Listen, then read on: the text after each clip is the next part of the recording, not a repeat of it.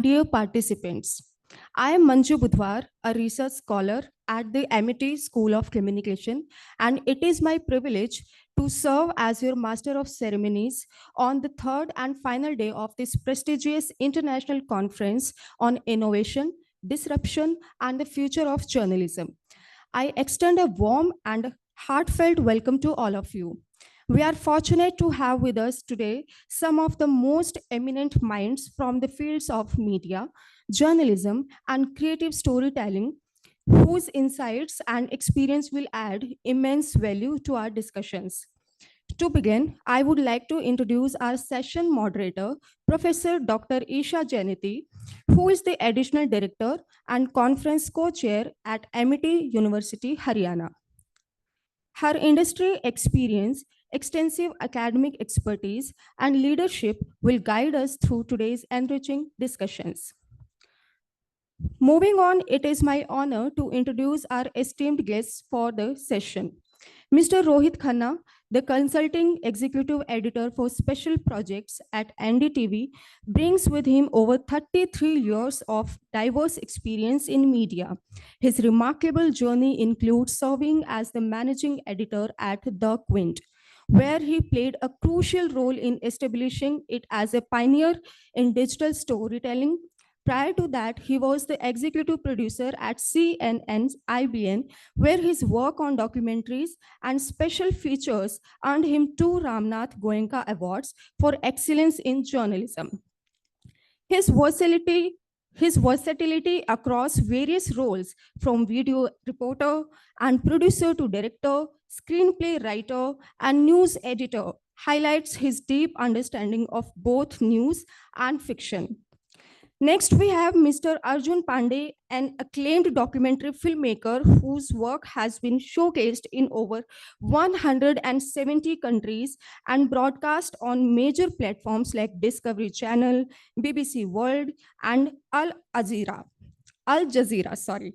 He has been honored with two national awards from the President of India and 11 international awards.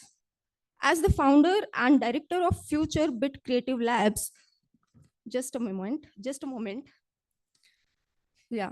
As the founder and director of Future Bit Creative Labs Private Limited and CEO of 24 Frames, he has led several impactful campaigns that have influenced legal reforms, protected India's environment, and raised awareness on critical healthcare issues. His passion for using media as a tool for change continues to inspire many. We are also privileged to have Professor Ujwal K. Chaudhary with us today, a respected academician and media expert who currently serves as the Director General of Management School of Events, Entertainment and Design at Bharatiya Vidya Bhavan, Mumbai. His vast experience includes senior positions at DGMC Media College, Symbiosis Media School, and Whistling Woods International. Professor Chaudhary is also a prolific writer and editor contributing to esteemed publications such as news such as New Business Age, Kathmandu, and New Global India, bringing a global perspective to his work in media education and civil society activism. With such distinguished speakers joining us today, I am confident that this session will offer valuable insights and engaging discussions. To express our gratitude, I now invite Professor Dr. Isha Janity to kindly felicitate our esteemed guest with a sapling and a memento. And Director Dr. Sumit Narula, sir.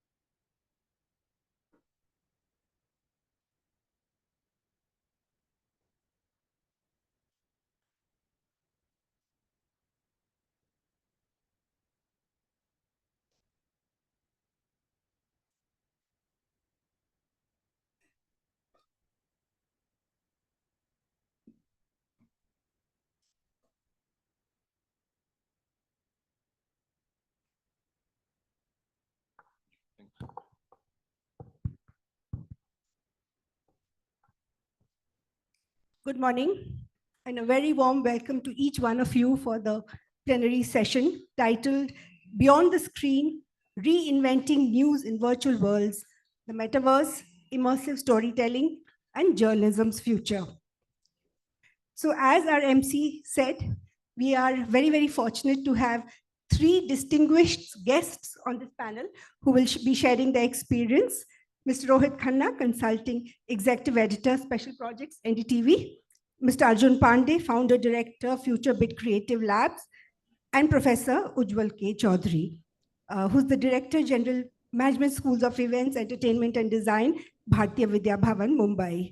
So we all know that thanks to technology, journalism has been evolving and has been moving forward. We went from print to radio, television to digital, and now we are in the world of metaverse. And because of technology, the way we tell stories has definitely made a difference. I don't know if we can imagine, I think that's a question for the audience.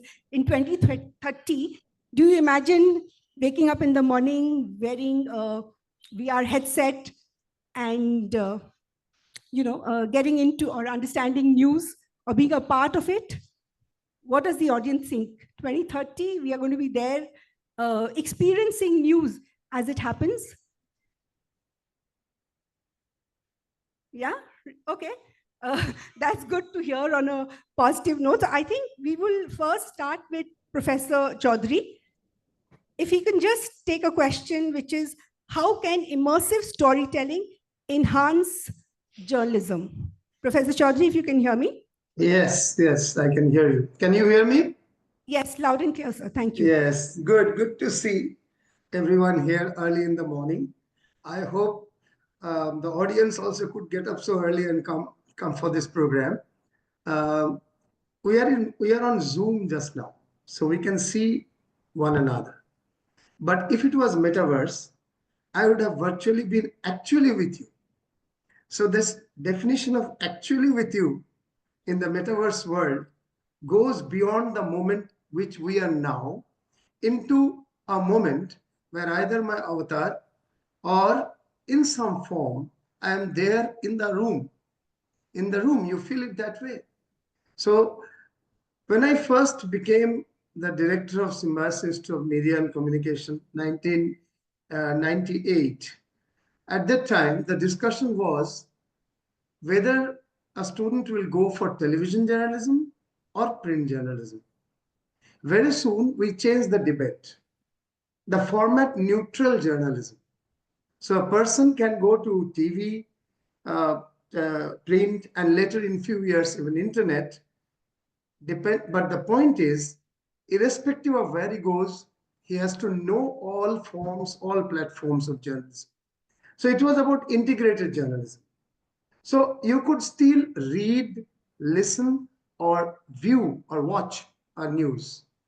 Now we are moving to a fourth dimension.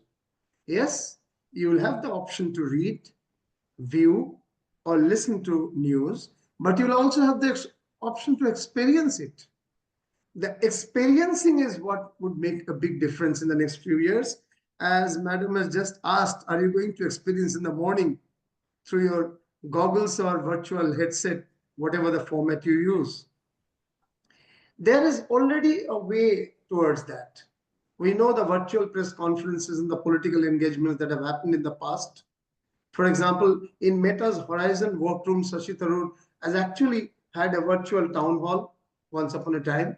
South Korea's IFLAN platform already allows politicians to engage with citizens via avatars in a virtual town hall. And it blends governance and immersive technology in a way. So immersive technology, to answer your question, is the area through which people would connect beyond listening, watching, and reading to a situation of experiencing. Immersive war reporting, New York has done that. New York Times, sorry. The displaced VR documentary immersed viewers in Syrian refugee camps actually fostered empathy through 360-degree storytelling. In fact, we are moving to 720-degree now, with the virality coming up as well, the other 360. So there already experiments are happening. Indian media also can adopt VR to cover socio-political issues like farmer suicides, for example, or climate disasters, offering audiences sort of an understanding in which they are engaged through the metaverse, through the mixed reality, through the extended reality in various forms. I mean, Lisa, for example, this is an AI news anchor in Odisha TV. They are delivering real-time updates in multiple languages, and it's revolutionizing localized reporting. Is the beginning of the metaverse reporting, but Odisha TV has already launched India's first AI news anchor, Lisa. South Korea's SBS News, for example, uses AI anchors like Al Kim Juaha to streamline breaking news delivery and making it much more engaging than the typical breaking news that we have in our television here. So yes, not just metaverse, even blockchain, extended reality, they would change the face of journalism as we know it.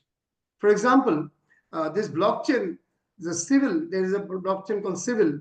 These platforms like Civil use blockchain actually to ensure transparency. So a reader can actually track edits. Reader, viewer can track edits and ownership of articles. So I would stop here. There are many other ways. For example, citizen journalism in AR space. Snapchat's AR City Painter allows users to document local events, whether it's a protest or anything else, through augmented layers. So there have been already various examples of using metaverse, extended reality, blockchain to make immersive storytelling a reality. I will stop here and listen. I would have loved to be sitting next to our Mr. Bhatt, and I've seen his work in Quint also. It would have been very engaging and interesting to listen to him sitting next, not just on Zoom, but I'll wait to listen to the other two speakers, Arjunji and Mr. Bhatt. Over to you, madam. Thank you, Professor. So if I can put the same question to you, Rohit, how can immersive storytelling enhance journalism? And, I think when Professor Chaudhary was talking, he made a very pertinent point about empathy. You are dealing with news on a day-to-day basis, if there are special projects. So is NDTV looking at getting into news, which is immersive and in the metaverse? To be very honest, I've joined NDTV very, very recently. So where they are at in terms of immersive storytelling is something that I haven't found out much about. It's not my strength area. My strength area, I would say, is innovative storytelling. And if I have a 30-year career arc, so in those 30 years, I've always pushed myself to be as innovative as I can in my storytelling at every stage of technology. I started when we were shooting, on analog cameras using, U-matic tapes, even before Betacam. So ever since that, with the changing nature of technology, I have constantly tried to innovate in my storytelling at whatever stage of technology I've been dealing with, right? What I can talk about with a little more authority is my 10 years at the Quint, because I left the Quint in September, and there we've spent 10 years in digital publishing, and we've tinkered quite a lot with innovative storytelling. And even before that, when I was at CNN IBN, I was the executive producer of our investigative team, the special investigation team, which was headed by a good friend called VK Shashikumar. Now, so I absolutely completely agree that innovative storytelling is a real must, because that is obviously the best way to engage the audience. I just want to walk us back to remembering one thing, that even as we embrace immersive storytelling, virtual reality, augmented reality, avatars, experiencing the news, getting up in the morning and having, Donald Trump telling me what's going on, in his head, his press secretary talking to me directly, all kinds of really arresting experiences. What is equally important is for us to not move away or to realize that holding on to the fundamental nature of journalism and understanding that the challenges of journalism remain the same. We should not get completely absorbed by the form or by the technology and not realize that we're moving away from the rigor of journalism, right? So, because whether you're telling the story using, virtual headsets, or whether it's a TV channel or the newspaper or a website, the rigor of journalism is something that we have to, not lose sight of. And the challenge of any new technology is for it to keep in step with the rigor of journalism. And for that, not just the technology, constantly all the other supporting institutions, whether it is your legal system, whether it is all these things have to, keep pace. I give you a small example. In 2006, we literally did a program on CNN IBN, which kind of just told the audience, okay, this is what the charge sheet in the Sohrabuddin fake encounter is saying. And it was a complex charge sheet because vehicles were provided according to the charge sheet by Andhra Pradesh police officials. The convoy moved through Maharashtra. The officials who allegedly conducted the encounter were from Gujarat. A certain amount of funding came from Rajasthan. So it was a very, very complex charge sheet. And at that time, what we did was considered a little innovative because we had reporters in all these places and they were explaining what happened in each state and bringing the charge sheet, which is a very dry piece of paper, bringing it to life. So it was very interesting, innovative storytelling back then, using the fact that we had a network of reporters, etc. But a cop from Andhra Pradesh, who actually became the Home Secretary of Telangana ultimately, he said that his career suffered because of our program, and he kept us in court for years, for good 10, 12 years. So if I get into serious journalism, embracing immersive storytelling, I must also be assured that everything else also moves alongside.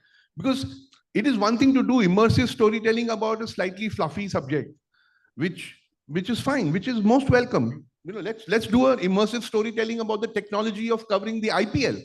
That would be a fantastic immersive storytelling experience. Walking around with the technology team to understand how the IPL is being shot by 40 cameras, how the live switching is going on, where everyone is sitting. It would be a great immersive experience, right? But at the same time, even this story that I'm talking about, bringing a charge sheet to life, would also be great immersive storytelling. But for that, I need to have the security as a journalist that if I do this story, I won't be stuck in court for another 10 years. So I'm just saying that we must embrace technology, but we must not allow it to become a substitute for other stuff which needs to happen alongside. We genuinely and very understandably get excited about technology, and we should be.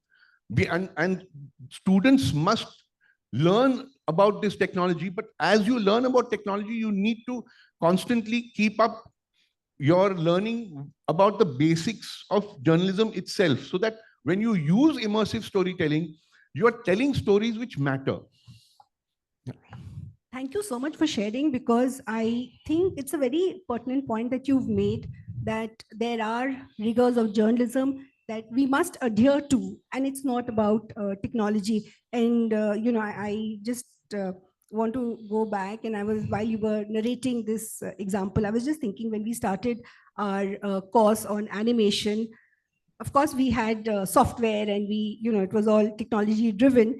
But one of the things that we put our heads together and we said that we will not compromise on the creative aspect. We need our students to think, so just trying to say that, of course, there's technology, but we can't take away from the fact that there are certain fundamentals, whether it's to journalism or to immersive storytelling in the metaverse, and we need to adhere to that.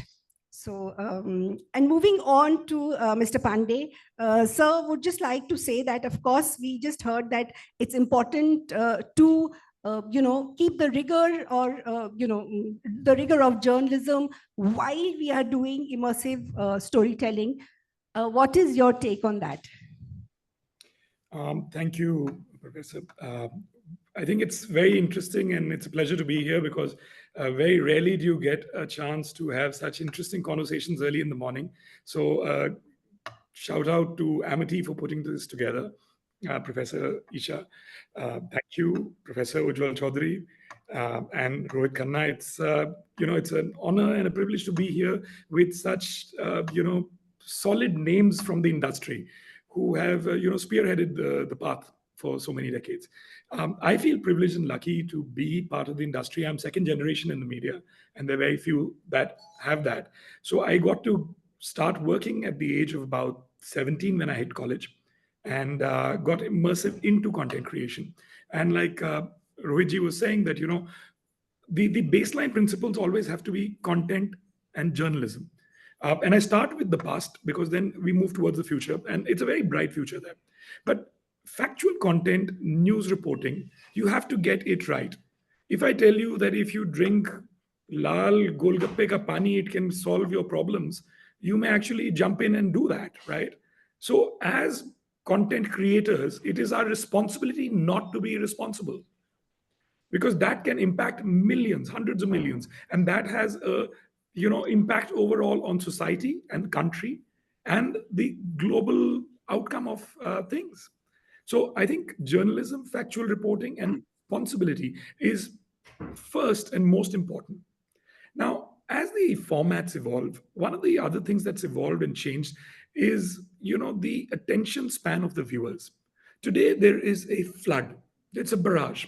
On YouTube, I think about 5 years ago, they used to estimate 500 hours of content is put every minute on YouTube. Now, that's 5 years ago. Without AI, without whatever you're seeing on the Japanese style Ghibli animations that come out, and within 24 hours, ChatGPT comes in, Grok comes in, everyone's coming in. So, the ease and affordability of content creation goes up. The flood of content will come out. But does it mean all of it is quality content? No.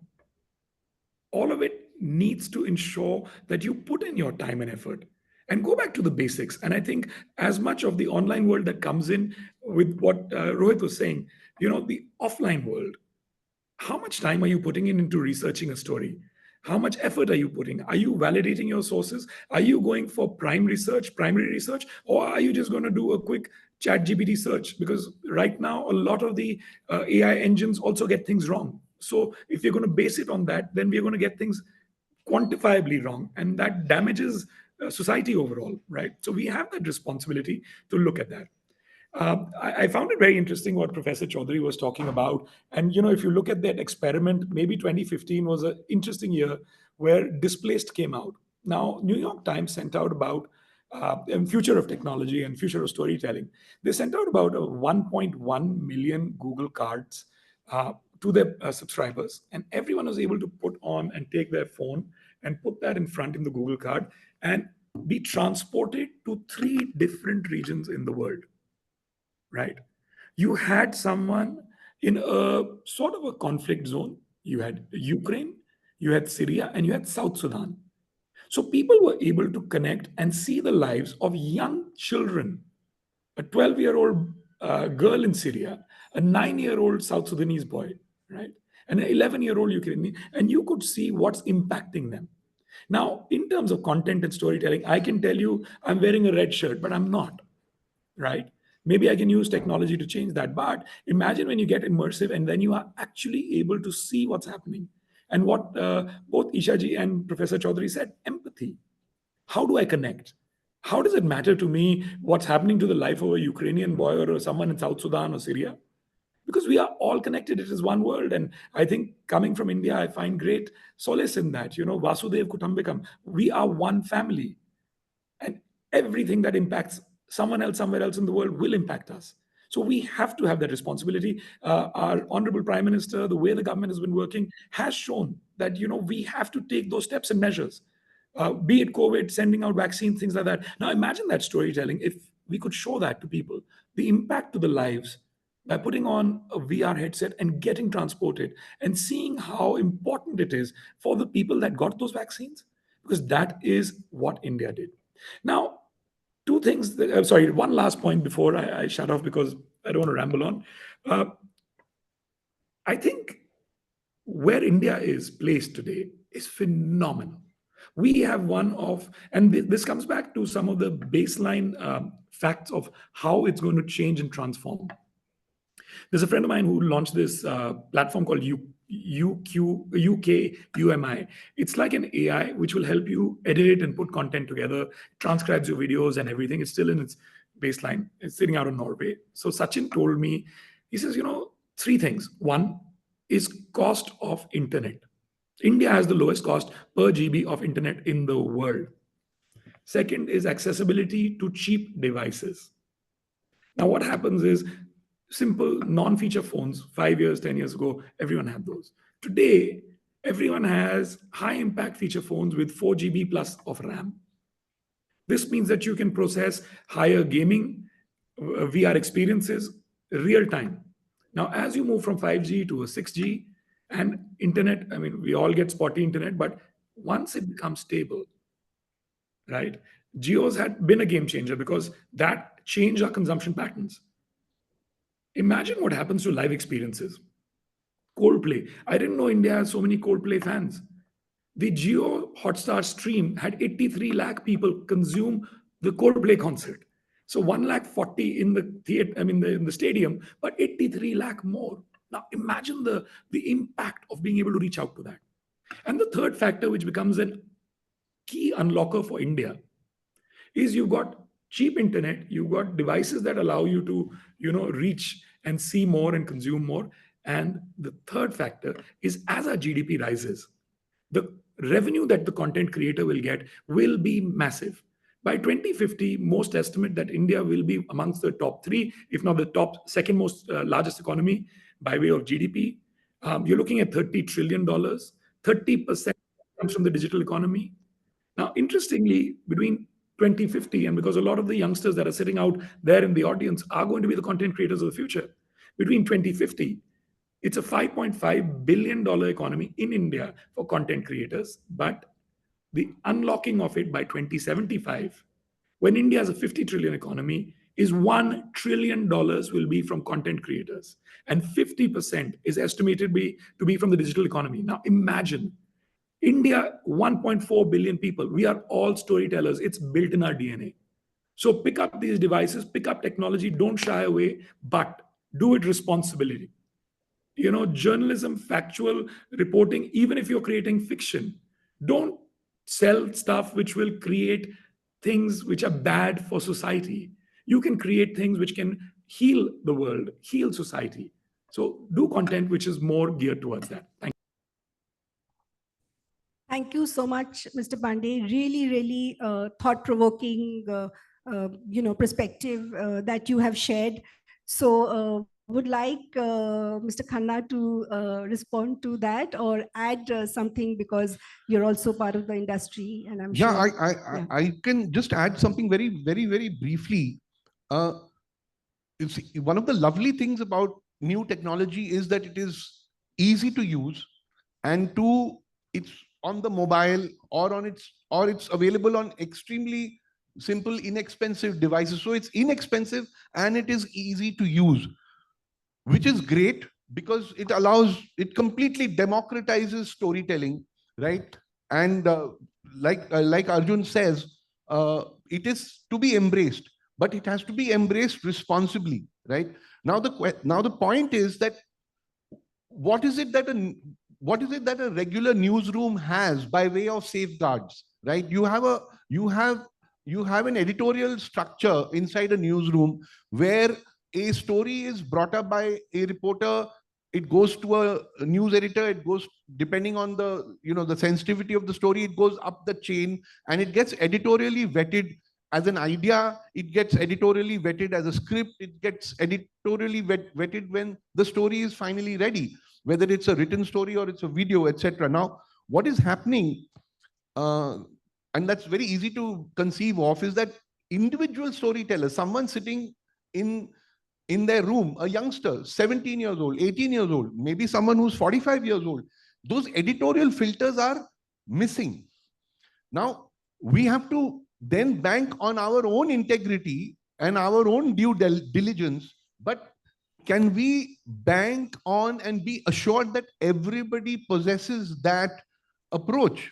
Irrespective of what you wish to say, you may have any point of view. That's not the problem is not your point of view. The problem is, do you have the training? Do you have the instinct to follow the rigor of journalism, to do your primary research, like Arjun said, to do your fact checking? Is it your second nature? Because that is what you study in journalism schools. That is what cub reporters learn when they join newspapers, when they join news channels. They learn these methods and rigors of journalism. So one of the dangers is that someone who's not aware of these rigors and is allowing themselves to be, fooled by what information is available on ChatGPT or any other such search tool, can end up being misled by it, or worst case, actively misuse it and actively misuse it to put out fake news, put out disinformation, to put out misinformation. And we know that a lot of that is also happening. So I'm just saying that for everyone here, for everyone who wants to participate in this whole new revolution of content creation, which, as Arjun says, is going to get bigger and bigger and bigger, and it must and it should, and it's unstoppable. We must embrace these rigors as individual content creators. So I don't know, maybe the media industry, maybe society as a whole, maybe these organizations which are now foisting themselves on content creation, whether it is Google or whether it is Facebook or whether it is Amazon or whether it is Microsoft. Because now a lot of these people are inserting themselves in the world of content creation. An entity like the BCCI is creating massive amounts of content, right? It's relatively insensitive.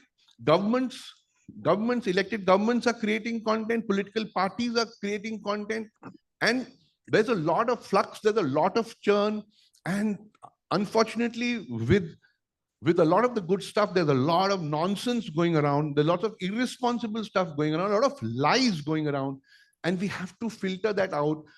And each of us as individual content creators, we have to just be aware of these pitfalls which come with this kind of new technology, which comes with any kind of new technology, right? So just wanted to add that. Thank you so much. Very, very interesting. I think, the point that you made about budding journalists to hone their skills. So I'll move to Professor Chaudhary. The thought while listening to everybody, we are all, academicians, and we are teaching students. So what are the skill sets, that we need to hone in our, in our students?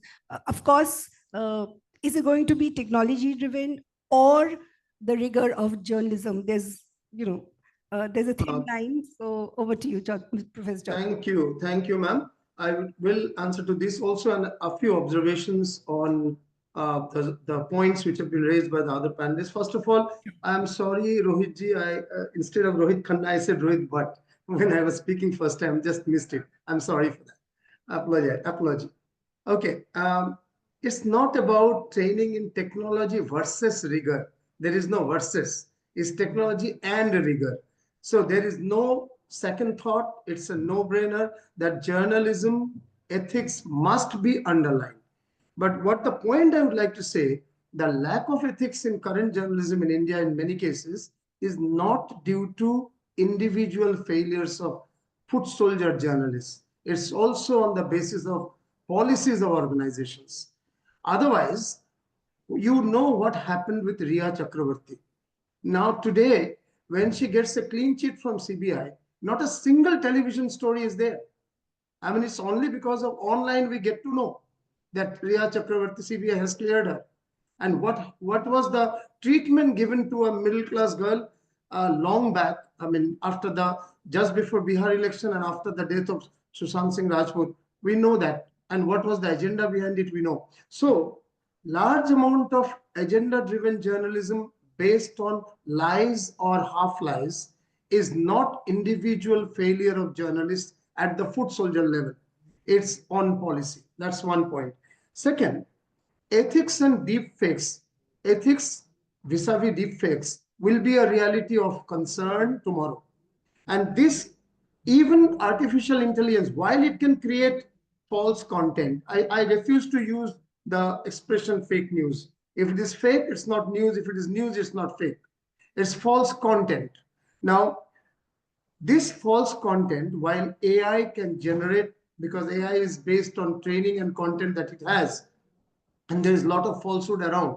However, the same AI with different programming can be used to spot false content, to spot lies.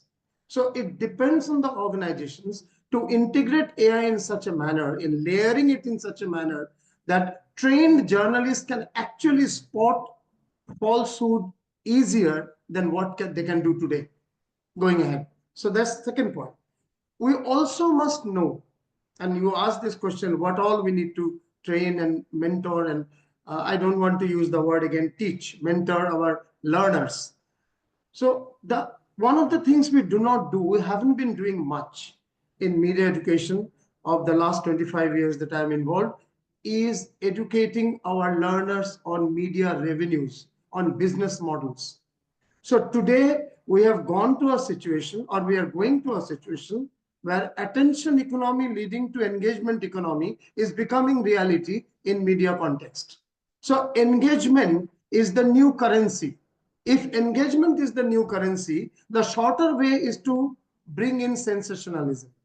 The longer way is to bring in quality, ethical, journalistic content, but in an engaging manner. And therein, the role of extended reality and metaverse would be great. Now, therefore, there has to be, there even gamified news experience. There could be an election news that can be gamified. The elections series can be gamified. So, and there can be collaborative storytelling. So, such where citizens and journalists collaboratively create stories. So, there are many examples. There is a particular platform in Delhi being experiment, LOK and local. So, and they are creating a sort of a collaborative storytelling experience there. So the point I want to say is that we need to use technology, but ethically, and we need to understand how we use AI to identify falsehood. So that's one big point. And we need to understand the revenue models as well. There is no iron wall between the marketing side of media and the content side of media and the technology side of media. So technology, content, and revenue or marketing or sales, they are coming closer. At this point of time, we must note, as some, I think Arjun just said, 31% of the day for yesterday, there was the FICCI frames. Today is the last day. So as you are organizing a 3-day program, FICCI had organized the FICCI frames in Bombay. And on the first day, they came out with a report, as usual. Every time they come out with the report of the last year. So this 2024 report, 31% of the total revenue of, that is around $26 billion, the total revenue of media entertainment, 31% is digital media. Add to that online gaming, animation, and VFX, it crosses 40%. For the first time in history of Indian media, television industry is -1%. When it's lower in total volume of business than what it was in 2023. And 0.4% is the increase of print. That is almost like static. Radio and cinema are also below 10%. Cinema is 6%, filmed entertainment, they call it 6%. and around 4.3% is radio. The huge chunk is now digital media, online gaming, animation together is crossing 40%. So under this given situation, the trend is very clear. The trend is clear. If the new generation has to be engaged in journalism, engaged in news, both on content production side and content consumption side, they have to be online and they have to be experiential. As I said, we can continue to read, listen to, or watch news, but the future is about experiencing news. And last point I'd like to make here is that I very much welcome the positive tone that Arjunji had about Indian economy and the development that are happening in India. Yes, we are the 5th largest economy by GDP figures. We are the 3rd largest economy by purchasing power parity, PPP figures. It's true. But the other truth is 93% of our population is below 1,000 rupees per day income, is below $10 per day income. So there has to be also a major upliftment there. You cannot have a large economy with a per capita income which is 146th in the world. You cannot have that.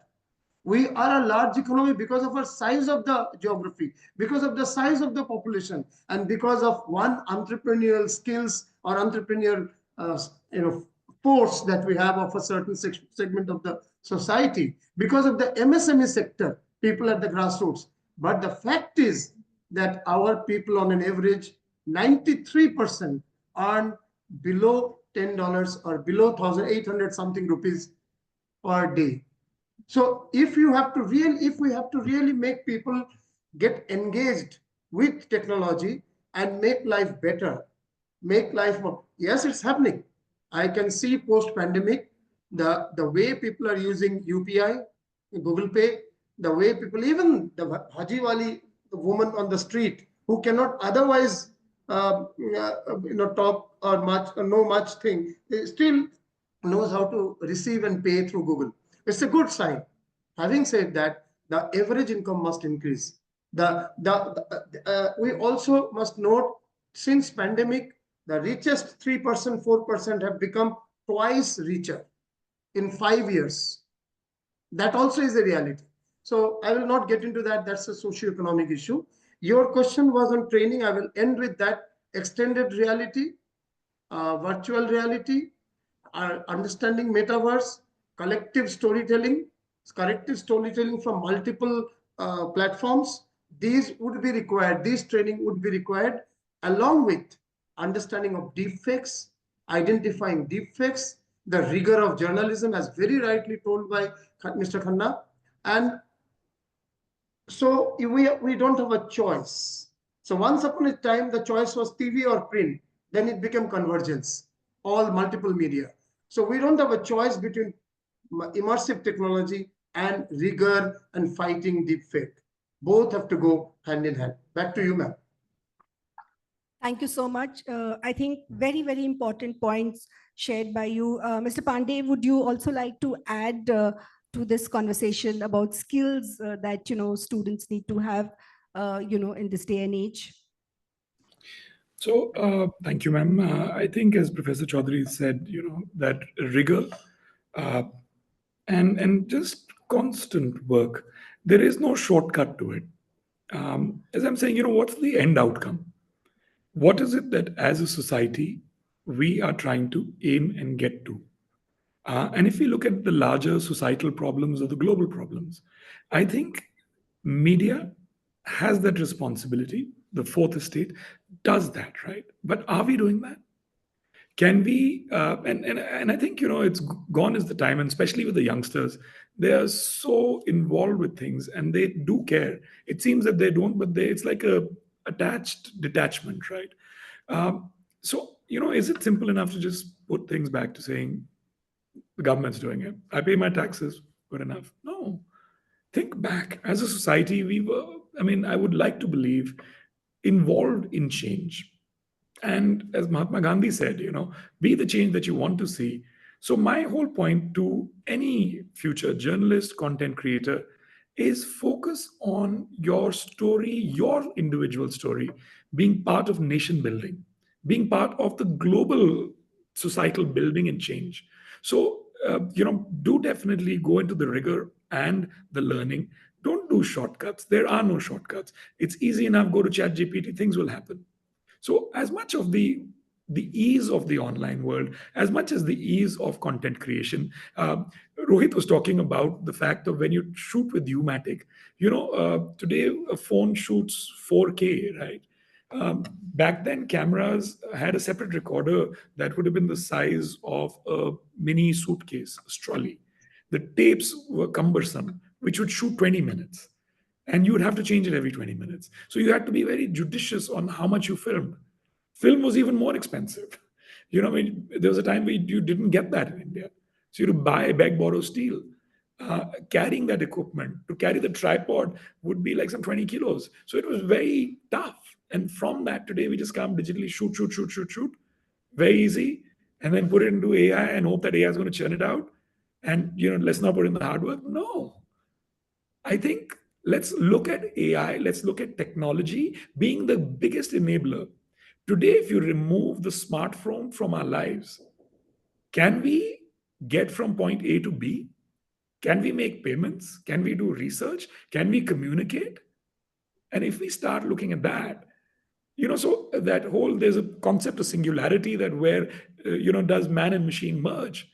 So in a way, the smartphone is an example of us doing that. The internet was that revolution. Smartphone was that revolution. Today, with the metaverse, with AI, with all these technologies, it's going to change so much more.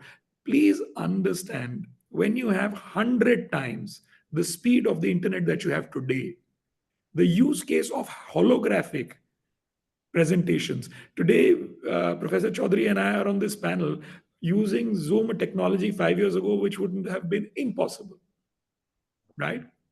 5 years from today, imagine if we were, we'd love to be there physically, but imagine if we were there in a holographic representation. Yes, our avatar or holograph would be there. And, add to this, imagine every live experience in concert or things where there is a 360 immersive AR camera. Right. This gives you real-time access because 100x the data speed will enable that. But the responsibility of journalism and what is our goalpost as society, please let's keep this in mind. The fourth estate, media, has a huge responsibility.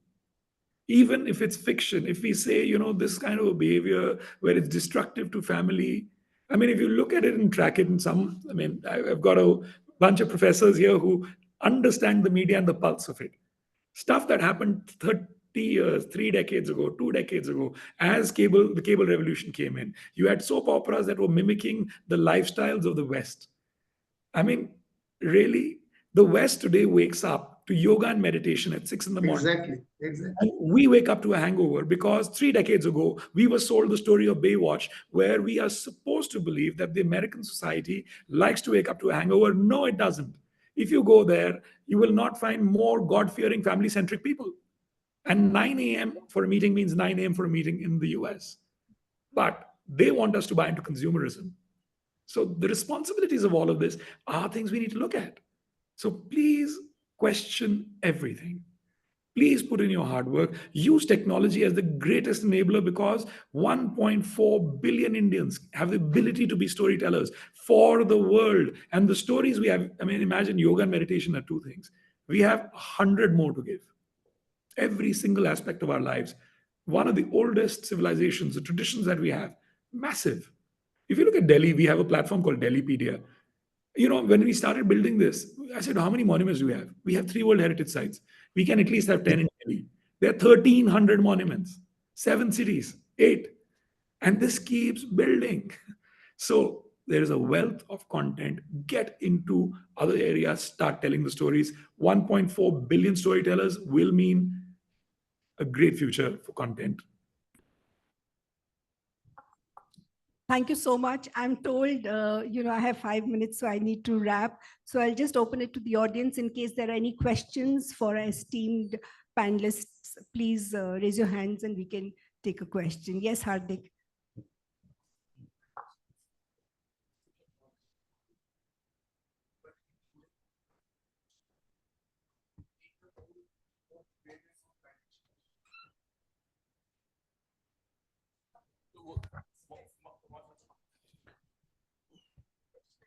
His, his question is, how can immersive storytelling help us in tell more effective stories about climate change? Yeah, absolutely, no doubt about it. I mean, the thing about climate change, it's extremely visual thing. Landslides are extremely powerful visuals. The forest fires in California are extremely powerful visuals. So certainly, all these visuals can be used to bring climate change to life. Pollution is a very strong visual. Toxic waste in rivers is a very powerful visual. So all of this can certainly be, brought right in front of your eyes with immersive storytelling. The question is, it's about ideation. I think, and it's also about embracing ideas which at the moment are not sexy, right? Right now, you want to pick up story ideas which are, shareable, or which will translate into these many likes, etc., etc. We're allowing considerations like that to determine our ideation. So I think, and I completely agree. I think with what has just been said, I think there is a lot of hope in my mind when it comes to younger people, because I think much of the responsibility, like Professor Chaudhary rightly said, is not doesn't lie with the foot soldiers. It lies with the senior editors who make certain editorial choices and then push the foot soldiers in a certain direction. But I think, from what kind of conversation I have with my children, they are far more worked up about climate change than anyone from my generation. So I think it's a question of choices that your generation makes. And then I think immersive storytelling, you'll see that it will completely suit that kind of storytelling. We did a project at the Quint about how the water level is rising in everywhere, but we talked about it in the context of Bombay.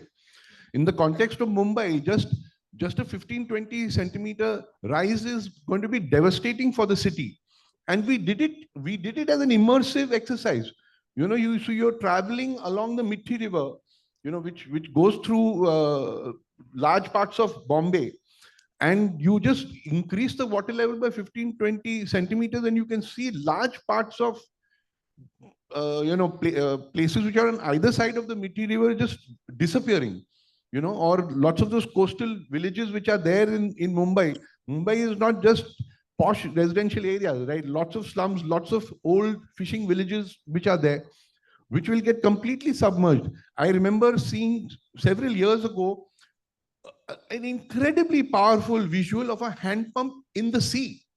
But what was a hand pump doing in the sea? A particular village had got, it had got inundated by sea level rising, and that village had obviously been evacuated. I will add a point here, Mr. Hand Khanna. pump was lying there, and the hand pump was surrounded by the sea. Now, that's the kind of thing you can tell with immersive storytelling. Professor Jayanti, I would like to add to this story also, this point, very well said by Mr. Khanna. Data visualization can be in 3 dimensions. So complex information through 3-dimensional data visualization can be made into, what should I say, can be made more informative and more engrossing. Creating 3D models, for example, on climate change data, showing rising sea levels of deforestation, allowing viewers to interact with the information.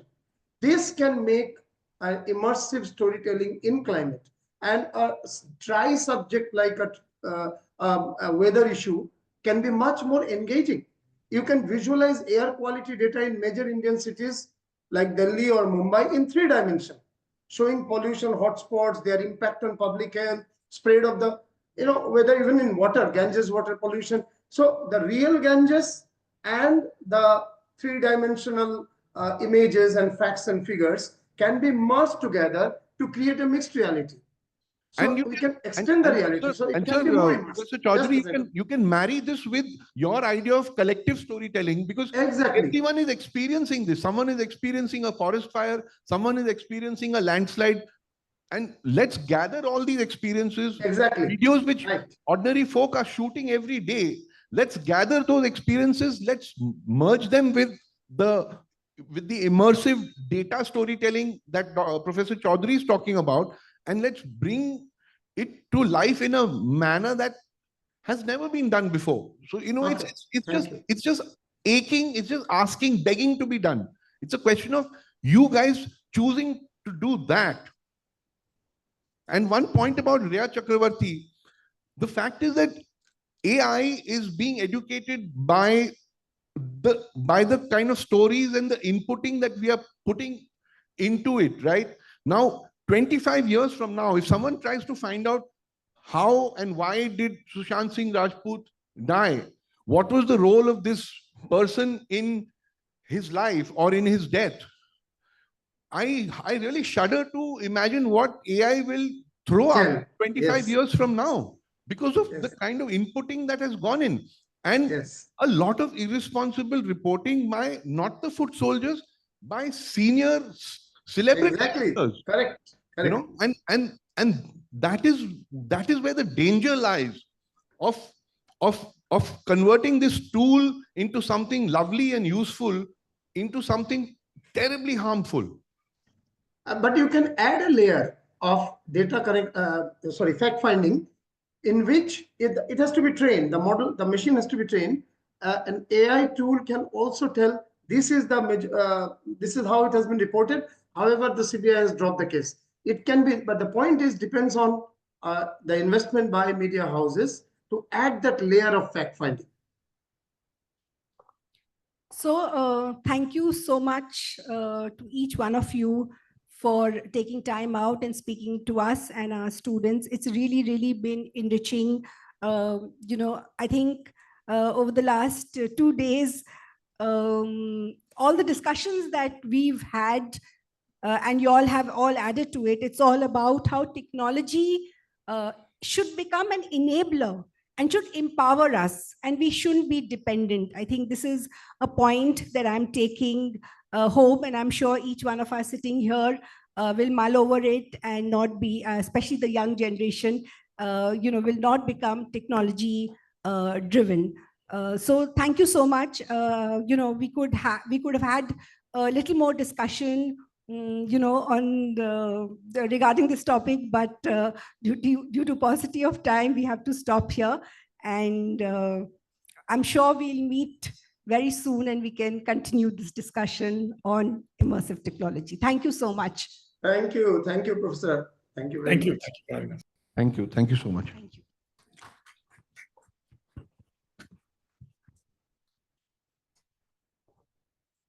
Thank you, Khanna sir, Pandey sir, Professor Chaudhary sir, and Isha ma'am for this wonderful session on the future of journalism in the light of immersive storytelling. And now I would like to request Dr. Satnam Singh and Professor Dr. Isha Janati ma'am to present a memento to Khanna sir, and we shall now break for tea and then we can go outside. Professor Pujarana, Rusha, Professor Amir, please join. Rana, Sam.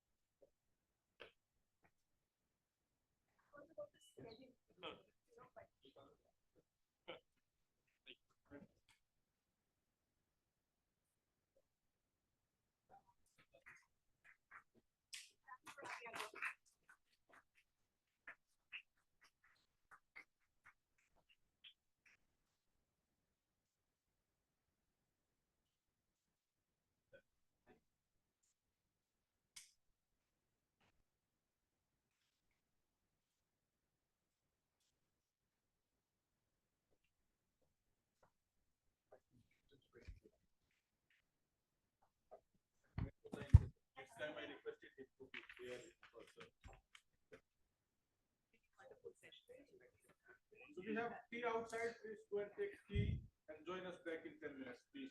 Thank you. Hey, hi. He told me you were at ATTV for a long time. Yeah.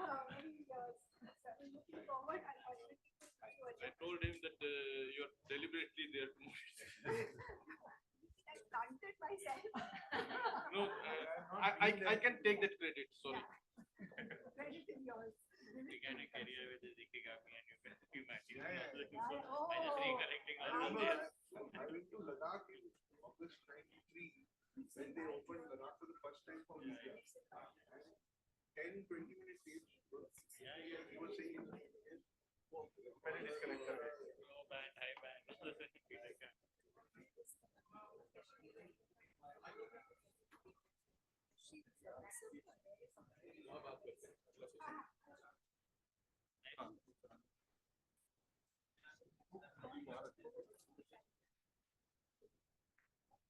We are at MIT University Gurgaon campus. It's a very big, huge campus and a green campus.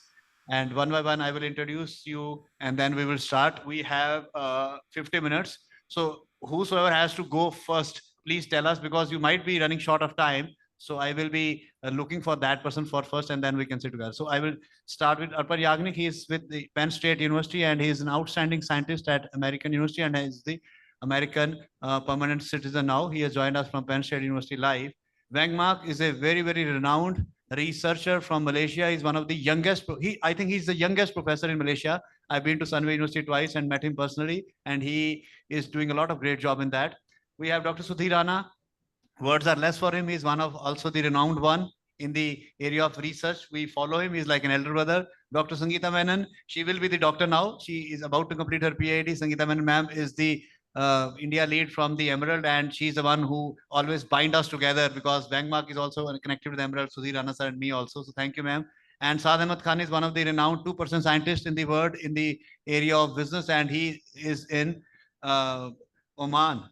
Oman? Yeah, he's in Oman and he's a frequent visitor to India. And thank you, everybody. You are here because of my personal references and personal love, care, and affection. So I would like to thank you all for joining me.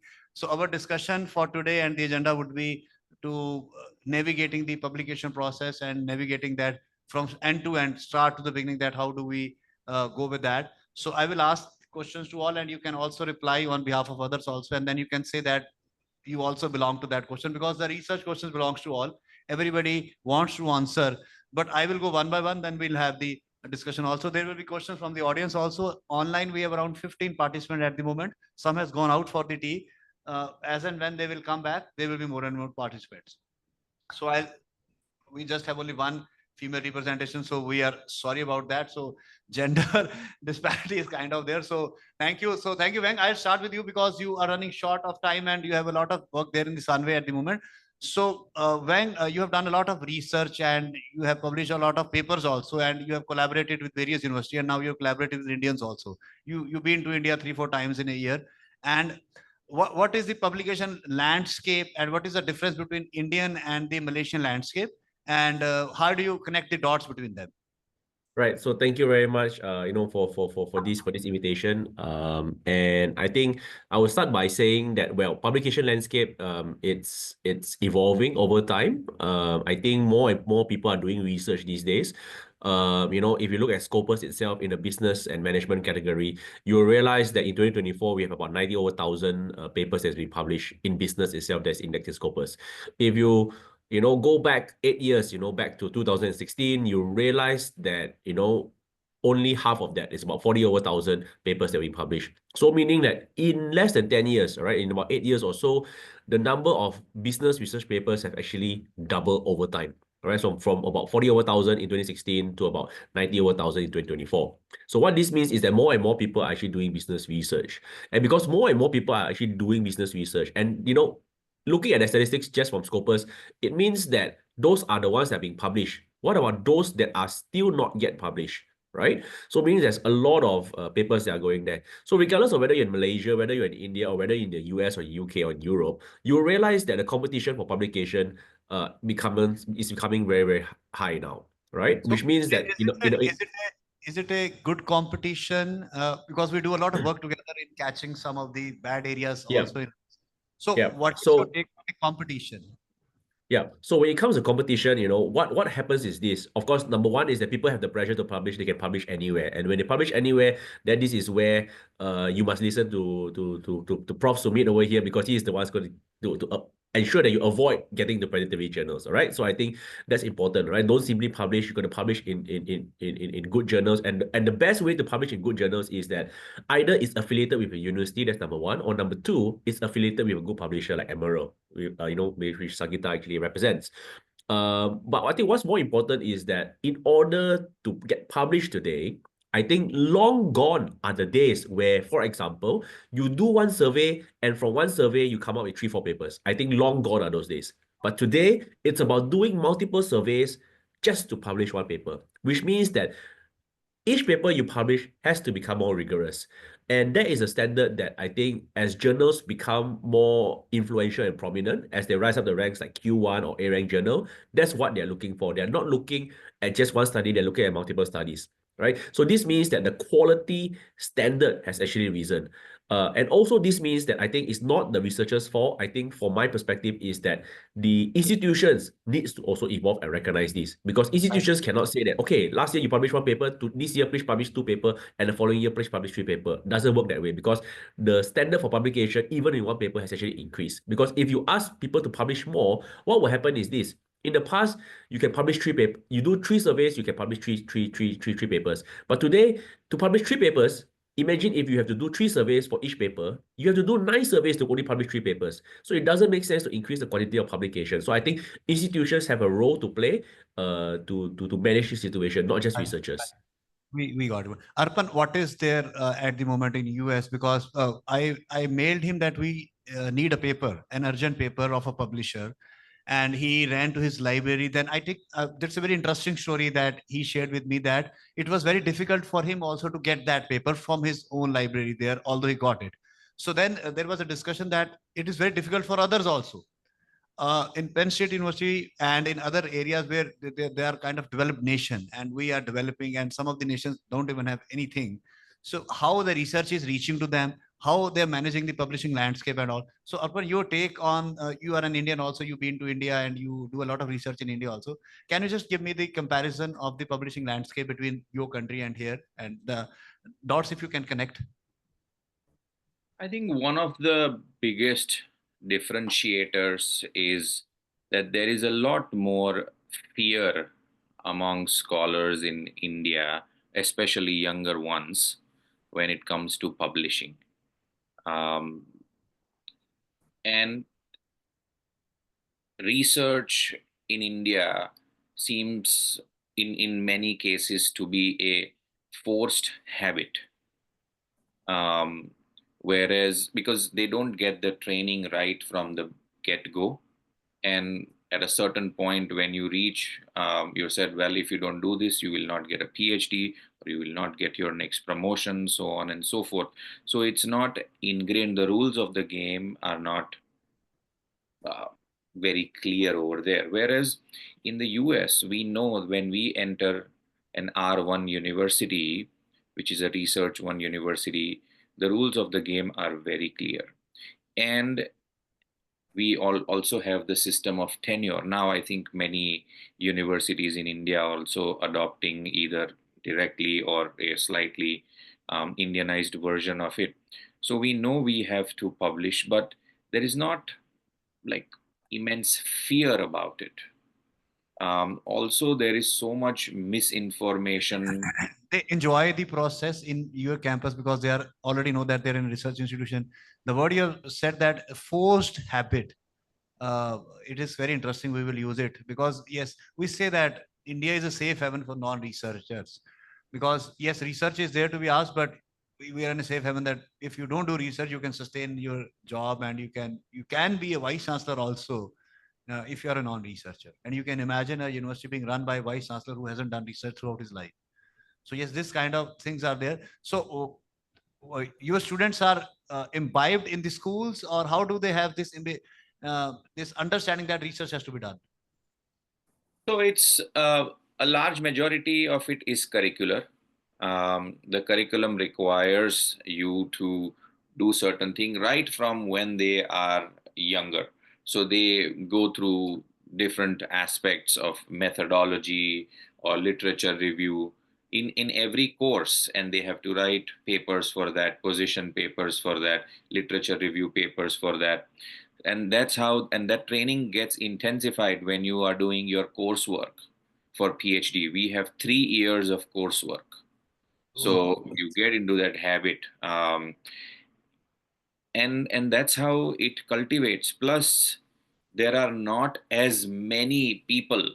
So the notion of academic inflation, the requirements, so on and so forth. So there is a very small percentage of people who are really driven to do research, academic research, who end up getting into a master's or a PhD degree, whereas that is not the case in India.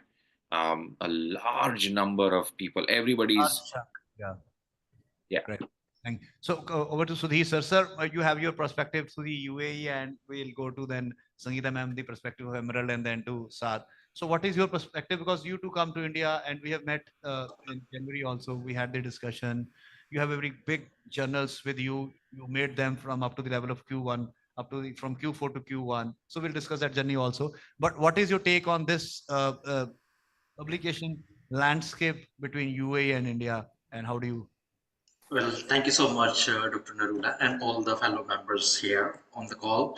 Well, UAE is a very, very, very different market. It's extremely different than the entire world.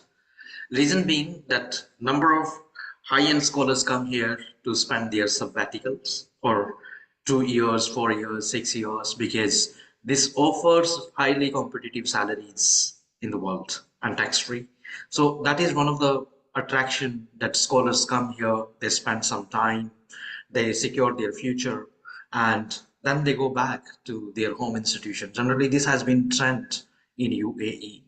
Over a period of time, the regulators and universities have realized it, and they have realized that they need to have some fixed policies or some established policies around it, so that people do not just come to huge UAE's offerings as a um, as a launching pad to secure themselves, but they also contribute to the long-term vision of the country, as well as the education research landscape in the country. So that something that I have seen in past 5 years in UAE, there is a huge change in rules, regulations, and the opportunities to regular faculty members who stay here for some time.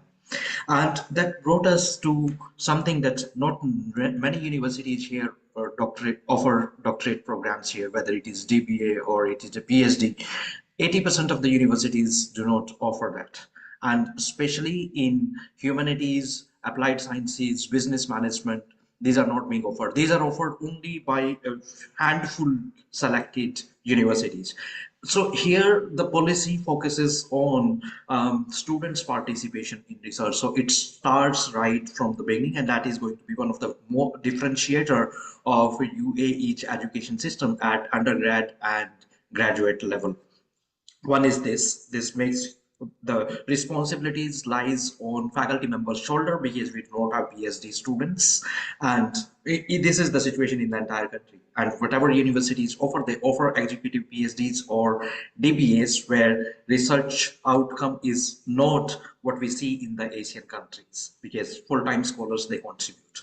Second thing that I have seen is the collaboration between established scholars and the upcoming scholars, because UAE brings in UAE or entire Gulf brings in more than 80% expatriates, and they come from different backgrounds. They have different experience in terms of research, different geographical or contextual knowledge that they would like to bring in.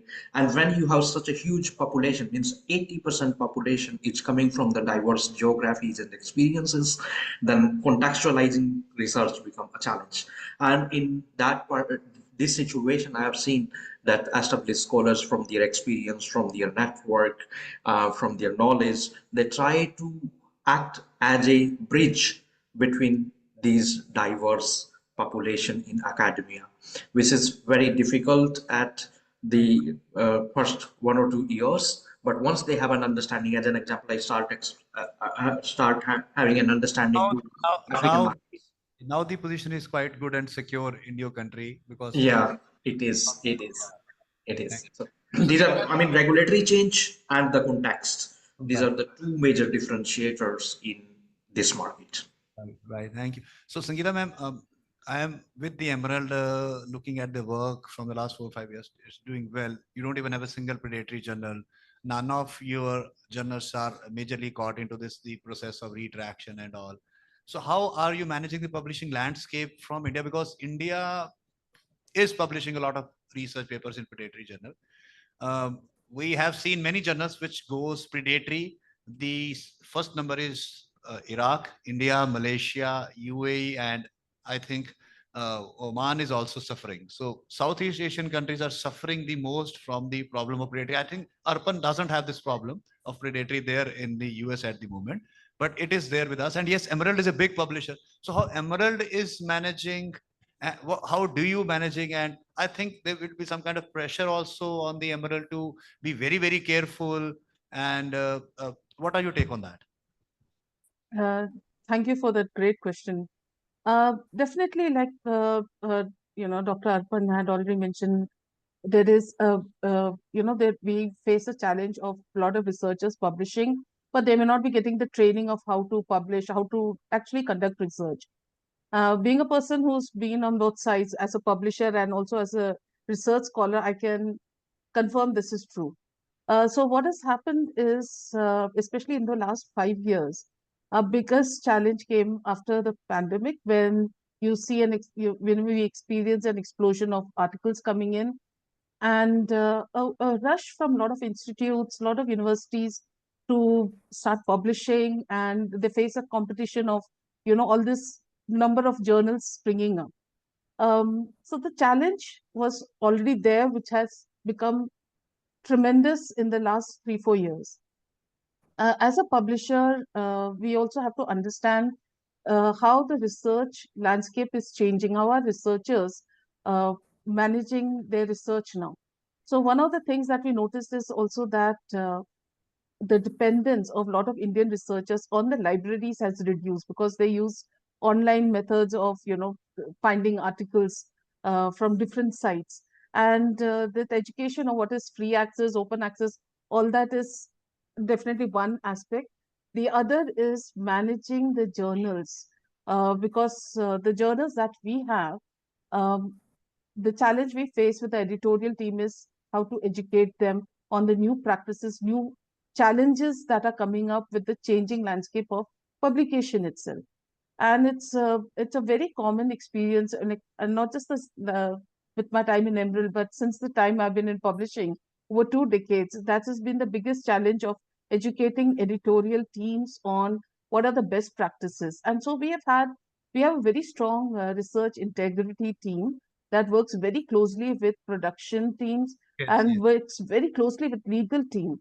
So our choice as a publisher has been not to rush with or look for just the financial gain. We could have signed up a lot more journals, we could have signed up under different models, but we have been very consciously controlling the quality. Our focus has been on the quality of the publications that we are bringing in.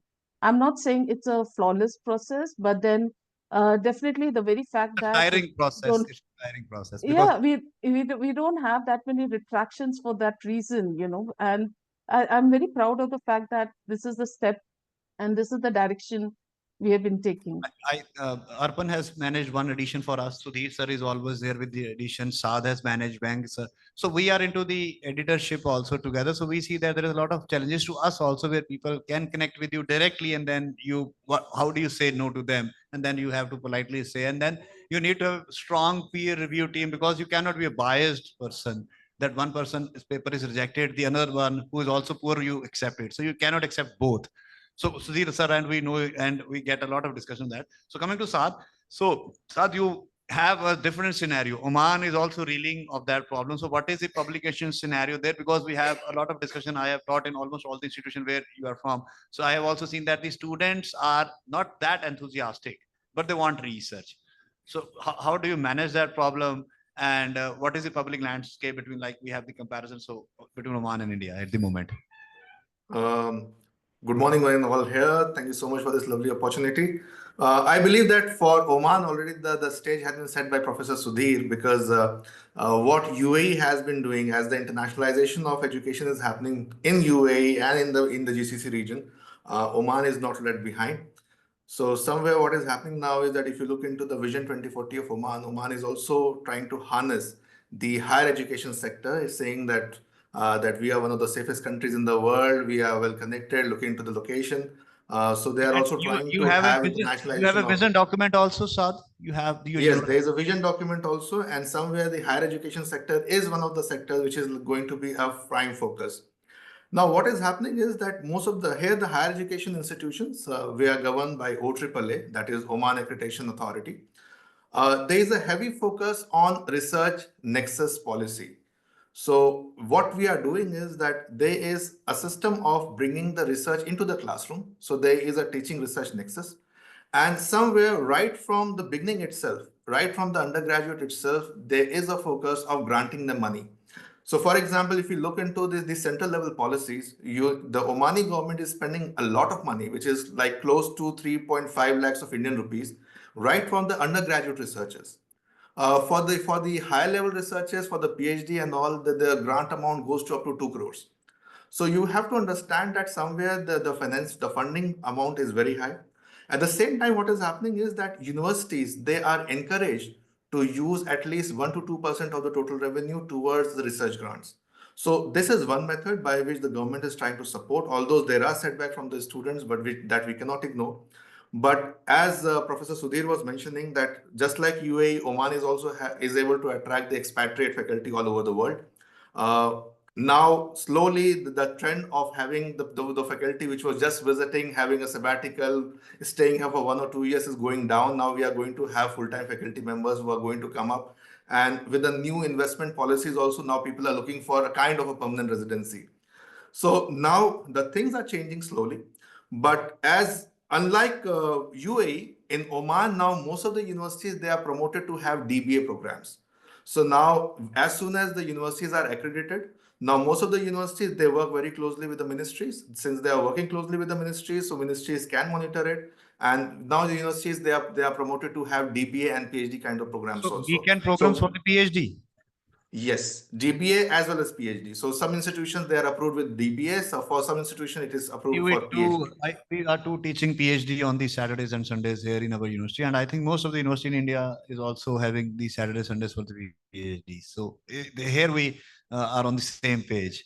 About the grants, we are not on the same page. We are having lesser grants than in your country for the institutions.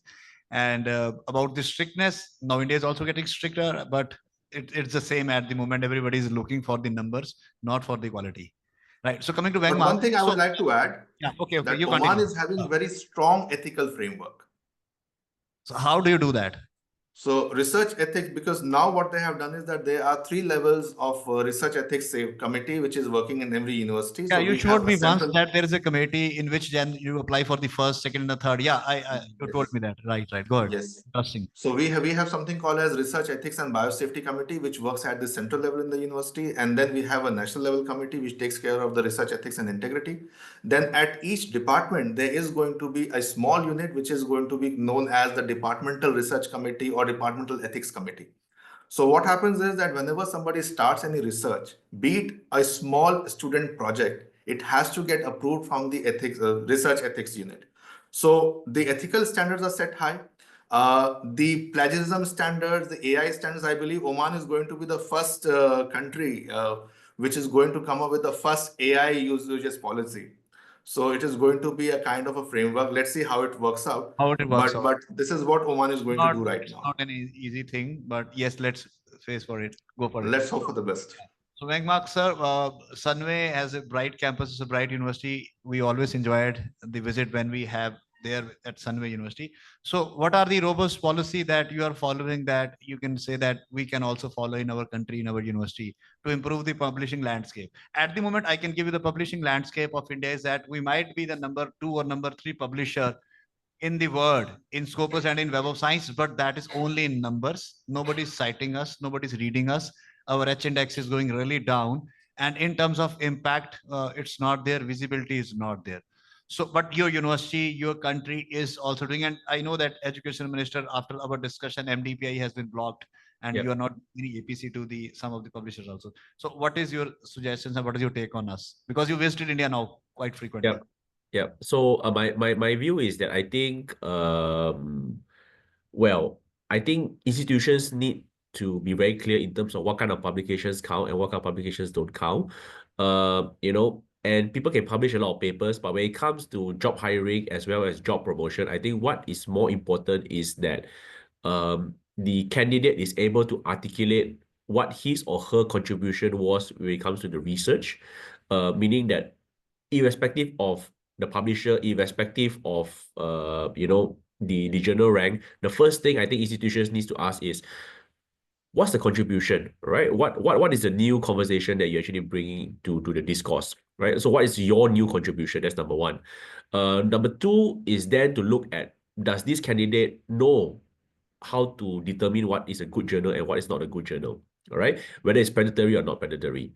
Then number three is that, you know, don't go by, you know, how many papers the person has published, but rather go by the maturity that is shown through points 1 and 2.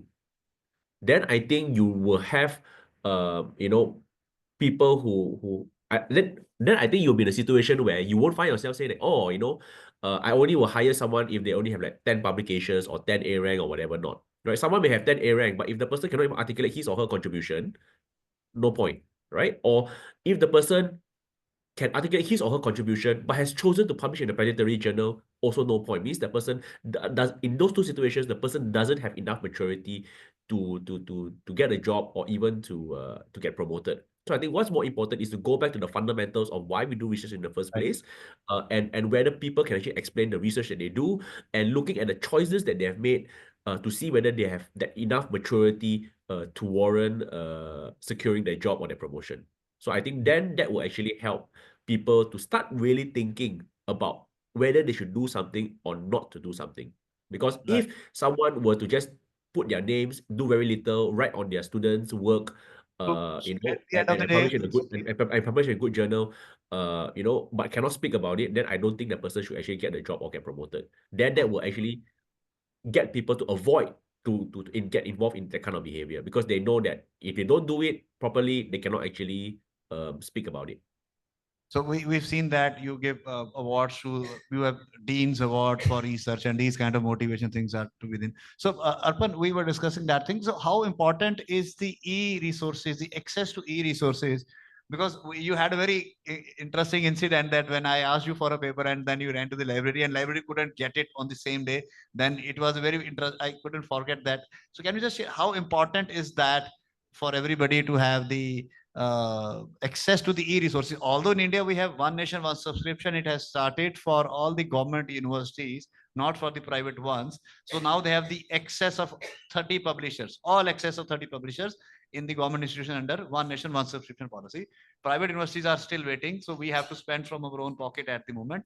But I think at Arpan, there was, everything was clear and there with you in your library and all, and most of the time I connect with you for that. So how important is that from your perspective? Because in India, you know that we all have limited access to all the things. In MICA, from where you have done your research, MICA had all the access. And sometime I asked you, do we use the MICA address also to get the library access and to see what more can be downloaded? So what is the importance of that? The biggest importance or significance of it is that you can avoid accidents. If you want to establish pioneering thought leadership, then you need to be aware of what is already out there.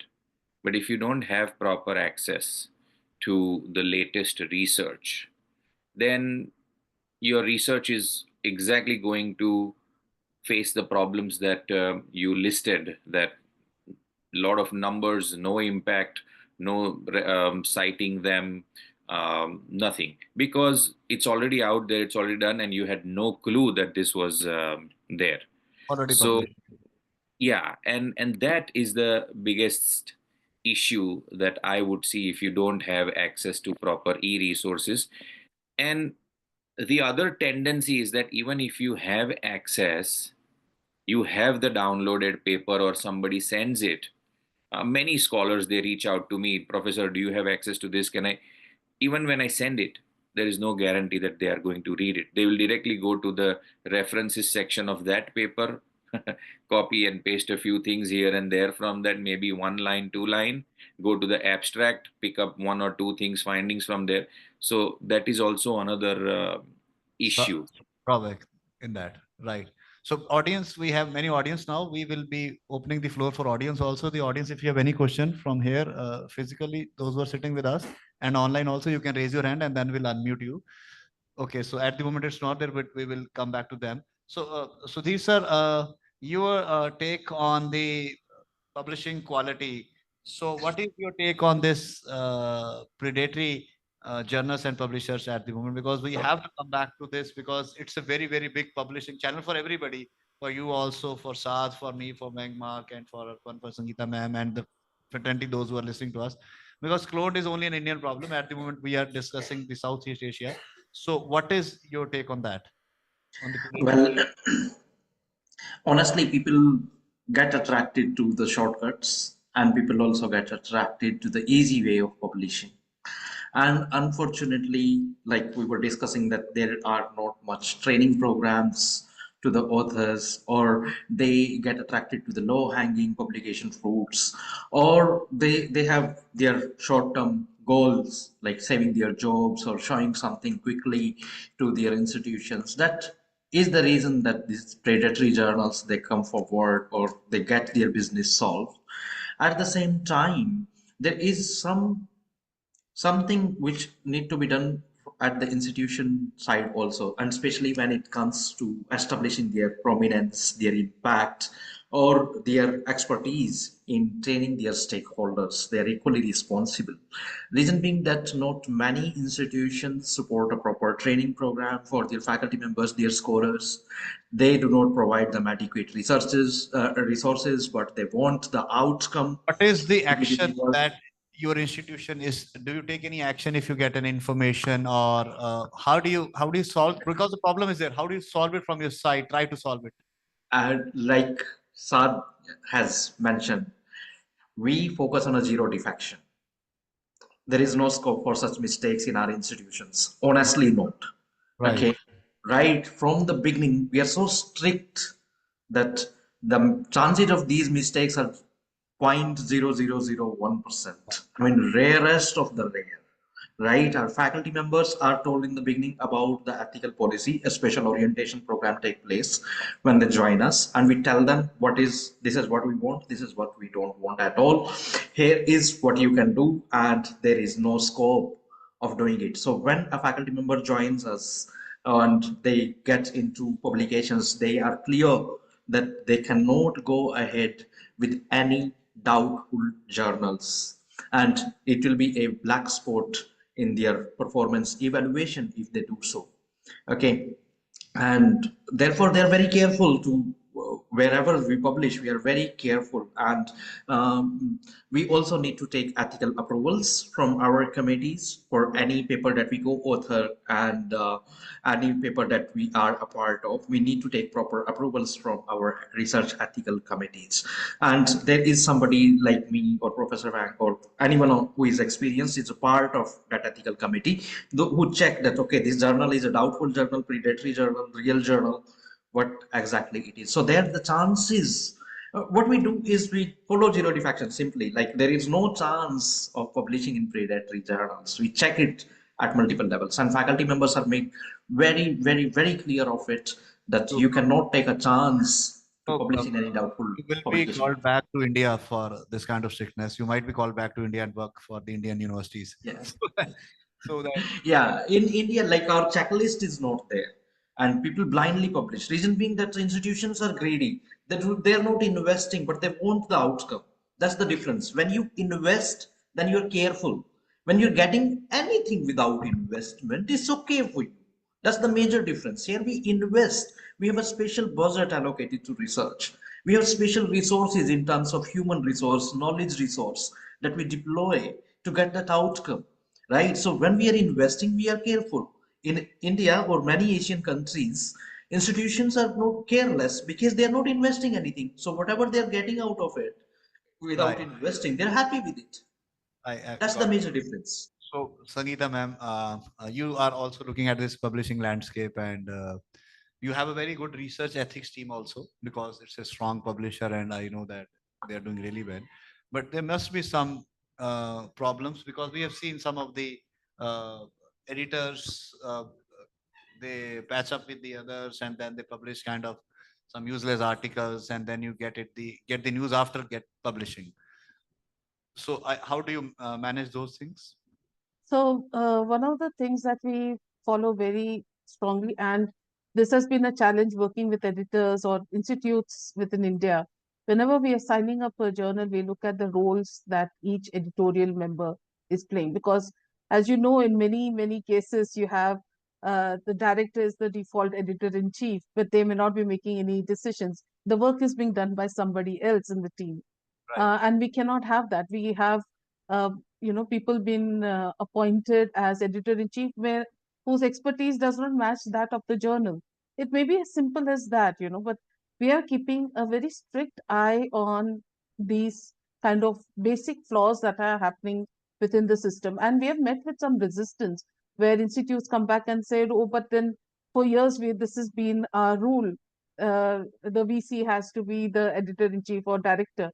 But I'm also happy to say there are a lot of institutes that have also embraced it, and they understand that, if you want to run a journal with no ethical issues, then you have to comply with or understand where that request or from the publisher is coming, saying that we cannot accept the journal under these terms. So it's been a tough journey for that reason.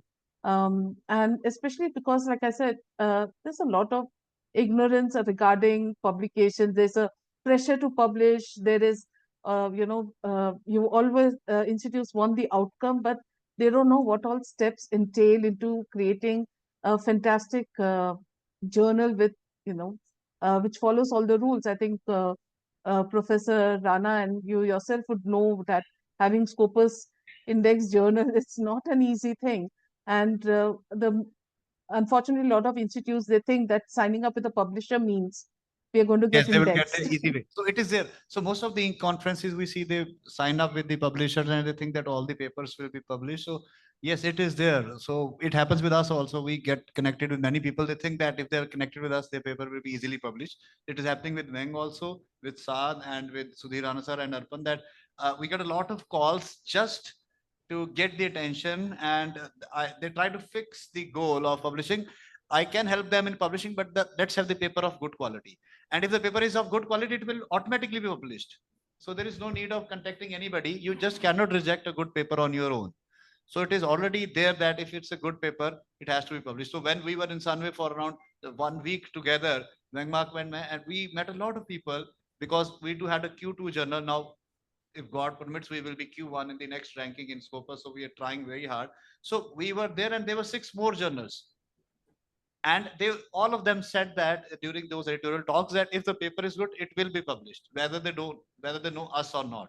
So it's like that. So Sat, what is your take on that you also be get connected, because you have recently become the 2% scientist. So it's a big achievement in your area, and I think you are the only one in Oman at the moment in that category, from India, that you are there and you have achieved that category. And we were very excited when the rankings came. So he was searching my name also. So I said, I will be there. Let me work for 2-3 more years. So we were searching. So his name also, so we were very excited that he achieved. At least somebody from our side is there, because he's from a different category. Basically, it's an engineer's goal. But a social scientist or a business management people reaching there is a kind of achievement. So how do you manage this kind of thing? Because you are also getting in touch with many people, getting contacted in some of the universities. So how do you go about it? Then we will open the forum for the question answer. We have 5 minutes, last 5 minutes. So go ahead, Saad. It's not easy. Number one, it's not easy because what happens is once your network expands, then the expectations from the networks also expand. I believe most of the people who are here, they are well-connected people, and so the expectation increases. Especially what happens is that if you are among one of the few people in the whole country who is active in publishing, then the entire country is looking up to you. So I often receive calls and messages from other institutions to help them, and they feel that once they're connected with me, their publication is guaranteed. So that's not the case. Many times what happens is that when we are not satisfied ourselves, we cannot send a paper to any of the venues. So first of all, whenever we are associated with any of the authors, we are working together and we need to satisfy ourselves at the first level. The second issue which we are facing right now in Oman is, and that is the case with India as well, that the concept of subscribing to good journals is very limited. So because of which what happens is many of the people, they are not having exposure about the journals that we are talking about. Many times what happens is that people, they go for easy way, as Professor Sudhir was saying. Many a time people in Oman, they receive emails from the journals which are often predatory. And what happens is that since there is no method of checking and balancing that whether these journals are good or not, people just go to scopus.com. They see that yes, they are indexed in Scopus. They don't look into their matrices. They don't look into the kind of practices. Recently, in our committee, one such issue came. We saw one journal. I'll not take the name of the journal here, but we saw the trend of the journal. We found that suddenly around 10 of our faculty members, they started publishing with that journal. So it was a kind of a thing that suddenly 10 papers have emerged from 10 faculty members in the same journal. When we checked that journal, we found that in the last 5 years, first 3 years, the journal was publishing like 15 to 18 papers a year. Suddenly in 2024, the journal shot up the publication to 2,500 papers a year. Yeah, there are many. There is one more coming up, Journal of Neonatal Surgery. So that was something which surprised me. Now, when we called these people, they were not aware. They just looked into the Scopus profile. They saw that the journal is there. They were charging money, so they paid the money, which was sponsored through the grant amount. And since the grant amount is supporting the APC and the journal is accepting the papers, and it was easy for them to publish, they were very happy. So far, still the journal is not retracted. Still the journal is working. So we just hope that it doesn't happen. But once the retraction happens, just share the name once. We'll get back to you on that. Our center will do the thorough research on that. I shared the name already with you, if you remember. Right, I might not have checked it. So we have Dr. Arun with us. He's from BITS institution. The main campus is in Mesra, but he is here in the Noida campus. He was very happy that he will be joining us. So he has a question here, and he is also working with me in one of the areas, and I have also taught in his institution. So over to you, Arun. Just have it. Thank you very much, Dr. Nerula, and I'm privileged to be here with such learned professors. Dr. Rana, we know each other, but unfortunately, you're not in that physical mode today, right? Would like to welcome you, Dr. Wang. We met in Nepal. Yeah, right. So to the learned panel, maybe anybody can answer. My question is that, okay, that's absolutely fine that we have complaints with the authors who are writing in bulk and who are publishing in bulk, and we have the question on editors also, that they are maybe not from the exact area they belong to, and the journal belongs to something else, and so many other questions. But my question is, why we are not questioning the system, the entire educational system itself, which plays on numbers? How many papers, how many citations, how many edited books, how many, and how many? So don't you think that this is a major setback in the quality that we generally discuss over a cup of tea, that this is the problem? We have a pressure of publishing, or publish or perish. So how to change the system, or how to be a great researcher even if there is a system like this? And anybody of you can answer. Yes. So okay. Can I answer? Yeah, others we would like to hear from you also 1 minute. So Saad, you can start. I'll just quickly wrap up in one thing. We have to look into the new institutions which are just starting up with research, because this is based on our own personal experiences. Now, when the new institutions like ours, which is just a decade-old institution, there are very limited number of faculty members who are actually active in terms of researches. Most of the faculty members who are hired, they are mostly into the teaching kind of assignment. So what happens is that for the institution also, they bank more on the people who are active on research. So if you have 100 faculty members, out of which only 5 or 6 are active on research, the institution also banks on them. So many times you'll find that these institutions, they give a lot of discounts in terms of the teaching load, in terms of the other kind of administrative load, and they say that you are good in research, you focus only on research. Now, there is a trend, Professor Sudhir may agree with me, there is a trend of hiring full-time research professors in the Middle East. So now these research professors, they have very limited teaching load. They don't have any examination kind of responsibility. They don't have any administrative responsibility. They are just focusing on research. Now, what is happening is somewhere you have to look into the international rankings agencies, the international accreditation agencies. For example, when we were trying for AACSB, one of the feedback which we received was that the faculty publication ratio should be 1:1, which means for every faculty, there should be one Scopus Index publication. Now, if you are having 100 faculty members, you need 100 Scopus Index publication.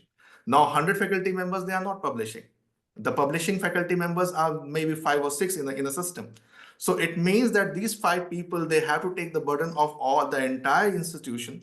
So they need to publish at least 20 documents It is so that they everywhere. can fulfill the requirements for the whole institution. So somewhere as you said, somewhere the ranking agencies, they come up with these kind of requirements.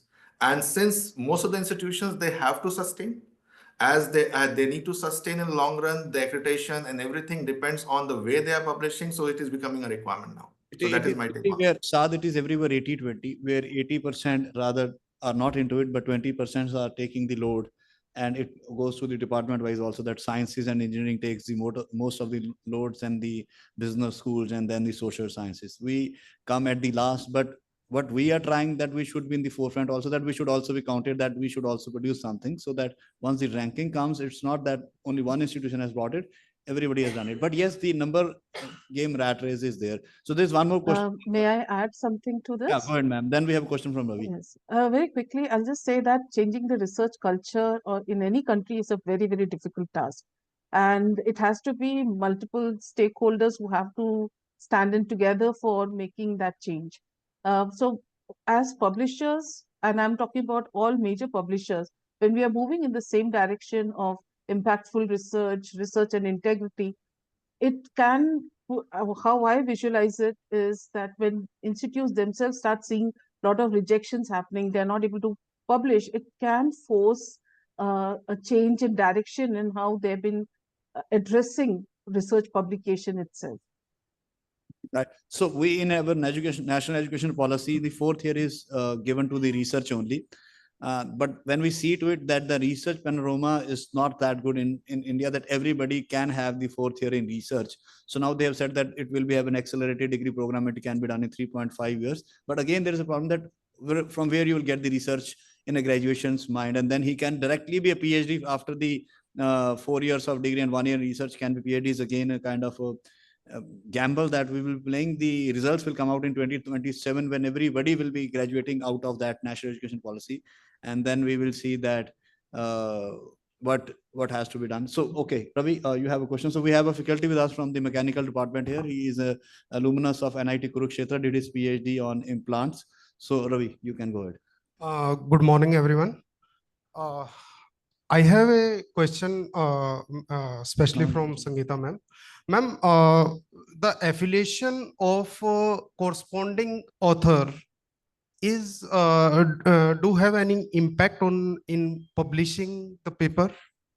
Like if the corresponding author is from IIT, from NIT, like in India, we have prestigious institutes, IITs, NITs, ISC. So if the corresponding author belongs to such prestigious institute, so is there any impact of this affiliation in publishing easily, or what is your view on it? Others should also reply, I think. Absolutely not. In fact, we have systems to ensure that such biases don't creep into the decision. Our focus has always been on quality of research. So this is where we as publishers monitor how our editors are making decisions. Are they favoring, or are we making sure that it's completely double-blind peer review process being followed? So the corresponding author's affiliation or the affiliation of any of the authors for that matter do not have any implication on the decisions that an editor would take. In fact, we have trainings for our editorial team for that. Yeah, so we dig deeper. Okay, you want to say something, then Arun will come. Actually, ma'am, I have an experience on it. I processed a paper 2 times and it was rejected. Then one of my friend is in Auckland University. So then I told him that you it try to impacts. publish. It and does not impact in Emerald, but it impacts. Yes, if you have a foreigner with you, if you have a foreigner And with you. one more question I have, ma'am. So, like if we process any paper as a corresponding author, and generally the journals ask for some reviewers, potential reviewers. So if I give 3 to 4 names of any any reviewers of that field, and if paper goes to those professors, so they know me directly. So will it be easy for the for the author to get it published easily? No, so if you see Emerald and all your major publishers use platforms like editorial manager or Scholar One, so these platforms are very, very controlled. They'll ensure that if the names are not exchanged, there's no data breach in that concern. So even when you give the reviewers names, these may go into the system of reviewer pool, but not necessarily that your papers will actually go to these reviewers. But then again, I'm speaking only for the major publishers who actually invest a lot of time into. Some publisher, this leakage has happened, and many of the Yes, unfortunately, and I think that's where the kind of you have to be very careful about where you're publishing. For that reason, all your major publishers would avoid any such situation where their reputation can be tarnished by such kind of Yes, breaches. although publisher do not want such type of things, but this is quite challenging. Done. Thank you. Thank you so much, ma'am. Thank you. One last minute. Anybody, any point or any concern? Yeah, just go ahead. I'm so sorry, I'm taking time. Yeah. Actually, I would like to answer to this question. I remember I published a paper in. आप लोग camera में भी आ जाओ फिर. They can see you. Camera में आ जाओ. हाँ, इधर आ जाओ भी आप भी एक बार. Yeah. So a wonderful experience I'm sharing in अच्छा मैं इधर आ जाऊँ. ठीक है. So in 2016, I published a paper in Scopus Index Journal, not only Scopus, ABDC B category, Impact Factor 5 elsewhere journal, Computers in Human Behavior. As on date, this journal is 10 Impact Factor A category journal, wonderful journal. When I published, I had 0 Scopus papers. My scholars were first author and second author, I was third author. First scholar, 0 Scopus paper, PhD scholar. Second, 0 Scopus paper, PhD scholar. Third, 0 Scopus paper, assistant professor. The paper was published. So I think doing good work, I don't deny that there is no biasness. But Dr. Sumit was smiling and answering and giving inputs also at that time. So I don't say that there is no biasness, but if you have a good work, if you have a commitment, and I think Dr. Rana has written some golden words, Dr. Sumit will probably read out. So believe in yourself, believe in good work, and you will get through. Right. This is what I would like to say. So thank you everybody. Thank you for joining us. Thank you all the crowd. Thank you. I would like to thank my additional director, Dr. Isha ma'am, my professor, Dr. Pooja Rana, and the HOD of Film and Television here, Dr. Amir Abdullah. So if you can please come on the stage, everybody. We can just show them our faces. You can also join us, Rusha. And Rubin, can you just have a picture with us in the background with them? Everybody. So I will just show you. She is my additional director here with me, Dr. Isha Jayanti. Hello, good afternoon. And Dr. Pooja Rana, she is our professor here. Hello, namaste. Dr. Abdullah sir, he is the HOD for Film and Television. And Rusha is looking after the research of the department. Good afternoon. Can you have this photograph with us so that they can also see? Right, where should we stand?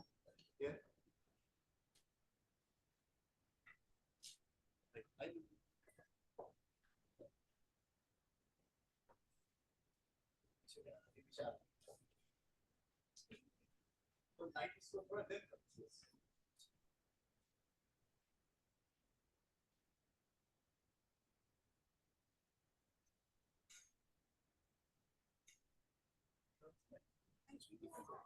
So thank you, everybody. Thank you from my team on behalf of Amity School of Communication. We are very, very excited. We'll try to bring you on board here physically, but due to the paucity of funds and other problems we are facing at the moment, so we couldn't get you here physically. So thank you for joining us. Thank you, Arpan. American time is a different time. I don't know what is happening. I think morning or evening, what is there at the moment? What is the time, Arpan? It is 2:30 a.m. 2:30 a.m. So kind of you. Thank you. Thank you. 2:30 a.m. you are with us. So, Mark, what's the time we are in which time zone? I'm in 2:30 p.m. now. 2:30 p.m. And Sudhir sir, your time? It's 10:30 a.m. 7:30 a.m. Okay. And Saad? Sangeeta The ma'am. same as UAE, 10:30 a.m. Okay. Thank you. I'm clapping for everybody. So we will clap for Arpan and everybody. Thanks a lot for joining. And so kind of you. See you soon, sir. Thank you, everybody. Thank you so much, Professor Sumit and team. Bye-bye. Thank you. I'll Bye. share the pictures and everything and the recordings. Thank you.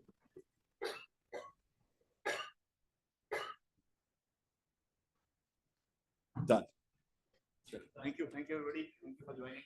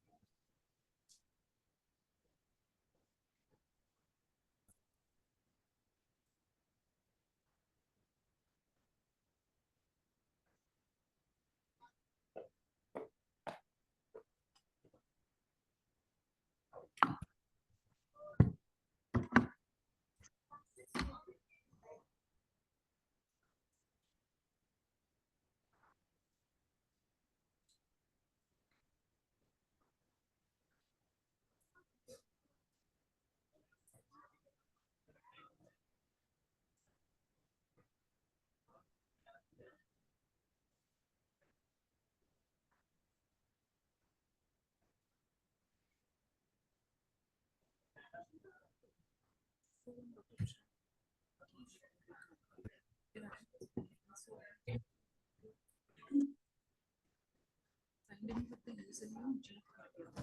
can you make him the co-host so that we can proceed with the technical sessions? Sorry? Because we have participants who will be joining in. तो मेरे को require नहीं है उनको screen share के लिए permission देना है. Not required.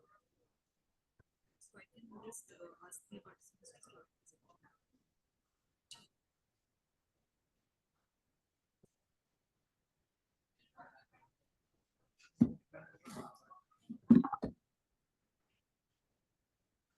Good afternoon. We'll now begin with the technical sessions for paper presentations.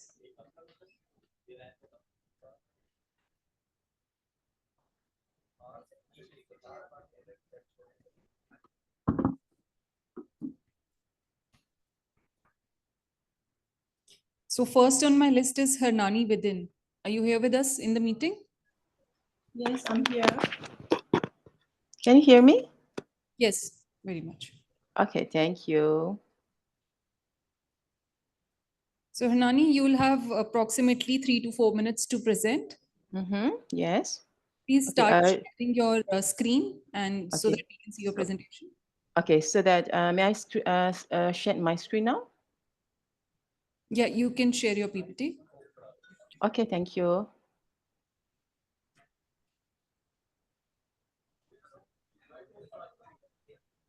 Okay, is it working? I already shared my screen. Can you see that? I can't see your presentation as of now. Okay, can you see my slide presentation? I can see that now. All right. Okay. Thank you so much. Okay.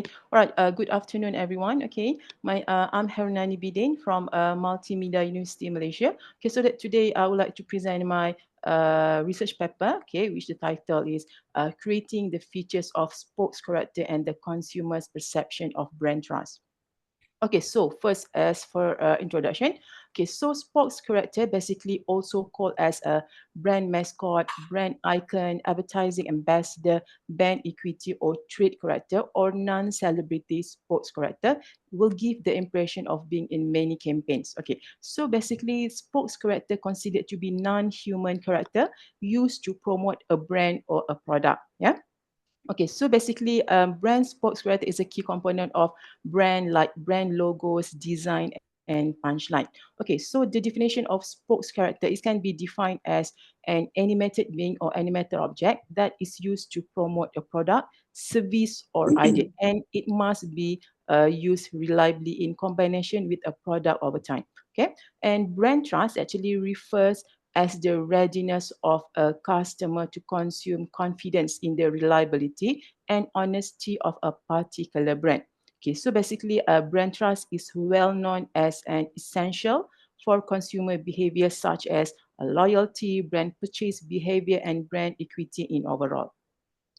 Okay, so basically, brand trust is described as the mark, okay, to which a person is self-assured and hoping to turn on of the base on the words, action, and results. Okay, right. So, spokes character. Okay, spokes character basically as a virtual and or living staff that is created by companies for the accomplishment of their marketing objectives. Okay, so basically the word spokes character is another terms for the words advertising character. Okay, so these are the features of spokes character. Basically, I have 6 of them. Okay, so the first one is expertise. Okay, so expertise, it was found that the positive effects on spokes character expertise and spokes character attractiveness towards advertisement. Okay, so basically, companies should make sure that they consider traits such as beautiful, elegance, and classic to increase the attractiveness when designing and developing the spokes characters. Okay, so the second one is a relevant.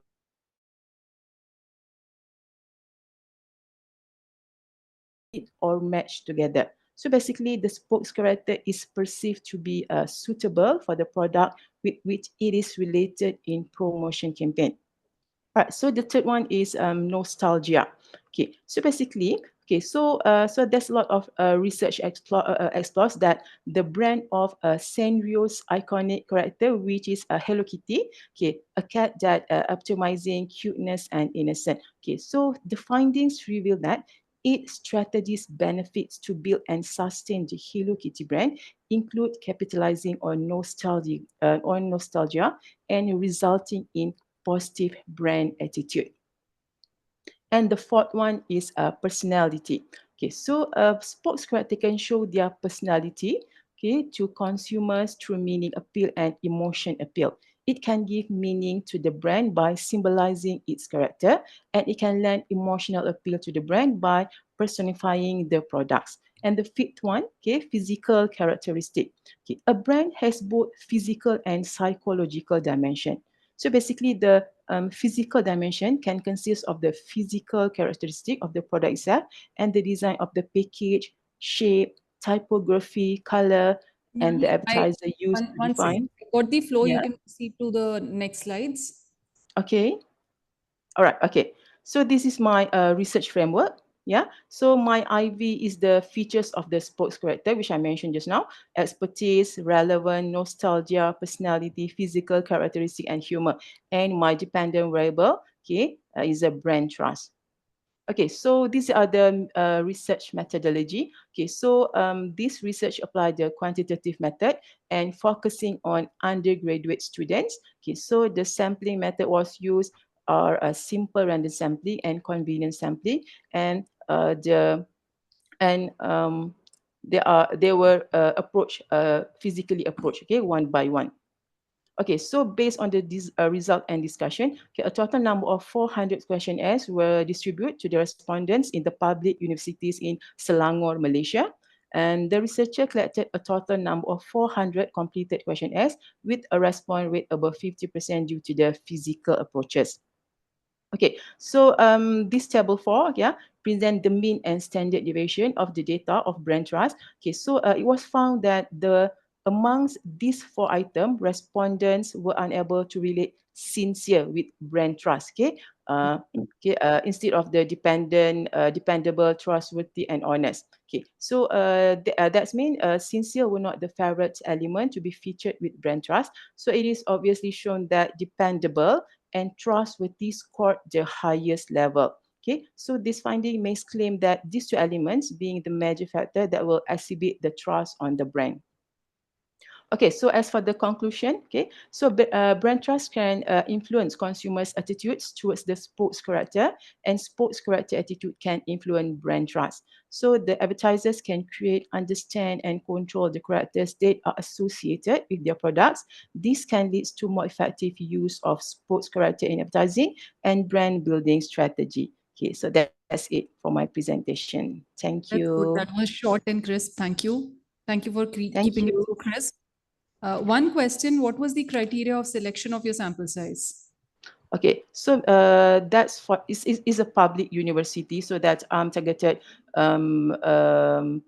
undergraduate students. Okay, so because they are very familiar with a sports character, so that's it was targeted by undergraduate students in the local university, basically in Selangor State of Malaysia. All right. Thank you. That's all. Okay, thank you. Next, do we have Mohammed Shafiq bin Mohammed Ayub? Do we have you in the meeting?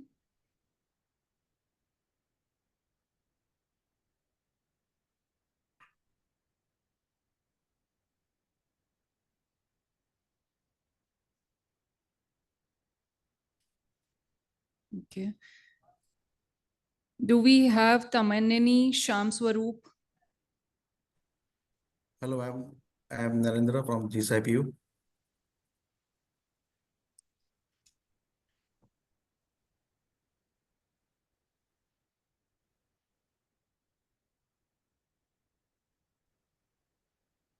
Yes, please. You are? Narendra Singh from GCIPU. PhD scholar. Okay.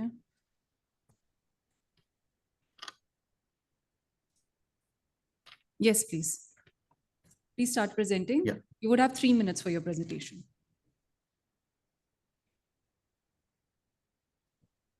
You can start Should I sharing. start?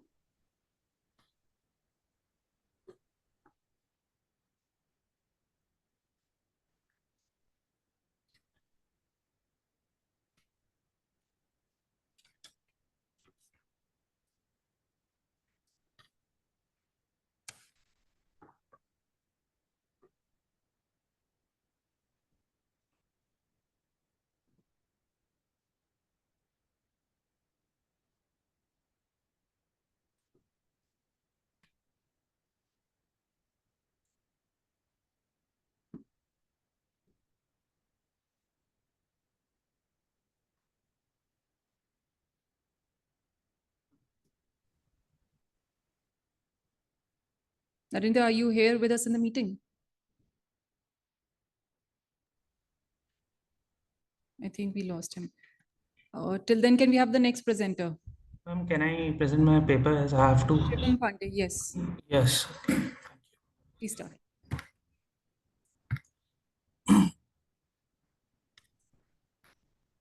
Is it visible, ma'am? Yeah. Thank you so much.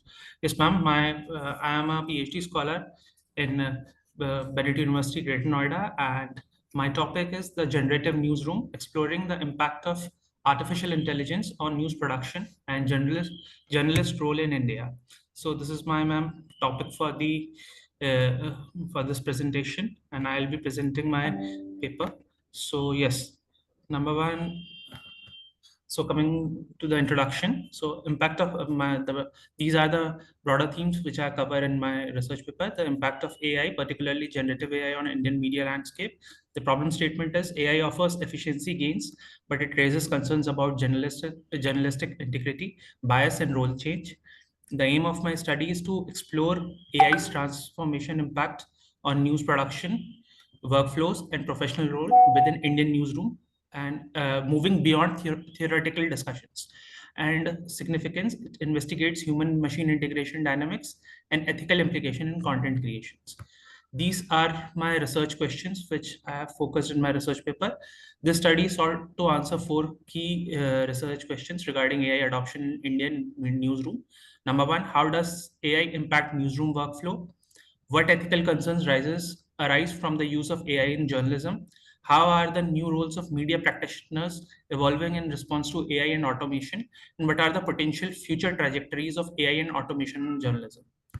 My methodology is it's a qualitative. I have employed the qualitative methodology to gain deep insights. I investigating strategic implementation and first hand experience with AI, Gen AI in Indian newsroom. So I've done some document analysis of the annual reports of listed media companies. The listed media companies like Z Media Corporation Limited, India Today Group, NDTV, and some in-depth semi-structured interviews from the high-level executives of these firms. So the purpose of in-depth semi-structured interviews with senior executive, purpose of sampling to select participants with decision-making experience in AI strategy and implementation. These interviews are Sushant Mohan, he is our DMCL CEO, and Dr. Idris Loya, he is the head of innovation, CTO and CEO of India.com. And I have obtained the prior consent from these for recording the transcription for my research purposes. So yes, these are my key findings from them. AI integration, it's an deliberate but complex and ongoing process in Indian newsroom. The workflow impact is AI automates routine tasks like grammar, spell check, summarization, image sourcing, video production and all, and it refines the efficiency. The new roles emerges focusing on refining fact checking and humanizing AI generated content by giving the human tone to the contents that AI and machines produce. This is one of the new roles. And the fact checking has become more prominent and more prevalent after the advent of AI, because there is a many case of deep fakes and the misinformation regarding the AI. Therefore, this is very important to do a fact checking, and for this, the human role is evolving. And next is human oversight, and it remains paramount for journalistic integrity, accuracy, accountability, and editors as a gatekeepers. The role has potentially heightened, and the role of editor has increased, and it just not have to filter the information, but also to cross verify and do a fact check regarding whatever things are going in the domain. Some are the ethical concerns and regulations. Major concerns raised: accountability for harmful defamatory AI content, transparency, potential for bias, copyright infringement, disincentivizing the human creators. Second is responsibility. It cannot be outsourced and result with human editors and and it rests with human editors and publishers. Regulation need, it call for a broad regulatory framework for artificial intelligence, but it should not limited to only media and entertainment industry. It must be addressing the cross sectoral challenges. The future trajectories, the cost and efficiency, AI expected to reduce the operational cost of the companies and enhance the efficiencies. For example, error correction, image sourcing. These are the some things which AI can do, and it can reduce the operational cost of the companies. New revenue models can be emerge. Potential shift with AI platforms becoming primary revenue collector, necessitating negotiation between media houses and tech companies for fair compensation.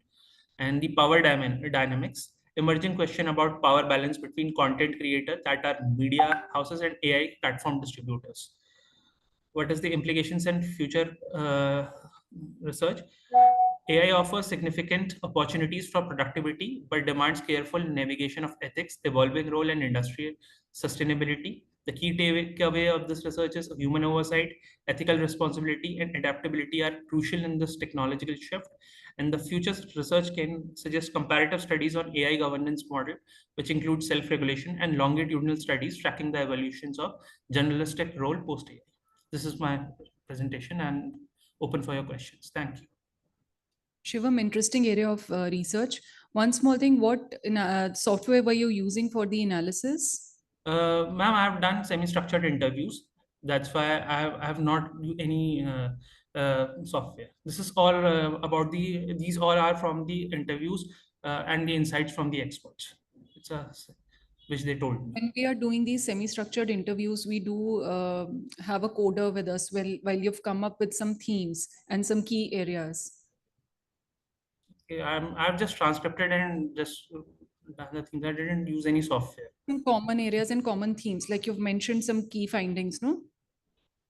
Yes, but it's from the interview, which I dig out from this. So there has to be a structured method for this. Okay. Second thing, you mentioned the changing role of editors. Yeah. Editors have been the gatekeeper, so on, like till now. But going forward, editor's role has also changed because editor is in the journey because the user is now the creator also. We have a lot of user-generated content, and editor is not far from that journey. He's a fellow person in that journey. Okay. Right? Yep. So that's one input from me. And thank you, Shivam. Thank you so much for the opportunity, ma'am. Thank you. Do we have Vinod Kumar online in this meeting? But can I process Narendra Singh? Some technical issue that were not connected. Hello? Are you ready with your presentation now? Yes, ma'am. Yes, please proceed. Hello. Good afternoon, ma'am. I am the co-author of the Vinod Kumar presentation. Sorry? I am the co-author of the Vinod Kumar presentation. So you can present after Mr. Narendra. Okay, ma'am. Please be ready and you can start after him. Okay.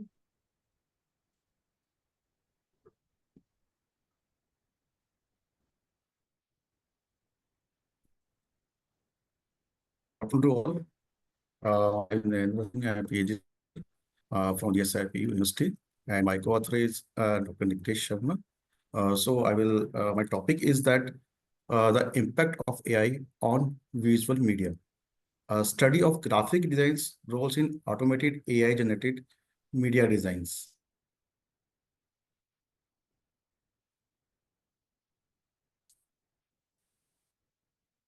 So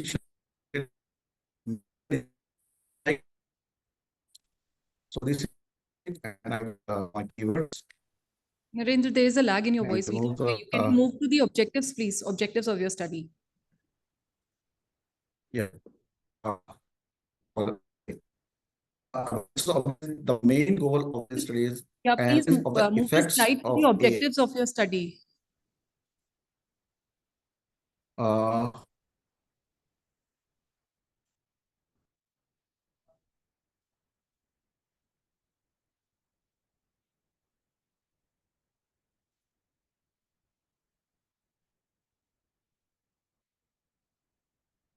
guess we lost him again.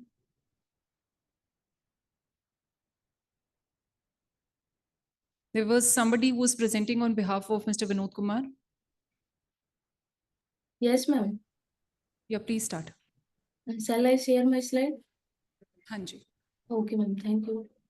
What's your name? My name is Sarita. Savita. Hanji. Savita, you'll have 3 minutes. Ma'am, you can see. Is Yes. slide.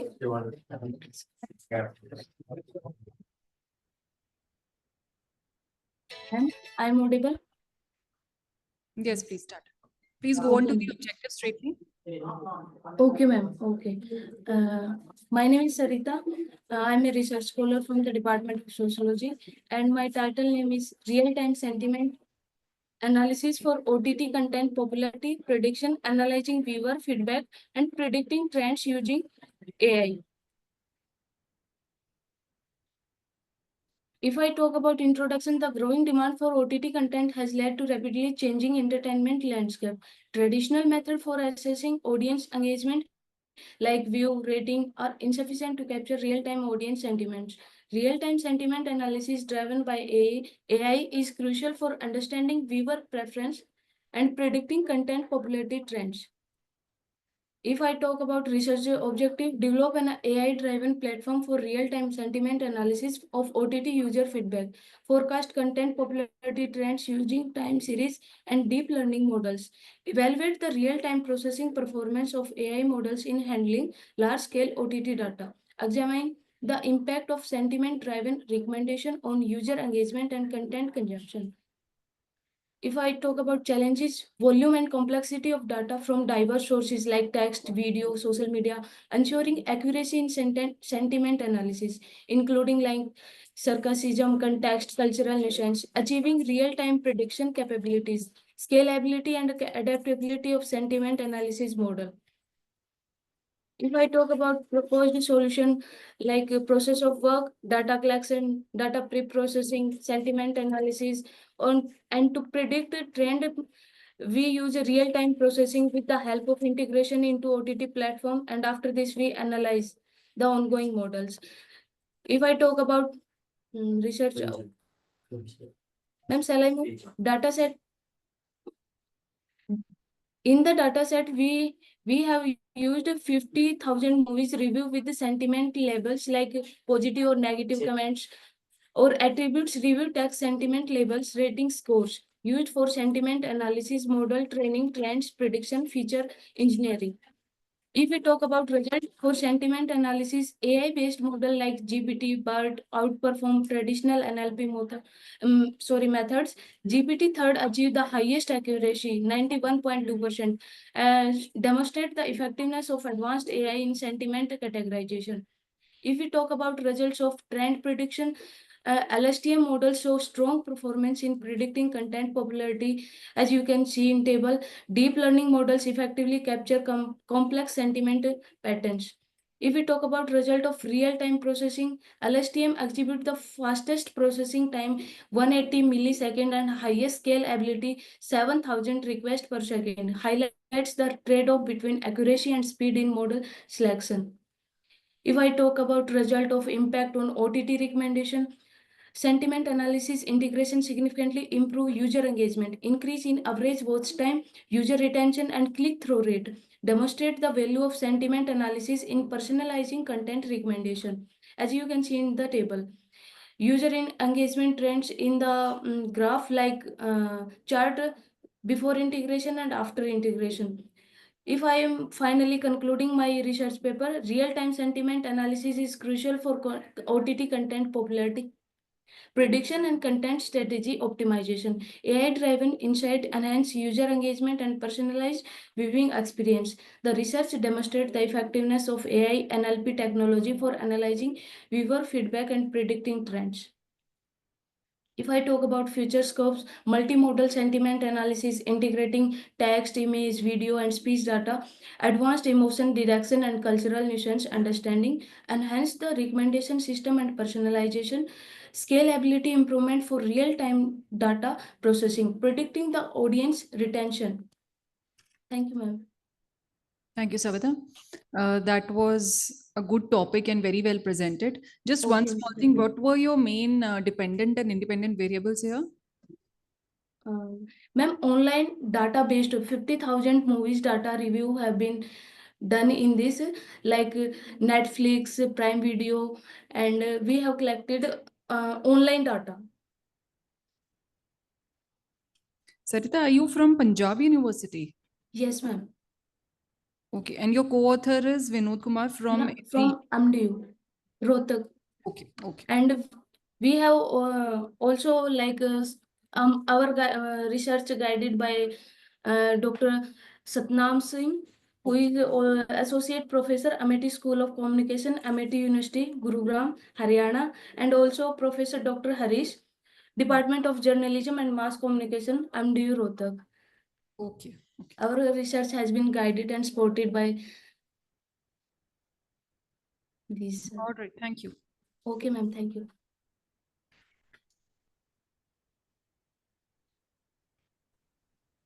Hello. Next, do we have Dr. Dayanand? Yes, madam. My respected chair and Your voice is breaking. yes, madam. Yes, I can hear you. Do you have a PPT? Yes, madam. Please share your screen. Sure. कर रहे हैं जी share और चलना है Count.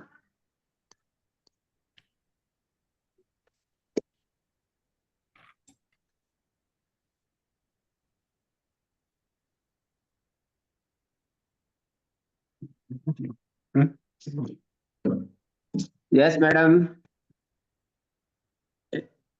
Respected. Your screen is visible. Please open your PPT. Okay.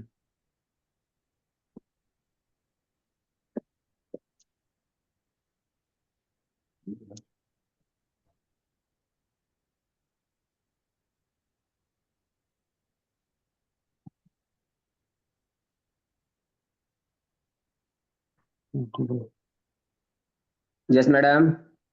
Yes. Respected chair and respected dignitaries and Please other open body. full screen. Yes, my research paper is understanding the impact of AI on social media influencers. Clearly, can you please make it full screen? You'll have to probably rotate your mobile or just click on that present mode.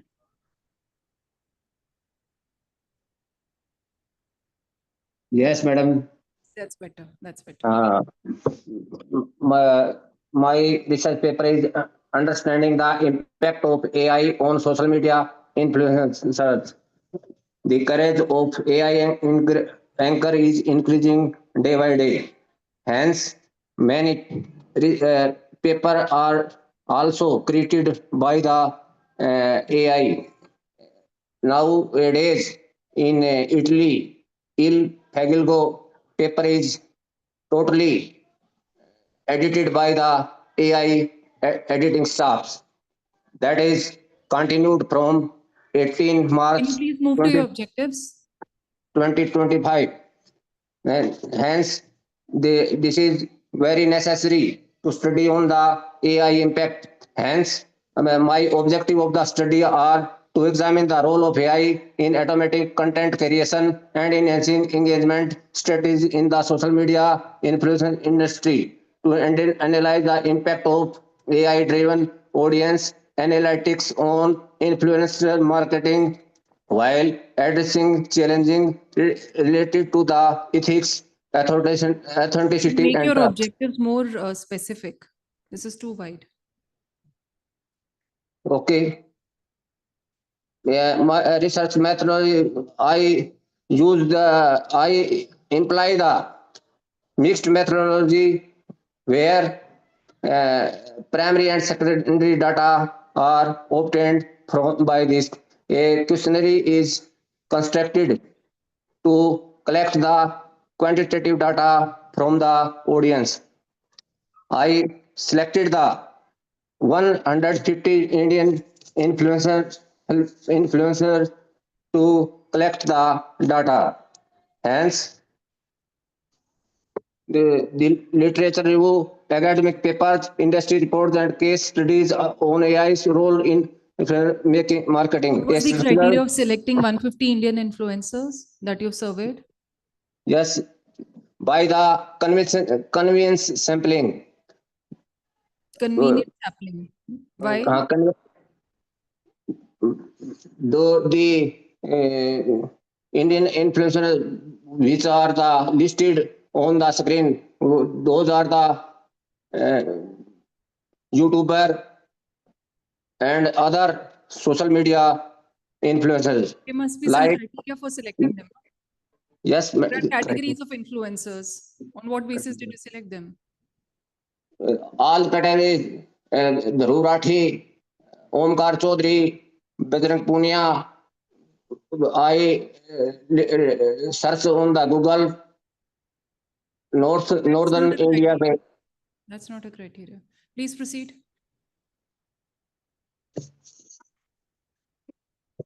And I obtained the following results from the finding. 76% use AI powered tools for content creation. And this study revealed that 58% of the respondents rely on the AI-driven analytics for audience engagement and scheduling. 32% concerns about AI-generated influence and deepfake technology. Content personalisation के लिए जब हमने questioning के through वो किया तो उसमें आया है AI enhanced content led to 32% increase in audience engagement. AI scheduling tool resulted in a 23% rise in content reach. AI chatbots automated DMs posted follower interaction.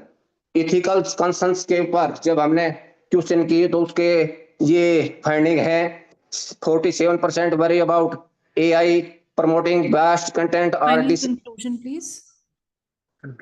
Conclusion.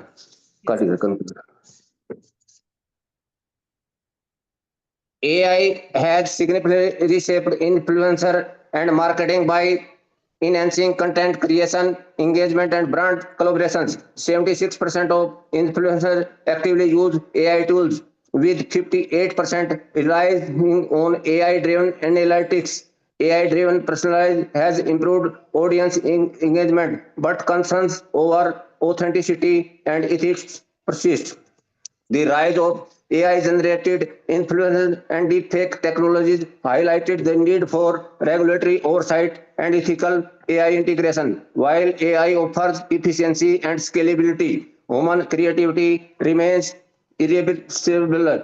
A balanced approach leveraging AI while maintaining transparency and authenticity will shape the future of influencer marketing. Industry guidelines should prioritize ethical AI use to prevent misinformation and safeguard trust. Further research should focus on developing AI regulations. Just one essential finding of your study, the main thing that you would highlight. The main thing though, 76% of influencers actively use the AI tools. But Dr. For the we creation already of know that influencers are using AI. Yes. That information we already have. Probably you could have given some information about the ethical concerns or the ethical uses, or some recommendation on how to just know the ethical framework. Ji. Influencers can include all of that information. Yes, madam. Ethical practices. No, your paper could have shown some light on that. Thank you. Thank you, madam.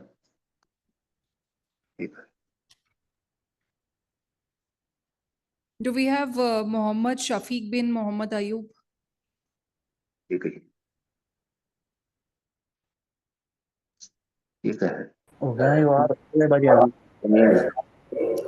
afternoon, ma'am. Am I audible? Ethical करें पर थोड़ा और वो हो सकता था deeper. Can I continue some the technical issue? We can continue Somebody that. needs to mute ठीक हो गया the meeting. समझ में आ था नहीं ना होता. Sorry, I'm not able to gauge. Who is trying to speak up? Yeah, ma'am, there is some technical issue. That's why I'm not continuing the screen. Narendra Singh. I just show the screen, but some technical issue is glitch and disconnected. Can you start? This is? Narendra Singh. I think there's some issue with your network. Yes, ma'am. That's why I will connect it again. Okay, we can try one more time. Okay, thank you.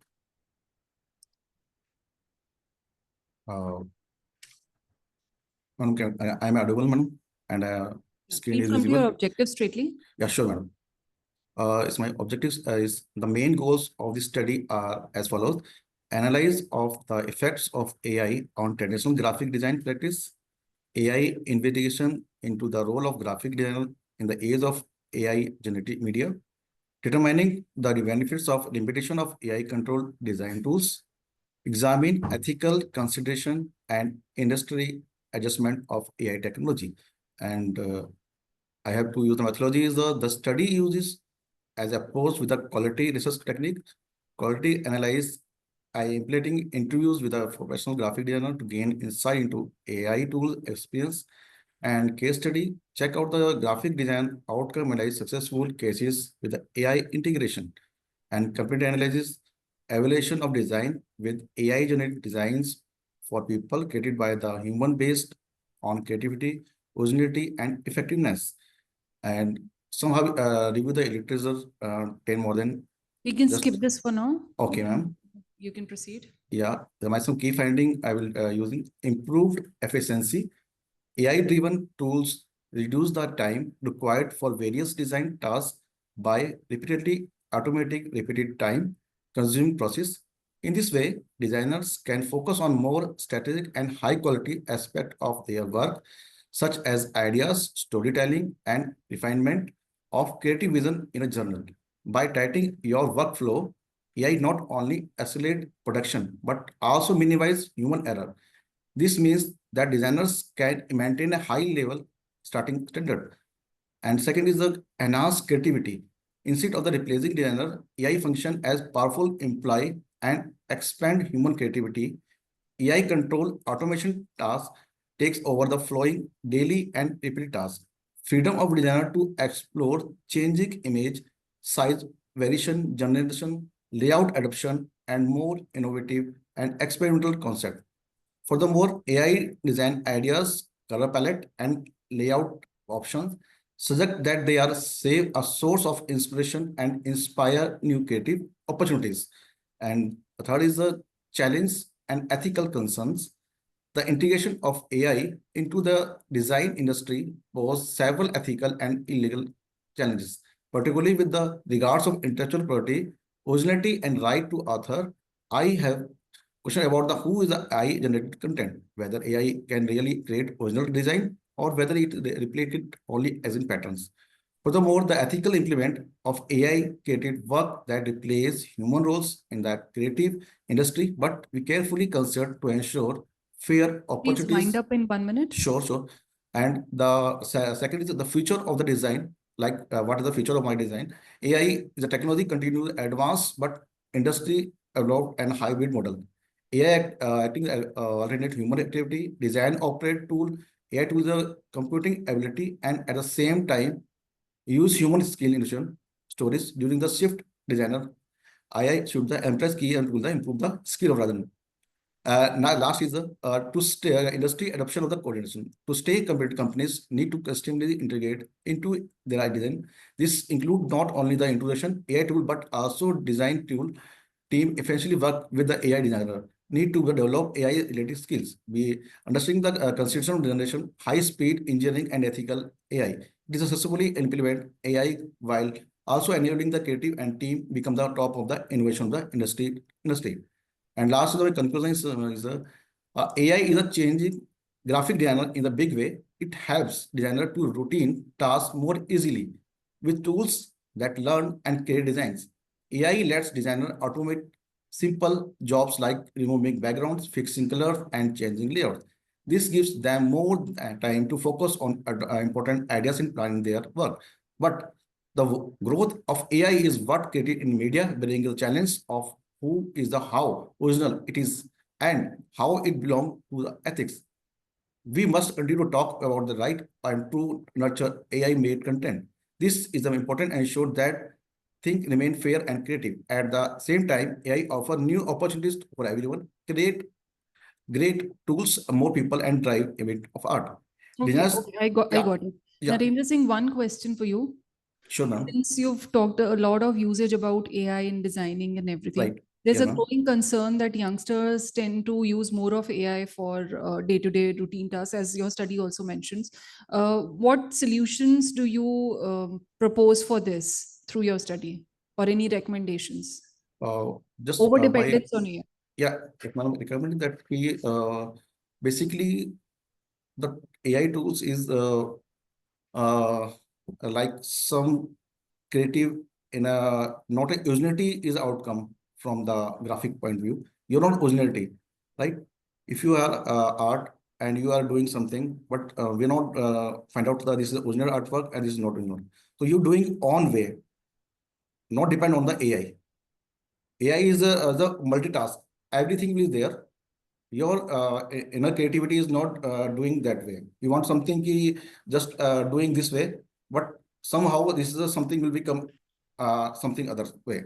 So my point is you have to do your own way and your creativity is come out the AI, but AI is not doing that one.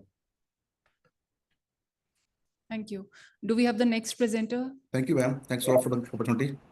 Good afternoon, ma'am. It's Himanshu Mishra from Guru Gobind Singh Indraprasth University. Good Am I afternoon. audible? Yes, you are audible. Ma'am, may I present my presentation? Yes, yes. Thank you, ma'am.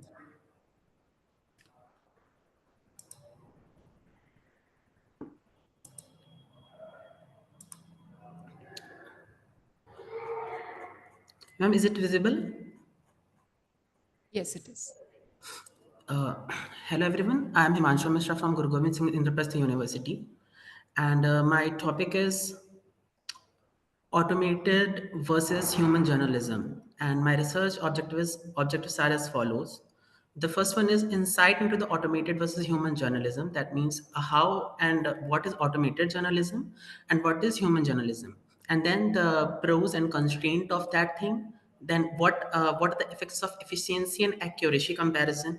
Then the ethical challenges we actually face while this automated and human journalism, and the collaboration between potential between AI and human journalism. That is the key objectives of my research of this paper. Sorry. Then there is automated journalism. What it is? AI generated news based on data inputs. That means whenever we put certain data into the machine, it just read it out and manage to give an NLP, that is natural language processing. So it just gave us the output and we use it for our news articles. And this automated journalism is good for sports, financial, and businesses because they have a structured data and accuracy in data. So when it is structured by AI, that give a proper and presentable outcome. And when we talk about human journalism, here the intelligence of human and creativity that is included in it. when we have to do any deep analysis of certain content, we go for the human journalism, because that is not something which in which AI have its hands. If we compare the speed, AI is faster but lacks deep analysis. If we talk about the accuracy, AI relies on structured data. Human relies on investigative skills. Like if AI don't have a proper data, it won't give us the proper outcome, what we seek for. Then this creative and critical thinking, then it's obviously human journalism excels in storytelling and emotional engagement. As when we narrate certain events, then it is on our concise that how we are representing it. Whereas when we talk about the bias, then both AI and human journalism can be biased. If we talk about how AI is biased, then obviously AI is something like it is set on an algorithm, and that algorithm is set by certain person.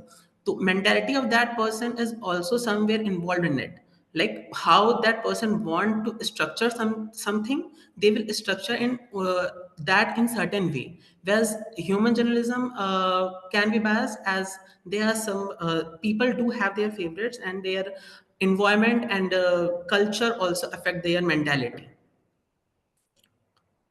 Ethical and professional challenges, that is accuracy and reliability concerns in AI generated news, risk of misinformation and bias in algorithm, job displacement concerns in journalist industry. That is very palpable if we talk about the third point, because people think AI is taking jobs, but it is not. Actually, AI is just a tool which we can use as an supporting system for making journalist work more in a more good or structured way. Here's the role of AI in enhancing journalism. AI is a tool to support, not replace journalists. AI is a role in fact checking and reducing misinformation, automation, improving efficiency and productivity in journalism. The methodologies which I use for this, that is mixed method, that is qualitative and quantitative. If we are talking about the quality and quantitative research, I went through certain literature reviews, experts interviews, and that includes certain seniors and some members from my another college, that is USMC, and then comparative analysis between certain papers as well. Then public perception, ethical considerations. Here are the key findings, that is AI is a valuable asset for journalism but not a replacement. AI enhances efficiency but lacks creativity and emotional depth. Ethical concerns and need of transparency in AI generated news. Conclusion and the future implication, AI is an assistant rather than a replacement for journalists. Importance of balancing technology and journalistic integrity. Future research opportunities in AI and journalism. That's all, ma'am. Here I'm concluding my presentation. Himanshu, who is your co-author? Ma'am, my co-author is Dr. Tiju T. Thomas. He is my research guide as well. Can you just show me the name? Actually, I don't have your name on my list. Yes, ma'am, because I just have it in the last minute. So, sir told me that I have to coordinate with directly with the coordinators. I did message ma'am, but she hasn't replied yet. Okay, and you are a research scholar at? Yes, ma'am. Guru Govind Singh Indraprastha University, USDI, University School of Design and Innovation. Okay. One suggestion, your research design and methods should be more clear. Okay, ma'am. So you're presenting a study, like we don't know what sort of qualitative and quantitative methods you've applied, if you did a survey or not, what is Okay, ma'am. what you're doing I'll on the just. public perception. So that has to Hmm. be clear. Okay, ma'am. Thank you. Okay. Next presenter, please. Ma'am, can I go? Yeah. Ma'am, this is Nishant Bhardwaj. Can I go? Book Yes. presentation. You Yeah. are, sorry, So, Nishant. yeah. Thank you.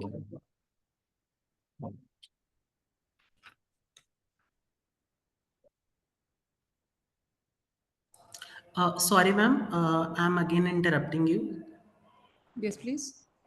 Ma'am, I just have a question, because I didn't have my name in the entire list, but how am I supposed to get the certificates and other documents when I don't have my name in the list? We can discuss this after the session. Okay, ma'am. You can call any one of us. Okay, ma'am. Dr. Nishant Kumar Bhardwaj and Dr. Minakshi. Yes, ma'am. Dr. Meenakshi Mishra. She is in class now, so she could not join. Actually, I don't have your name on my list, Dr. Nishant. Yesterday it was, ma'am. Yesterday I had offered for the offline. I had been offered for offline, but I could not appear yesterday. So Could you I was please repeat? I suggested could not to hear join. you, Dr. Nishant. Yeah, ma'am. My name was there yesterday, for offline presentation, but I could not Okay, be there. So that's why I'm joining it here. sure. Yesterday also And it you are was from which in your university? favor. I'm teaching at Christ University, Delhi NCR. Christ. All right, now I remember your name was there. Yes, please. So, I'm audible, ma'am? Yes, very much. Okay. So my area of research is misinformation, disinformation, and the erosion of trust. A study of COVID-19 in digital media and how digital media portrayed COVID-19 in terms of misinformation and uh, disinformation also. Major research question, because yesterday I was suggested that I have to keep it very crisp, concise and short. So that's why directly I'm coming to questions. So the two questions are how the Indian digital media portrayed the assumptions related to COVID-19. That is the one question. And how the misinformation and disinformation related to COVID-19 were portrayed in the digital media. And methodology is the approach is qualitative approach. And research tool, I have taken case studies where I have taken three case studies. One is that the myth of herbal cures and immunity boosters. That during the COVID-19 pandemic, misinformation regarding herbal remedies such as kadha and all, and it got spread a lot on WhatsApp and Twitter, and influencer also self-proclaimed health experts, and they all started trying to in favor of these kadhas and all. The second was that case study of vaccine hesitancy and digital, fear mongering.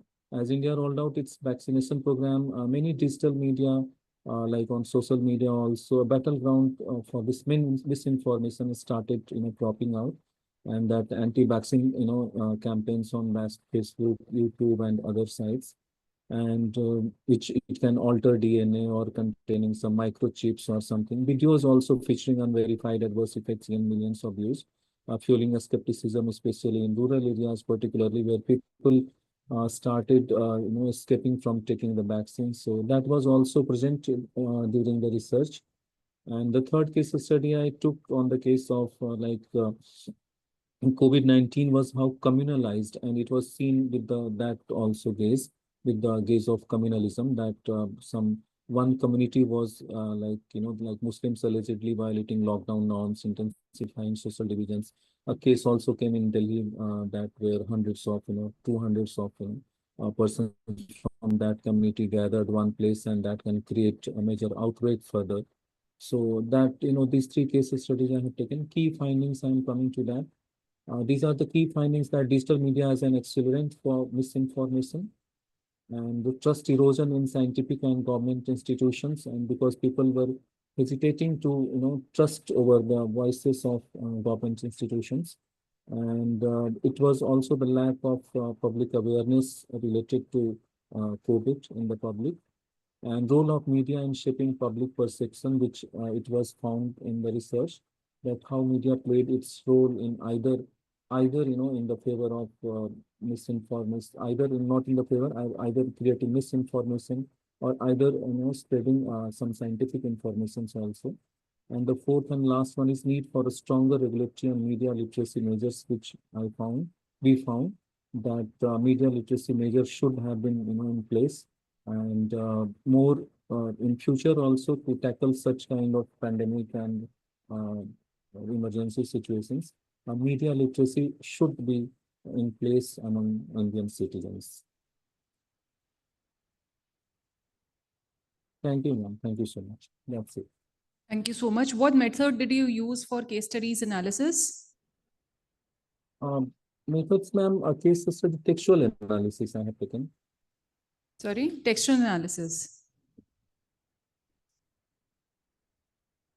So is there a word cloud or anything that you could form, or any keywords that came out, or any themes you derived?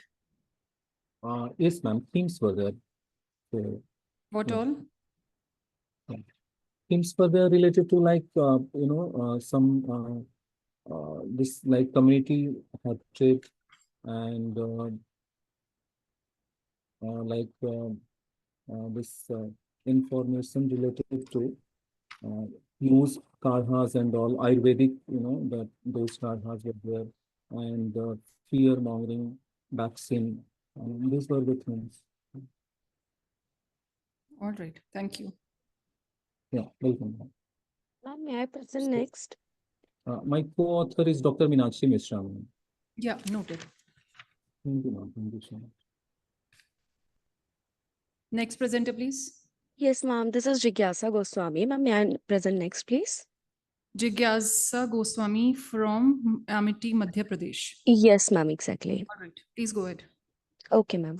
Am I clearly audible to you? Yes. All right. So, ma'am, my topic is all about a study of the impact of AI content generators. Jigyasa, just a reminder, you'll have 3 minutes. Yes, ma'am. Yes, ma'am. Sure. So this is the study of the impact of AI content generators on the writing skills of media professionals, basically. And in this presentation, we are just covering the background, review of literature, objectives, methodology, result and discussion, and then conclusions. So AI is all about, before starting the presentation, we should know that the AI is all about it is a branch of computer science. And it has so many fields, and right now it is widely used in each and every field, especially in the field of mass communication and journalism. So my study is all about journalism and mass communication. Now I'm just moving to the objective as we have very less time. So my objective of this research is to find the awareness level first. How many journalists and how many media professionals are clearly aware about these tools? Then my second objective is to investigate the frequent use of AI content generators, how frequently they are using these content generators for the writing purpose, for the report writing, for the editorial content, how frequently they are using. This is my second objective. Then the third objective is to examine the impact of AI tools on the writing skills. And the last objective is to evaluate the advantages and the disadvantages. So these are the hypotheses that I have clearly mentioned here. And the scope of this study is, it has geographic scope, it has technical scope, and it has temporal scope as well.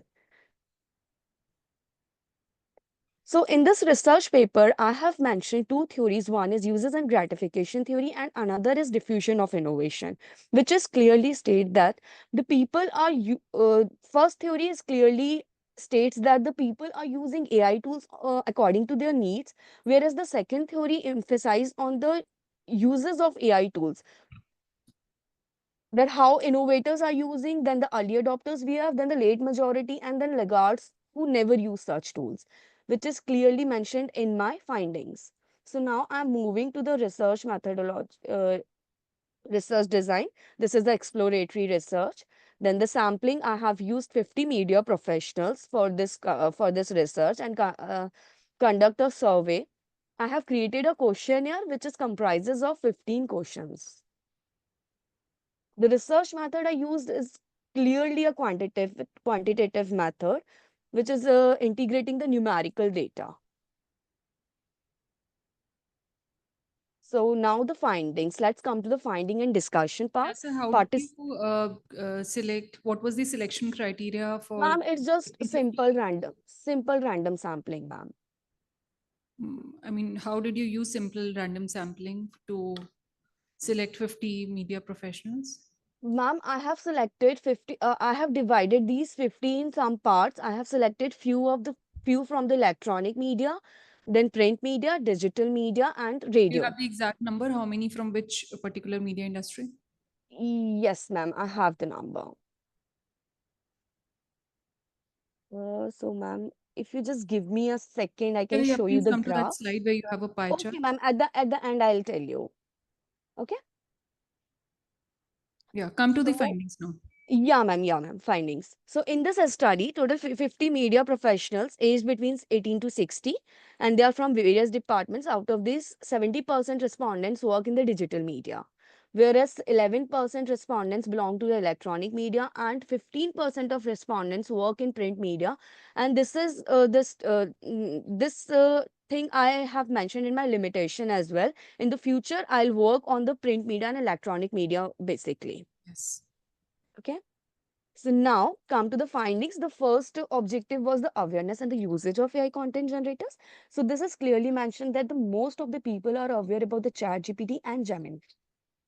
And they are very less aware about the Jasper, Copy.ai and AI writers. There are so many tools, but mostly people are using these two tools, ChatGPT and Gemini. Then the second is about the usage of these content tools for the purpose of what kind of writing they are using. So this finding suggests that the 34% media professional uses daily or weekly. Sorry, this objective is about how frequently they are using these tools. So this finding is clearly state that they are using daily and weekly, and there are very less number who are using these tools very rarely. Only 8% of users using these tools monthly, and rest never use these tools. So this is very least number, but most of the people are using daily and weekly. Then now the next finding is about the impact on the writing skills. So this is clearly states that the people are using these tools for the idea generation and drafting content. They have clearly mentioned that these are impacting on the creativity of the people, but somehow it is good for the idea generation and content creation.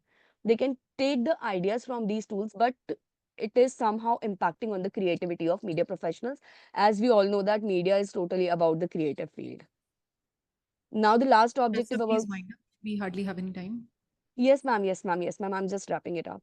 So last objective is the advantage and disadvantage. Again, the people, most of the people think that it increases the work productivity, but other people think that these tools are impacting the plagiarism, uh, are in the are conducting plagiarism and highly impact on the originality of work.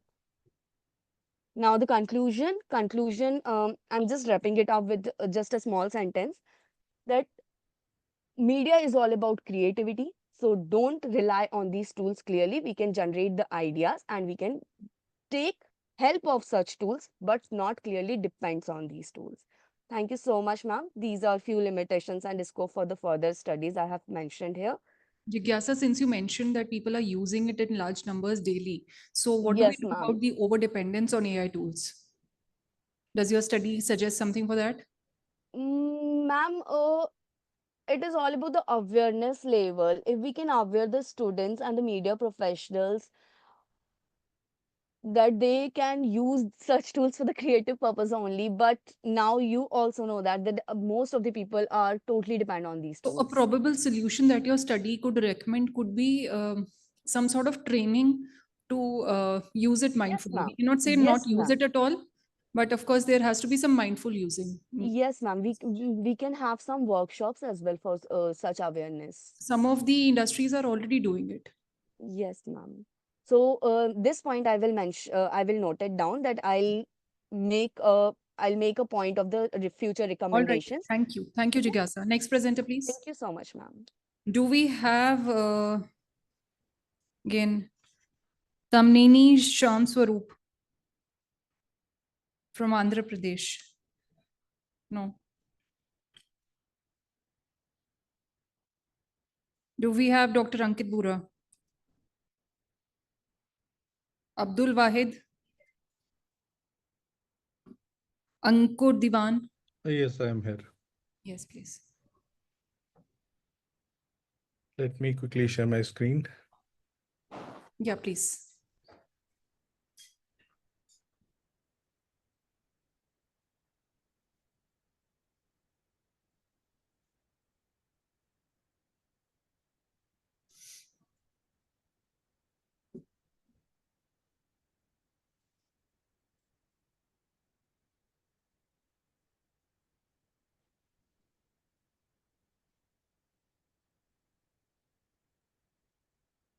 Just give me a few seconds. I think I need to give some permissions for screen sharing to Zoom. I might have to rejoin the meeting. Okay. Until then, can we have the next presenter?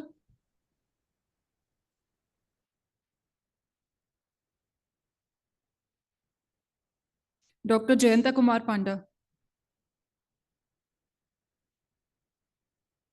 Ankur, you're ready to present. Okay.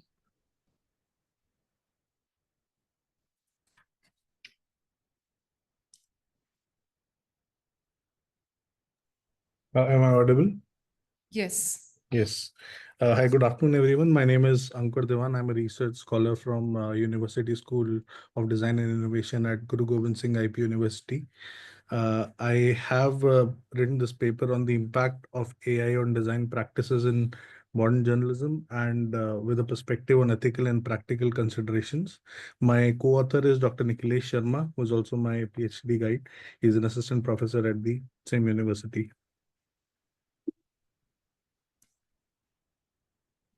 So I'll quickly jump to the objective of my study. So the objective of the study has been to understand the role of artificial intelligence, specifically in the media and journalism sector, and look at some of the tools, the AI tools which are available to help designers and the design practices in the modern journalism space. Along with that, the focus is to understand ethical and the practical consideration associated. So this is a review paper. I have reviewed the literature available on the associated topics and given a summarized view of what is the trend and what is the So I focus. believe you can quickly come to the research gap and the recommendations since it's a review paper. I'll quickly go through the findings and I'll come to the conclusion. So we all know about AI, so I'll not spend a lot of time on that. ChatGPT, Google Gemini, AI has been creating a lot of buzz in last few years. And when we talk about specifically about the journalism sector, or the modern journalism era, and look at the role that AI is playing. So I have categorized my findings in 4 areas. So there are 4 specific areas where AI is playing a key role. First one being the content creation and production, where professionals are using AI tools to generate text, media, visual content, editing. Then we have the news discovery and the analysis space, followed by the personalization and user engagement, where we are tracking what user is looking for and providing them specific tailored content. And then the overall umbrella under which all these falls are the efficiency and the cost reduction.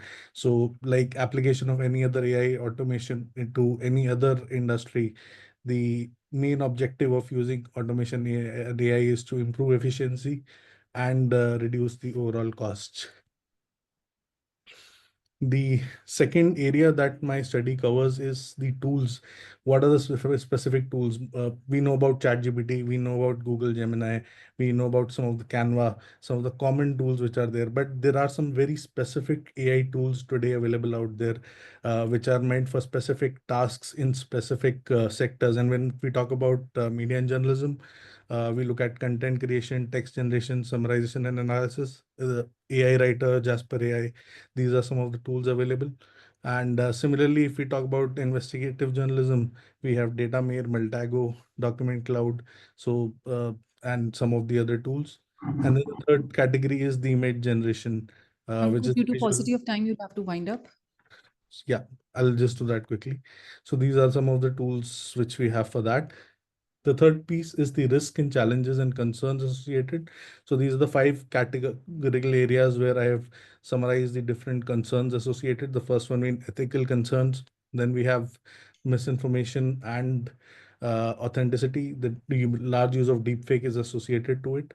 Then the impact on society and policy, especially politics, especially the scenarios like elections where fake news is generated a lot. Then legal and psychological issues associated to the use of AI. So just to summarize the conclusion in 3 points of the 3 categories that my research focuses on, or this paper focuses on, is AI is transforming the design practices in modern journalism through some of the innovative tools for content creation, impacting the workflows, creative processes, and the audience engagement. The second piece being the review literature that I've gone through, it highlights the significance balance of AI advancements with ethical considerations. And there is a there's a lot of emphasis on oversight. It's the human in the loop is very important. We need that as part of the governance framework to ensure transparency and responsible AI governance. The third piece focuses on the final piece focuses on the future scope. There is a need for more research on defining AI models and governance frameworks related to journalistic ethics, enhancing misinformation detection mechanism. There are AI tools available for detection. We need to understand and use them a lot more, and then establish a robust ethical guideline or a framework for AI-driven media and design practices. Thank you. It's good to see someone talking about ethics here, really.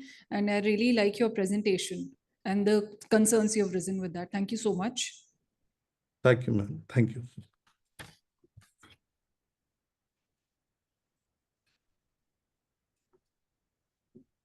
Do we have Dr. Jayanta Kumar Panda?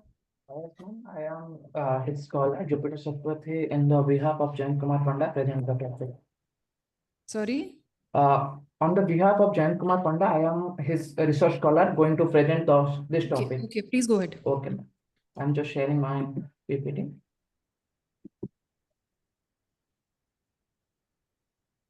Maybe there is need of permission. You don't have permission to share your screen? Yes, ma'am. I need the permission. You'll just have.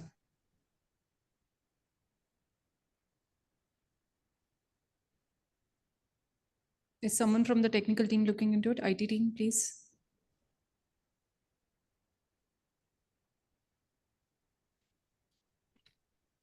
After Jayanta Kumar Panda, do we have Jupiter Sattapathy? Yes, ma'am. Actually, I am Jupiter Sattvathi.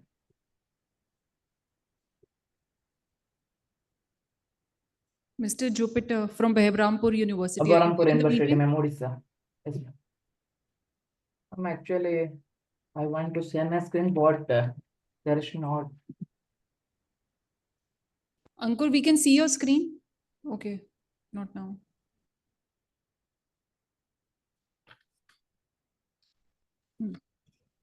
Jupiter. Yes, ma'am.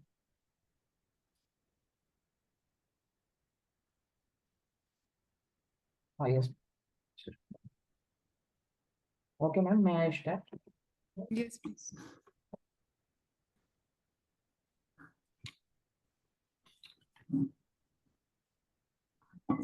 Good afternoon, ma'am. My topic is artificial intelligence in Indian journalism, understanding the rise of AI news anchors. Particularly, AI news anchors are the virtual computer generated presenters who are using LLM and LLM technology to present the news 24/7. In India, both national and regional channels are adopting AI anchors to reach the multilingual audience and to recognition in global level. Particularly, the technological shift enhanced the operational efficiency and competitiveness. Also, increase the AI anchor use in the particular Indian journalism context. Ma'am, I taken two objectives. First one is to document and analyze the emergence of AI news anchors in India. Particularly, I provide the detailed list and documented according to their platform, language, and launch dates. And second one is to explore the motivation. Please come to your findings directly. Okay, ma'am. This is my ma'am particular findings. In March 2023, first Ask channel launched the Sana AI anchor in Hindi. And the regional channels like News 18 Punjab, Haryana and Odisha TV launched two anchors, AI Core and Lisa, the regional channels. And particularly AI Chris and AI Bhumi of Doordarshan Kisan launched the AI anchors from government. And particularly the Pragya AI news anchor, who is a Dalit news anchor, is launching in UP. And but the GTV in lastly launched Genia news anchor. Particularly going to the motivation behind the AI anchor launch. Ma'am, basically the news channels are the particular regions. So everyone want to outreach their audience expansion. AI anchors and program to deliver news in multiple languages, allowing channel to cater to a diverse audience across different regions. Channel like OTV and Kalinga TV, which are in Odia, are introducing regional AI anchors, but they are delivering news in English, which definitely increase their reach to their audience. Second one is the cost reduction and operation efficiency growth. First one, AI anchor reduces the cost effectiveness because the AI anchors do many things single-handedly, while there is need of lot of anchors to uh, deliver news in different sets of the day, but particular AI news anchor deliver news in 24 into 7 hour, who is increase the efficiency of the news channel. My third one is the competitive edge and technological innovation. Particular channels like Astak and News 18 are adopting AI anchor to stay ahead of their competitor by presenting modern and innovative newsroom experience. Also, the ability to deliver breaking news instantly, maintain the consistent brand presence, give the chance a strategic advantage and TRP ratings increase. Second one is the to adopting human anchor during high pressure events. Particular in 2024 Lok Sabha election, Astak channel launched AI clone anchor of Anjana Om Kashyap. During this event, Anjana Om Kashyap is doing ground reporting in the ground level, while his replica, Anjana Om Kashyap 2.0, doing studio work simultaneously. The last one is to adoption of new technology and get the global recognition. Particularly, the regional news channels are not known to globally, but when they adopt a new technology, they are recognized by a global audience, and it may boost their audience recognition and It's being prove more them. used by the regional news channels. That is what you're Yes, saying. ma'am. Yes, ma'am. Particular That is lacuna. interesting to see. Yes, ma'am. Particular lacunas are there. There are some many channels who are regional channels, but they have low budget channels. They have failed many situation like a high implementation cost because, ma'am, when I go through the study, I know that there is mainly 60 lakh to 1 crore requirement when. All right. I think Jupiter, Okay. sorry, we can conclude with that. Okay, ma'am. Thank you so much. In my conclusion, AI news anchor are changing the way news is presented in India. They help news channel deliver news in different language, work 24 into 7 without breaks, and reduce the cost. Big channel like Aztec, News 18, as well as regional ones like OTV and Kalinga TV, Power TV, etc., using AI anchor to reach more people and stay ahead of competitor. However, high setup cost and lack of emotional expression in AI anchors are major challenges, especially for smaller channels. Even with this issue, AI anchors are becoming an important part of Indian news making, news Thank delivery you. faster. Thank you, Jupiter. faster. Thank you. Next presenter, please.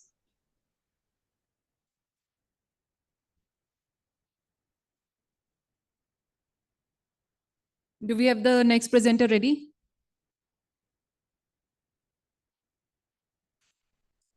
Yes, ma'am. I'm reading out the name. If a name was, it's anyone from these names is there in the meeting. Anil Kumar, Yes, ma'am. you're there. Sanjay Yes, I Verma, am with you. Ma'am. Ankit Bura, Anil Kumar. Yes, ma'am. Audible, ma'am? Yes, you're audible. You are from GJU? Yeah, GD University, Hisar, ma'am.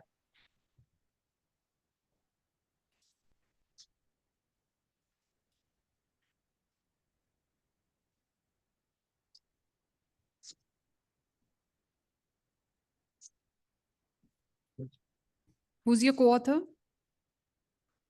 Professor Manoj Dayal, Okay. Dean of Academic, Department of Mass Communication. Please start presenting quickly. You'll have just 2 minutes. Okay, ma'am.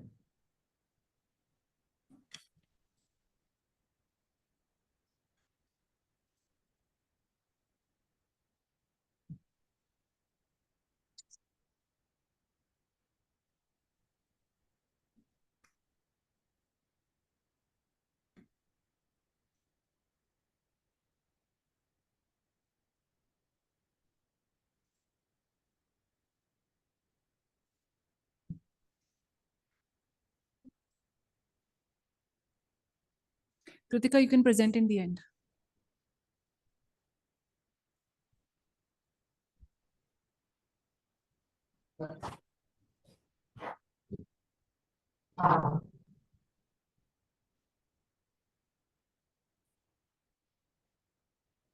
I shared my PPT, ma'am. Is it Yes, visible? please. Yes. Yes. Good afternoon, everyone. My name is Anil Kumar. I am PhD research scholar, Department of Mass Communication, Guru Jambhesar University, Science and Technology, Hisar. And thank you to I'm here. Your My PPT research is not paper, open yet. yeah, Your PPT is not open yet. yeah, You can see the file, but it might be visible. I shared with you. I can see the file, but I cannot see the slides.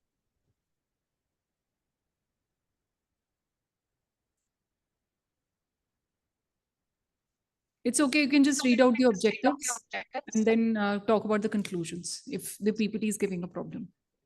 I guess this is the technical issue. That's okay. That's okay. Just tell us your objectives and discuss the conclusion and the findings. Thus, my research objective are to explore the opportunity and presented by AI-powered journalism.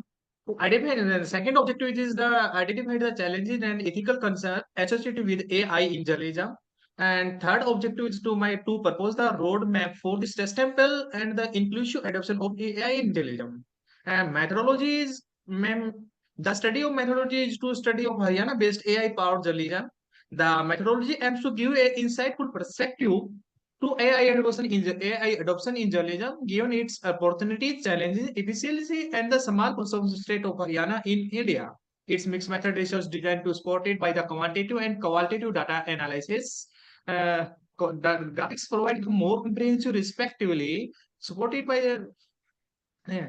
The purpose of the sampling of the study is target the 200 journalists working in the print media, digital media, as well as electronic media, and included the methodology approach that included the data collection through a structured survey question here with Likert type and open-ended question, included the 20 throw of telephonic interview with the senior journalist editor and the secondary data analysis with the existing the literature. And the data was analysis with species method and show in graphical and tabulated.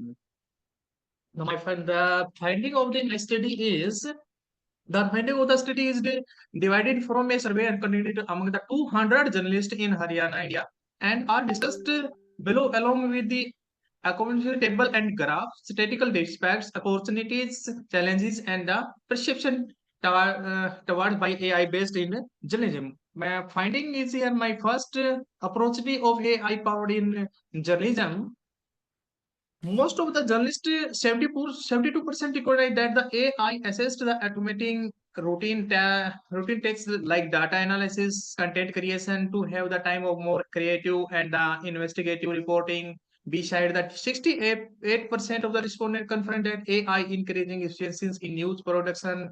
And second is the key challenges associated with the AI in journalism. The biggest issues highlighted by the journalists were those of ethical concerns, most notably algorithm-based bias treatment with significance 62% highlights the issue author, 70% of the participants have also highlighted the absence, training and the research as one of the main hindrance. The adoption of AI technology where the job were also there with 55% of the journalists highlight their fear about the automation of the work. And the third is here AI adoption in the urban and rural newsroom. The result of show significant the difference in the applications of AI in urban rural newsroom with the while 85% journalists in cities said that they access the AI tools in 35% rural journalists and they access to such a tool of similarity urban and the newspapers, including the significance of higher technical expertise, 78% equipment, 80% than rural news percent, 28 and 30% respectively. 32% and respectively. Journalist perception of AI in future. Uh, so most of the journalists, 65% are continuously AI will have the big role in play of the journalism of the future, yet 75% also mention the importance of the ethical guidelines and regulation application and the 80% demanding the recycling course of the journalist study is abstract AI-driven innovation, just 50% responded hope that AI would enhance the general quality of the journalism. Conclusion, the study of the finding gives comprehensive picture of AI integration in the journalism, and especially in the Haryana, India, and potential challenges and the impact of the balance of the inclusive strategy. The study concluded that AI application can revolutionize journalism by optimizing effectively facilities driven by the reporting that the liberating journalists from the mandatory work, with 72% of the journalists accepting their contribution in reducing the complexity of the Thank you. news process. Thank you, Anil Kumar. Thank you for your useful findings. Can we have the next presenter, please, quickly?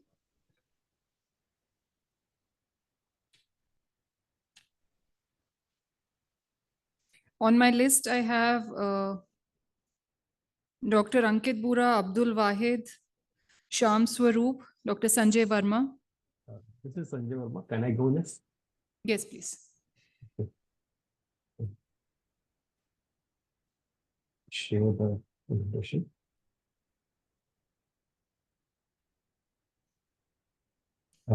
Please tell me if it is visible. Yes, yes, please. Okay. That's it.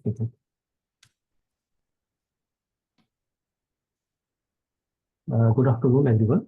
Hi, this is Sanjay Verma, and I'm honored to present my research, the role of AI in Hindi journalism, in tech and career opportunities. So let's begin with an overview of digital revolution. But before we begin, I would like to draw your attention to this. You can see that you were aware of that this is an area of critical understanding of media evolution in one of the world's largest linguistic communication. Let's divide into the interplay of AI media practices and the career shift in this vibrant field. This is the major concern that we are losing our jobs because of AI intervention. So let's go to the introduction. As you know, the Hindi is one of the most widely used languages of Hindi. Yet in the digital realm, English often dominates. So my study explored how AI is reshaping Hindi journalism, its workflow, especially job landscape and the audience trust. This is the research context that arrival of sophisticated AI chatbot in late 2020 marked a turning point for the digital information, especially in India, where Hindi thrives the social media and the cinema, but lacks in technological field. This raised most important question that can AI empower our industry and our journalists, and leaving behind no negative impact on the job. So my research investigation is focusing on newsroom and government effort to bridge this gap. And come to the objective. My study explore how AI is reshaping Hindi journalism, especially. This begins with the rise of, as you know, in AI in 2002. These are my research questions. To guide this, I propose 6 research questions. First question was that how AI transforming workflows, and the second one is what skill do journalists really need, and what are the AI opportunities and challenges. The rest of these questions are how do policies shape in election, and fourth one is what are the ethical risks. Fifth is the how does AI affect audience trust? That is already that is also an important question. If we see some AI images, AI reel, we normally trust laymen or normally trust on the videos and the images. So these questions frame our exploration of AI role in Hindi media. We have developed 4 hypotheses mainly. The first one is the AI integration in Hindi newsroom reshape media practices, automating tasks, but challenging accuracy. The second one was AI in Hindi journalism creates new tech roles, but displaces traditional jobs, widening the digital divide also. And the third one is the AI can enhance in Hindi journalism, but challenges like data quality and the biasness. As we see that AI tools created huge biases. If you explore Grok, especially, it denies with the information about the Chinese government and the Tiananmen Square event. The fourth one was the government policies promoting Hindi in technology are the key to AI in Hindi journalism requiring effective implementation. So this is my methodology. I use mixed method approach, analyzing annual reports from 5 major Hindi media firms like Jagran and News Network, 18, NDTV, India Today. Basically, I did content analysis as method and did a comparative study to involve coding quality data like digital transformation and the qualitative stats on Hindi speakers, then visualizing the trends to explore my hypothesis. This is the infographic about en vivo coding structure. Now come to the key findings. The key finding shows AI study enhanced workflow primarily, and that in the newsroom we can create some AI images. We can curate. This is the particular word to reshape the content from taking from the agencies or from the reports from other sources. So we normally curate. Now the AI tools can help to curate your content. I'm not saying that the AI created the content, especially for the news content, because the liability of the news is onus of the news is the newspaper or the media industry or the television industry. Dr. Sanjay, sorry, I'll have to interfere in between. Yes. I'm going. So just by going- far the best presentation I'm going through. Very clear research design, clear objectives, clear hypothesis, a clear methodology, and one of the best representations also. But due to paucity of time, can you please come to the conclusion of your Cool, definitely. I'm going to do the conclusion. These are the key findings in different fields.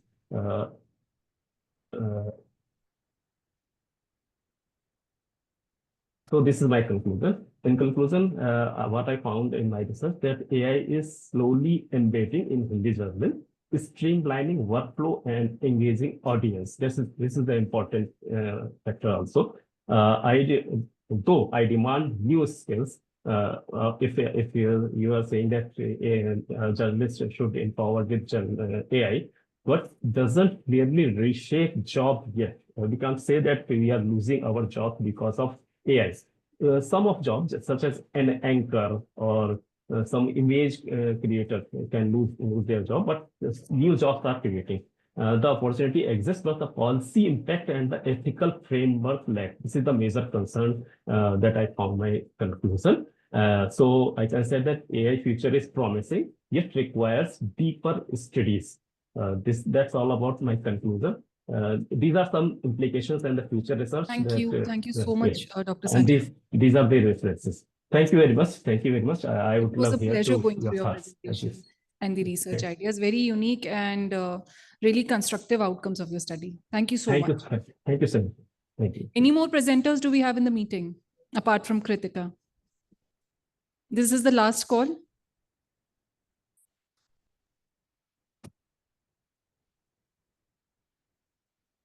All right, Kritika Chatterjee, please go ahead.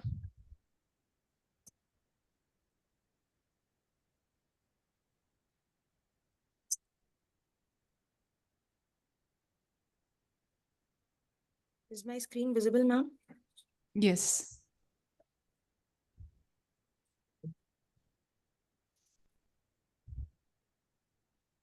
So my topic is about misinformation and disinformation in social media and a study on women politicians. So it's basically a review paper. I have reviewed few research articles and the outcome Kritika, of... we'll just quickly glance through your objectives and come to the findings. Okay, so ma'am, it's just a gist of it. Like I've tried to show that these professions, how stereotype gets into our mind when we talk about a CEO, a feminist, or somebody in a boardroom meeting. So what comes to our mind? And it's a general perception that we are very hardwired, and that is a fact. So we know that AI is the new industrial revolution. But yes, keeping in mind, we also look into the factor that gender stereotypes stereotype is still there. Its existence is still there. It was there in the traditional media, it is there in the social media, and with the AI also. What all things come is that with the advent of AI, social media platform has got vast reach, and the algorithms or the algorithm bias that the AI actually present, what kind of impact they have on the women politicians, or for that matter, women who are in post of dignity. Vilification, character assassination, threats and harassments, deep fakes, doctored content, obviously smear campaigns. And then moving on, we have the threats to all these impacts is erosion of trust. Politicians lose public trust. Misinformation damages their reputation. Polarization, obviously, when we as social media users, when we get to see these kind of public mongering, or sort of public that they favor a particular politician, or they Just don't come to favor the a particular conclusion, please. politician. These are the few strategies, ma'am, to combat disinformation that we need to be actually policymakers, user community, social media platforms. We need to be digitally and media literate both. Media literacy is a major part of it, and digital literacy as well. Both plays an important role as educating users and helping them critically analyze about a false and misleading information. It's not that whatever we get to see, we hardly believe it. We actually need to cross check and have a authentic view on regarding it. These are the key findings of my research analysis, or the One review recommendation papers. based on your study, last one, just one. The findings of the study highlights the amplification of gender misinformation and disinformation, because ma'am, when we are using social media, presently keeping in mind in the advent of AI, we are bombarded with so many information at the same point of time. Our mind doesn't want to we don't want to rather use our mind and verify the situations. We rather we confirm with the biases the social media is throwing us, or the content that is throwing towards us. So we sort of make those biases align with our ingrained biases, and we believe that whatever content we get to see is true. These are the major findings, but a major lack of study that I found in my review of literature is that the psychological impact it is having on the women politicians or women in general, that is not being handled. When they are smear campaigned, they are character assassinated, they are vilified, what kind of psychological impact they are having? That person could be a mother, that person could be a daughter, that person could be a wife, that what kind of impact she is having, and when she is facing her family, what she thinks about When herself. you're saying there is no literature available on that, you mean in the Indian context? No, or ma'am, there are studies abroad? literature, but there are less. Yes, in the Indian context, it is less. In the There are global studies on this. context, it is there, but in the Indian context, it is less. And I found that more study should be there on the psychological impact of the women. That what kind of Okay. impact. Thank you, Kritika. Thank you Thank so you, much. Thank you, ma'am. Any more presenters for the day? All right, so we shall conclude this meeting now.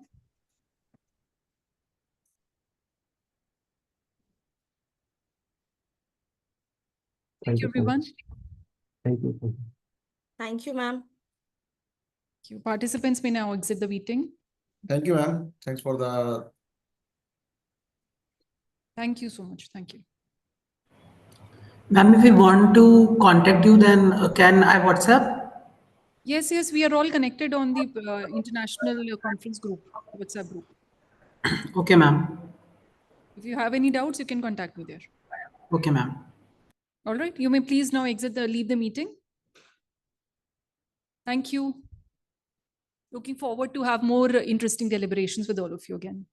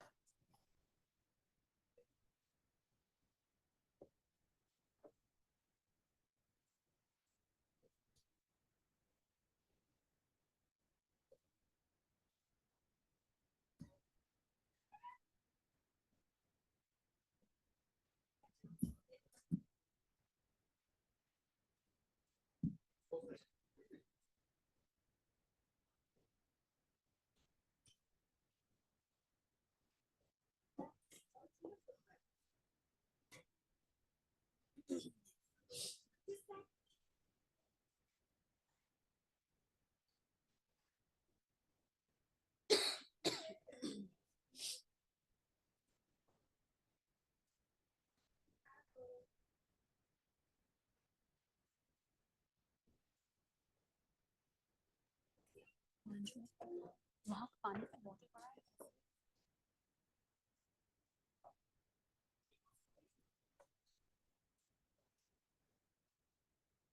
यहाँ रख रही हूँ। Thank you यार।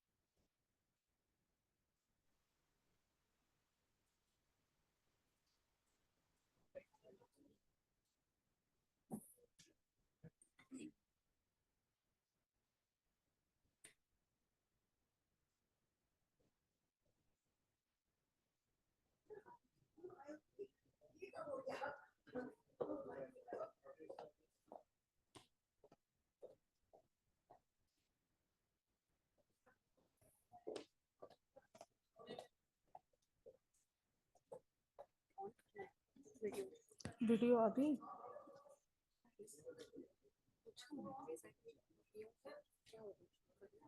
पूछूं क्या? मुझे लगता है करना चाहिए बिकॉज लास्ट सेशन में ऑन था वीडियो और फिर वो उधर उस तरफ चला गया था। मैं पूछूं सर से?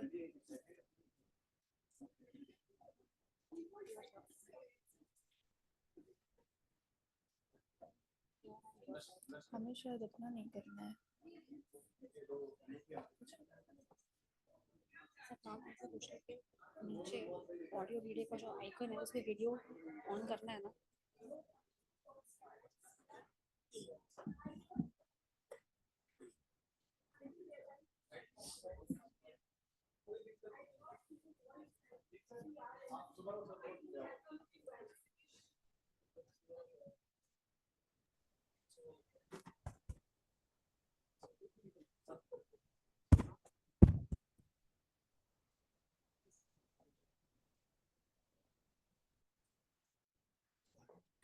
Yes, sir. Sapling momentos ready.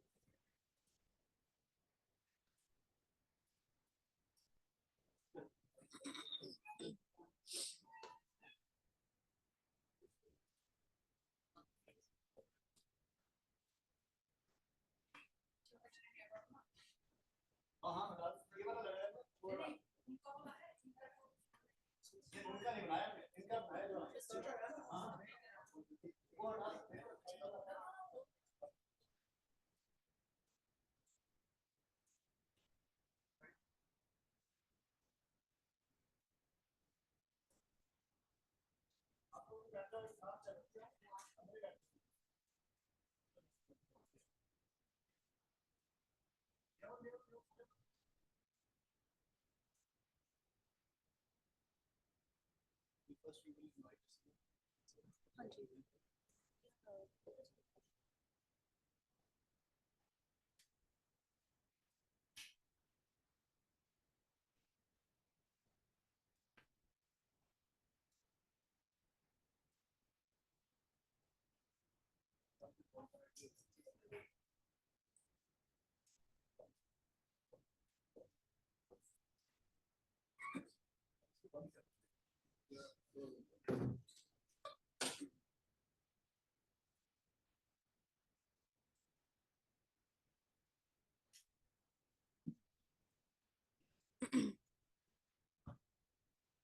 Good afternoon, everybody. I welcome you all after lunch for this afternoon session, our valedictory address. I would like to welcome our very special guests of this afternoon. This is Mr. F. Genie Mission and Professor Dr. Subbarao.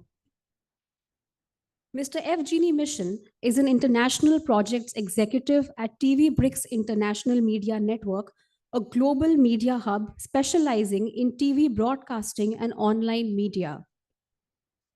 Professor Dr. Subbarao is Scientist F and Head, Nutrition Information, Communication and Health Education Division at ICMR, National Institute of Nutrition, Hyderabad, and Professor at Academy of Scientific and Innovative Research, India. I would like to invite Conference Chair Professor Dr. Sumit Narula and Co-Chair Professor Dr. Isha Jainati Ma'am to kindly honor our guests.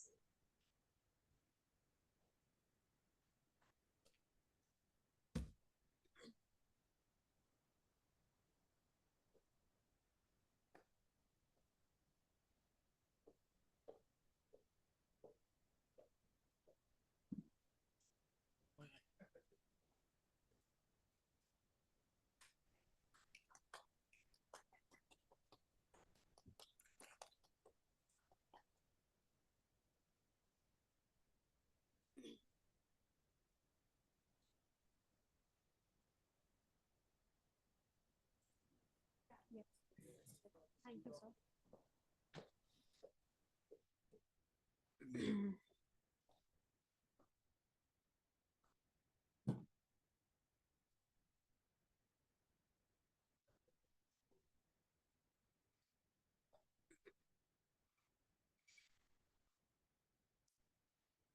With extensive experience in leading international projects, co producing media content, and organizing major international events, Evgeny Mission is a key figure in fostering cross cultural collaboration in the media industry. His areas of interest include intercultural communication, translation and interpretation, and media literacy.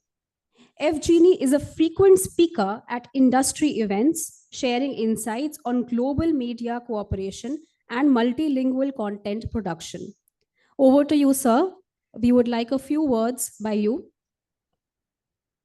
Thank you so much. I hope you can hear me well because I haven't checked the equipment yet. Is everything okay? You can hear me well, right? Yes, sir. Yes, sir, we can hear you. Great, thank you so much. It is a great honor to be here today at this conference where we have gathered to discuss the transformative forces shaping journalism in the digital age. Thank you so much for introducing me. My name is Evgeny Mishin and I represent TV BRICS International Media Network. It is a unique international media partnership that is dedicated to collaboration among the BRICS countries and beyond. Let me tell you a few things about us. In an era where information flows across borders instantaneously, TV BRICS has embraced innovation to enhance cross-cultural communication. Our multilingual network operates in multiple languages, 6 languages to be precise, ensuring that diverse audiences have access to verified and high-quality news content, free from misinformation and distortion. Our partners in more than 26 countries, we focus on amplifying authentic narratives and promoting a multipolar view of the world. I would like to especially emphasize our activities with Indian friends. TV BRICS actively collaborates with Indian media outlets in content exchange. Notably, the network partners with India's leading news agencies such as ANI, Asian News International, and AINS, Indo-Asian News Service, which regularly publish TV BRICS' video reports and news articles. This collaboration not only makes TV BRICS content accessible to Indian audiences, including Hindi speakers, by the way, but also extends its reach to international media subscribed to Indian news agency feeds. The distribution network spans across Eurasia, North America, South America, and Australia. We have lots of countries that we cover. In return, we regularly feature content from our Indian partners on our platform. For example, in addition to video reports and news articles, TV BRICS airs the weekly program called My India, which introduces viewers to Indian traditions, festivals, historical events, arts, modern achievements, scientific and technological advancements, and many other aspects of Indian culture. One of the key topics of this conference is the role of artificial intelligence in modern newsrooms. At TV BRICS, we have integrated AI-driven solutions to improve content translation, automate transcription, and enhance the efficiency of news production. This allows us to break language barriers and share crucial stories from BRICS nations all over the world. We are leveraging AI-driven voice technology for dubbing various programs into multiple languages, 6 if you remember that. This AI-powered dubbing has been crucial in helping us share content across BRICS nations, adapting programs quicker than a person could do that for local audiences while maintaining its high quality and emotional accuracy. This not only speeds up the process, but helps us to connect with global audience, ensuring that cultural and language barriers don't stand on our way. However, we firmly believe that technology should complement but not replace human journalists. AI assists in fact-checking for us and content distribution, but the responsibility of ethical journalism remains in human hands. That's why we have special teams dedicated to overlooking an AI activity in our processes. A testament to our innovative approach is our series called Laboratorium. We explore cutting-edge scientific and technological advancements within the BRICS nations in this series of programs. We have utilized AI in analyzing complex data sets, and presenting intricate topics such as high-functional bionic prosthetics and medicine that can capable of battling cancer. It is going in a very accessible and engaging manner. Furthermore, one of the most important aspects of this laboratorium series that we have is our AI-generated virtual host. This presenter, created with advanced AI algorithms, provides a seamless and engaging experience for viewers. This innovation demonstrates how AI can be used not just a tool for journalists, but also as an integral part of content creation itself. The media landscape is shifting rapidly, and the key to navigating these changes lies in international collaboration. Through co-productions, content sharing agreements, and joint reporting initiatives, we have witnessed the power of collective journalism. As an example of such collective activities that are relevant to the topic, our annual project called BRICS Global Media Tour. It brings together top media executives and leading experts from the media industry. This year, year 2024, during one tour, experts took part in an international forum, Trust in the Digital World. It took place in Russian city of Khanty-Mansiysk. The participants discussed the application of the latest technologies in the economy, social sphere, and education, as well as cybersecurity, ethical and practical aspects of the introduction of artificial intelligence, and prospects for the development of human resources. On the June 2024, with the assistance of TV BRICS, there was a session dedicated to new technologies in the media. Top managers from different countries discussed the introduction of modern technologies into media production. I would like to conclude my short speech by saying that as we move forward, the challenge before us is pretty clear. How do we integrate all those solutions without compromising journalistic principles? At TV BRICS, we believe that the answer lies in balance. We can embrace technology while upholding ethical standards and cooperating while preserving editorial independence. We are so excited to be a part of this global dialogue, and it was really great to learn about your ideas and perspective. I don't think there's anything that we cannot achieve by working together. Thank you so much for inviting us and letting us take part in that wonderful conference. Thank you very much. Thank you, Mr. Mission. Wonderful words by you on TV BRICS and India partnership and how AI is changing journalism. I would like to now introduce Professor Dr. Subbarao. Experts in the area of health communication encourage the use of strategies to inform and influence actions that improve health. We have amongst us one such expert and pioneer in the area of health communication. Professor Dr. Subbarao was ICMR International Fellow at the Johns Hopkins Bloomberg School of Public Health, Baltimore, USA in 2013. He brings with him a wealth of experience in nutrition sciences through his association with Technology University of Dresden, Germany, also leading workshops in places such as the National Institute of Nutrition and Health, Tokyo, Japan. Sir, we are honored to have you here. Kindly join us for a short address for our audience. Everybody, please welcome Professor Subbarao. Thank you, sir.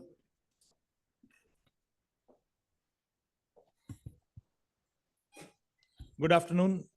After probably 2 or 3 tiring days of lectures and discussions and whatnot, it's very difficult to hold attention and then stay.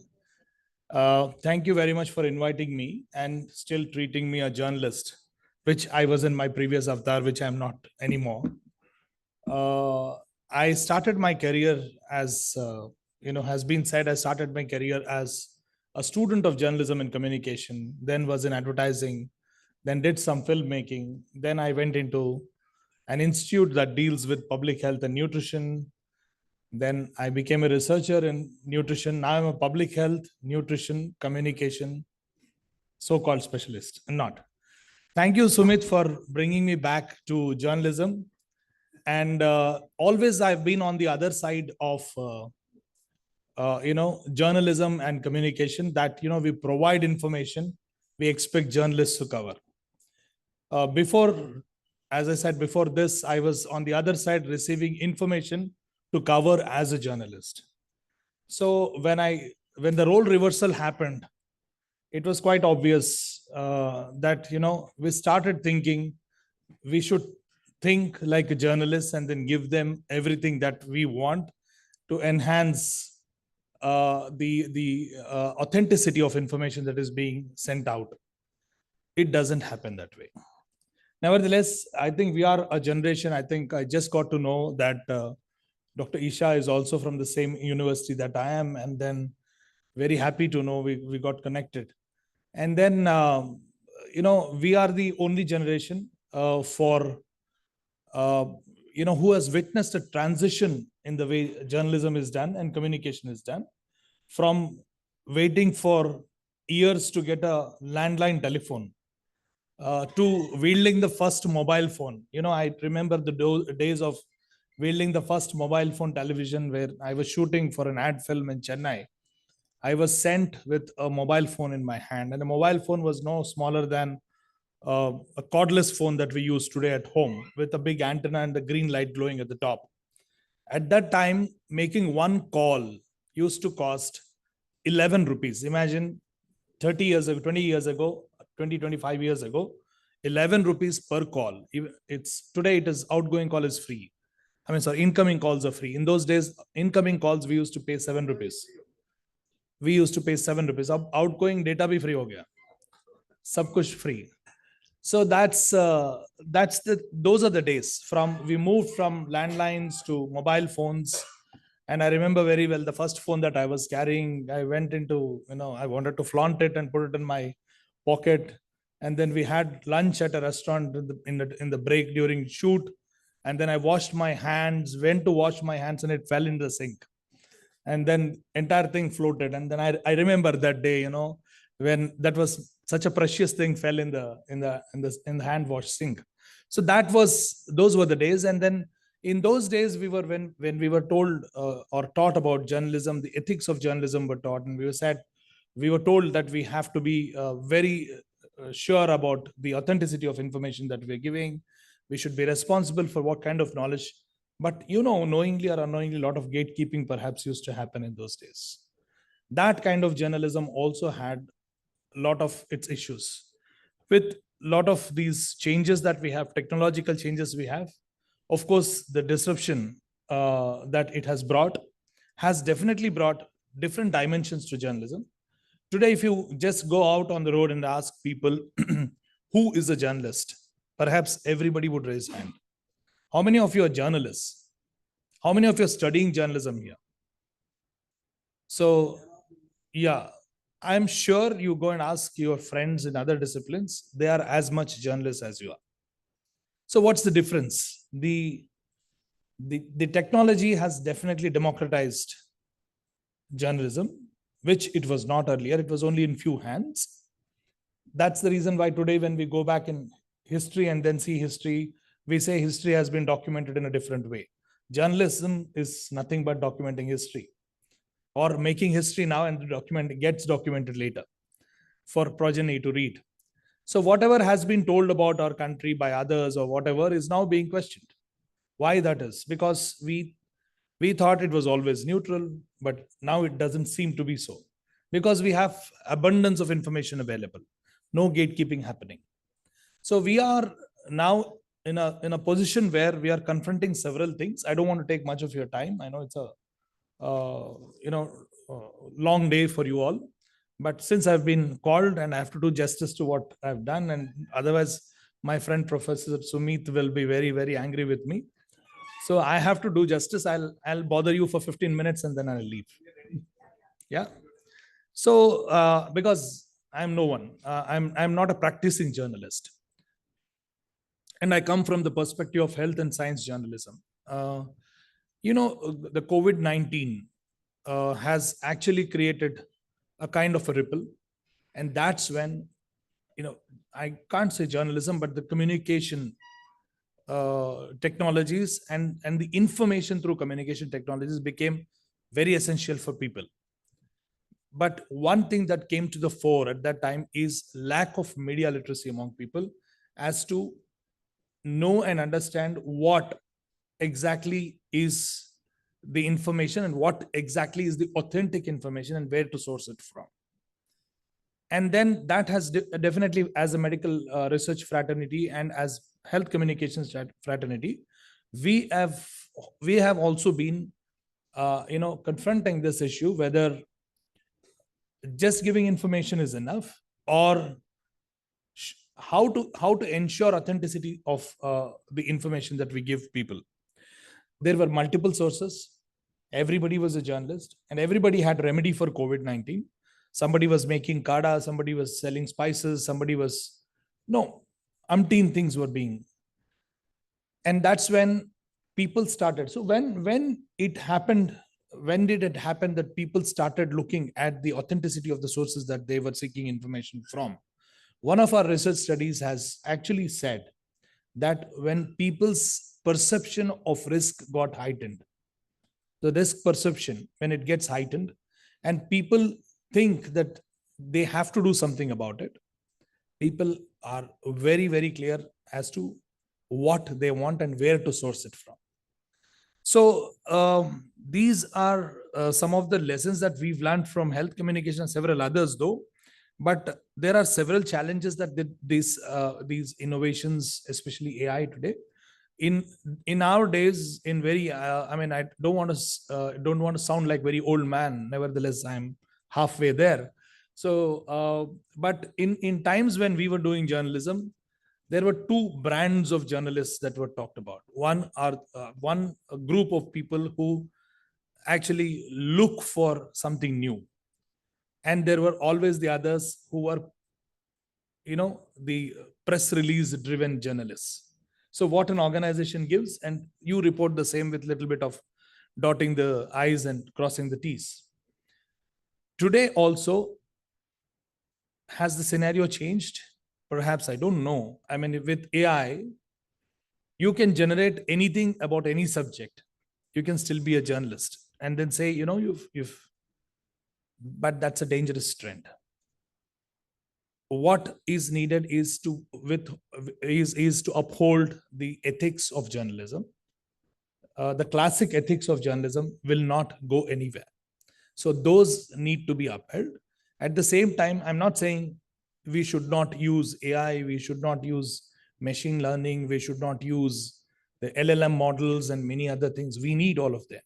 We can cull out information. We can perhaps put information in a more understandable way.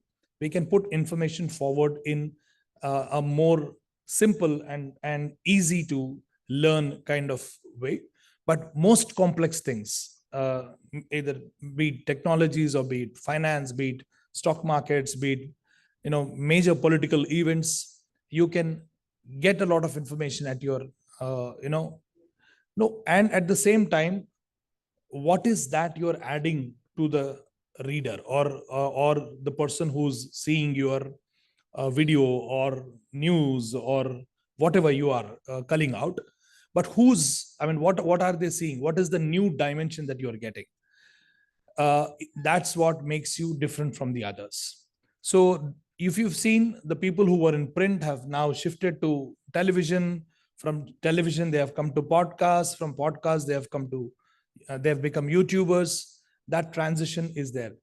Earlier, there used to be clear categorizations of print journalists, television journalists, and journalism schools also used to teach these things. Like, in the first 2 years or first 2 semesters, we were all learning all aspects of journalism. And then in the second semester, we used to specialize. We want to do television, we want to do radio, we want to do journalism, or we wanted to do development communication.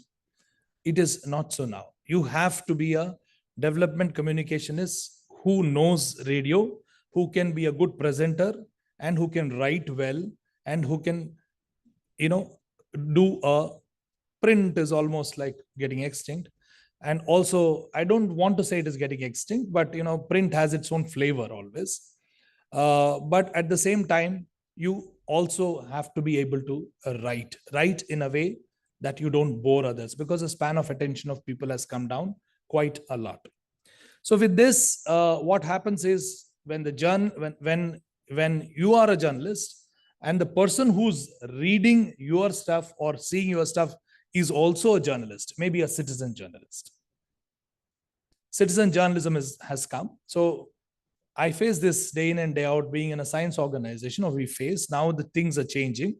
But you go and ask anyone, everyone will say they are a journalist too. So citizen journalism has come.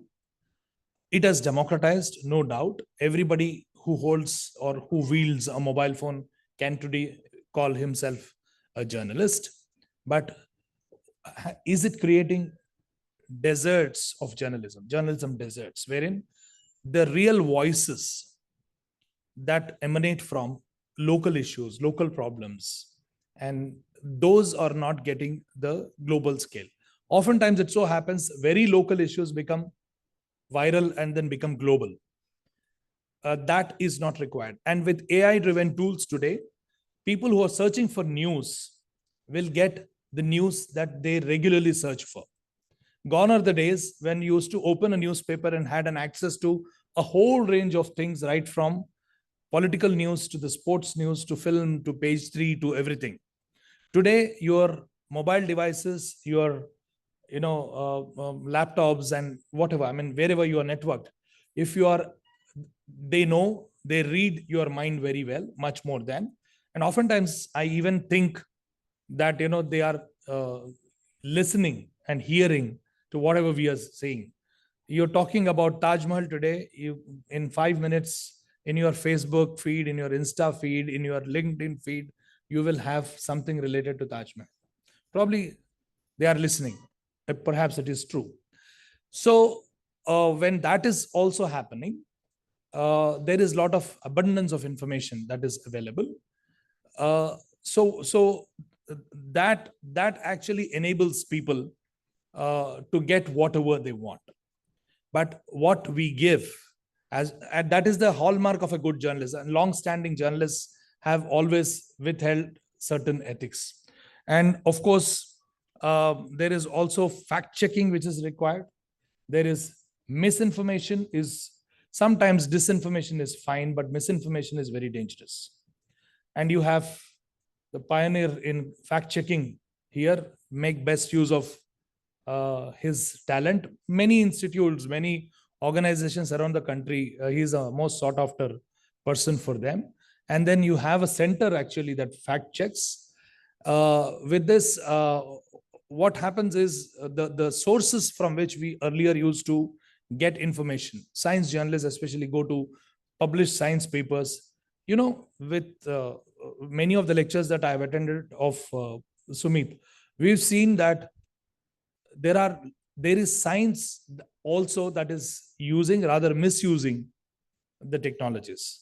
So we should just be aware of the new technologies and their pitfalls. While if we do not use technologies, if we do, every technology in the world comes with a pretext of making it global, making it useful for the people, then it slowly becomes a tool of entertainment. Then something else comes up. And again, it takes the entire cycle of becoming a device for entertainment. So there is no constant, when there is thirst for information among people, they keep looking out for newer resources. And from there, newer technologies come up. They offer newer things. They come with the pretext of offering newer things and more authentic things. But ultimately, from even newspapers can become, have become, there is nothing more entertaining than news itself. So things are changing very fast, and the battle is not just against pseudo journalism or pseudo science. The battle is also against deliberate disinformation. The challenge of making complex events understandable is not just telling only things that people need to know, but it has to be told in a way people have to be told. So ethical responsibilities are important. I made lots of notes, but I don't want to go into all this. And there is a lot of competition, but there is a lot of accessibility. So we need a balance between these two. There is erosion of traditional values, but there are a set of new values that we need to know as journalists. Of course, there are blurring business models of newspapers and television channels, but there are emerging models of startups and videos and reels and whatnot. And there are adoptions of innovations that are happening everywhere, but there is adaptation to innovation that also is required for a good journalist. And then there are news deserts, as I said, but there is also a good silver lining there, that the news deserts can be actually having a few oases with well trained local people enabled with technologies, and then they can be a new breed of journalists altogether. So we have several of this. As I said, I don't want to take more time. I said 3:30, and I'll just, yeah, science. Okay. And what do organizations do for this? And all media organizations now have to embrace the technologies. They cannot say no to it. When we embrace, we are part of it, but let's uphold the basic ethics and tenets of journalism.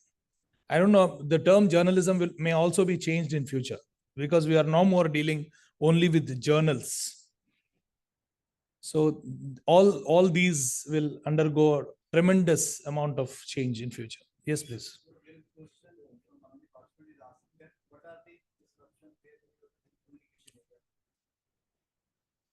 Several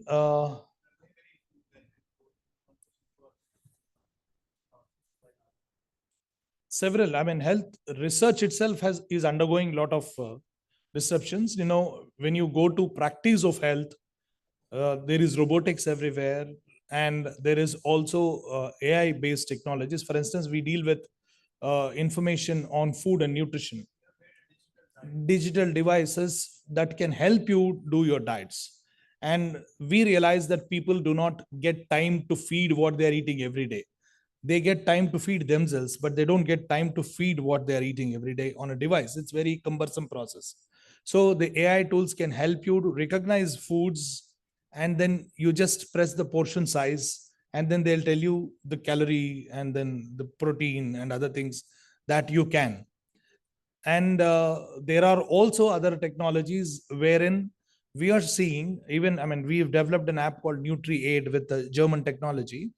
And then this app has helped do, we've tried to do the AI model in it, wherein you can scan it, give the food that you're eating, it'll give you suggestions as to what it could be, because you know the paneer butter masala that you make may be little red or orange in color than what I make at home. It could be little yellowish in color, but when you click it, it gives you a range of things that it could possibly be, and then you look at it and then you feed. But what we realized is that people are not able to even spend time to feed the amount of food that they've consumed. Then there are newer technologies called Intake 24 and others, wherein you can just, it shows the model cup, model plate, you just adjust the portion size that you've eaten accordingly, and then it tells you the possible nutrients. But there are a lot of difficulties in that, because to judge the sizes, portion sizes and other things, and then how it can be exactly whether it is an exact prediction of that or not. But the major problem that we've come across is that many of these apps that we use for health or science or whatever, there are basic things that they have to have, that they have to be based on Indian data. You can't just pick up. So if you are a not so literate AI user of communication, you may end up taking something that is not very specific to your context. contextualizing what is being done elsewhere is very important. So it has to be Indian data, it has to be authenticated, verified source, and also it has to have, we've come up with some 50 different aspects. It has to be well researched, the data veracity should have been seen. We released, yeah. The Nutri Aid. It is available only for on Android phones. It's not available on iPhones. So, but there is another app called Nutrify India Now. NIN. It is called Nutrify India Now. That also is. But there are several problems that do come. Excessive reliance on technology. We've worked with new devices in communicating health, mobile phones based, and then messaging based, and then smartwatch usage coupled with AI tools to message regularly on people so that they keep track of what they're eating and their physical activity. But all said and done, as I said, the span of attention in journalism has come down. I mean, among readers and among viewers has come down. The span of attention or adherence to a particular technology has also come down among us. How many of us still use smartwatches? I've given up mine because it makes you alert always, and then yeah, I've given up mine. I've gone back to old mechanical watches, and to say that, you know, they are good, they are very good. And then this one is a wooden watch for that matter. So there is a mechanical watch that I use. We have given up all those watches. No adherence. That's the problem with some of the technologies that we come, and then they change so drastically that any app becomes obsolete. It has to be completely upgrading itself so much. Adherence to any health related app or any science related app is very, very less. Across the board, science shows that people's adherence is not more than 15 to 20 days. But if it's information seeking, yes, people hook onto something, and you'll have your favorites. That's the problem. With a lot of information abundantly available also, you are going only to a few channels that you like, a few websites that you like, a few news providers that you like. That is a problem with the current technology. Is there any app which can make you slimmer? No app will make you slimmer.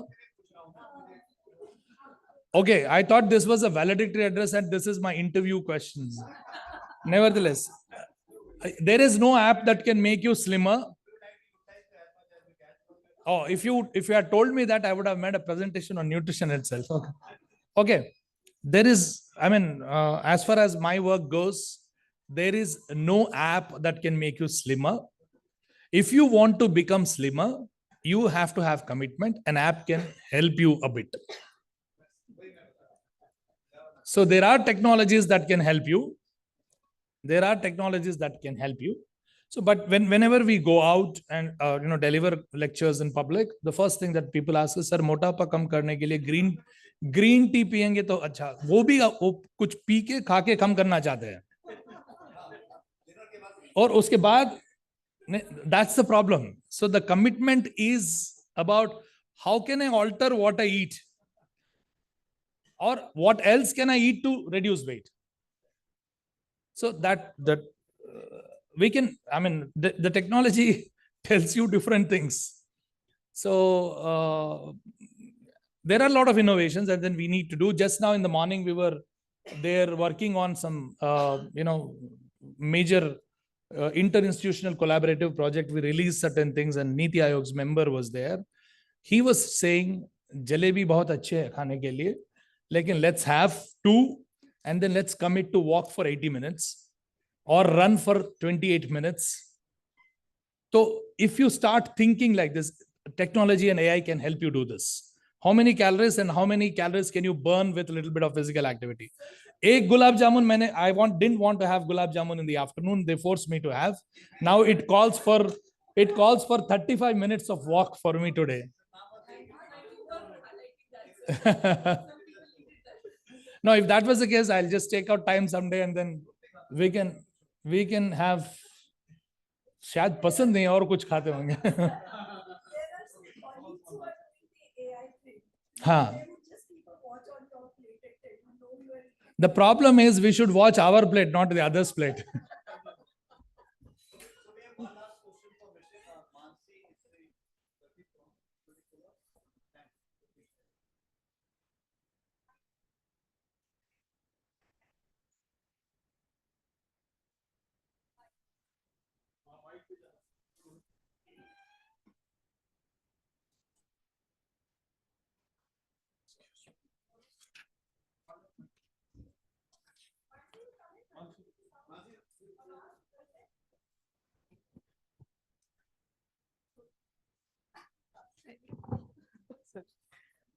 Hello, Evgeny, can you hear me? Can you see me now? Yeah, I can see you and hear you quite well and clear. Okay, thank you so much for your talk. I would just, I have a very short question. Can you tell us how TV Bricks and Amity University can come together and, come together and also use student to go ahead and fostering relations in terms of media and the disinformation which you talked about in the BRICS nations? Because to my understanding, this grouping is really very diverse. So how can we use that diversity, which our collaboration is making and, export to the other BRICS countries? Thank you. Thank you so much, Dr. Mansi, for such an amazing question. I think the answer to that lies in dialogue. I think we could make some kind of a work group to consult on these matters, because at the moment, this is not like a thing that we can, make a quick decision within one conversation. I think we could meet up later on that particular question and have some interesting discussions about that.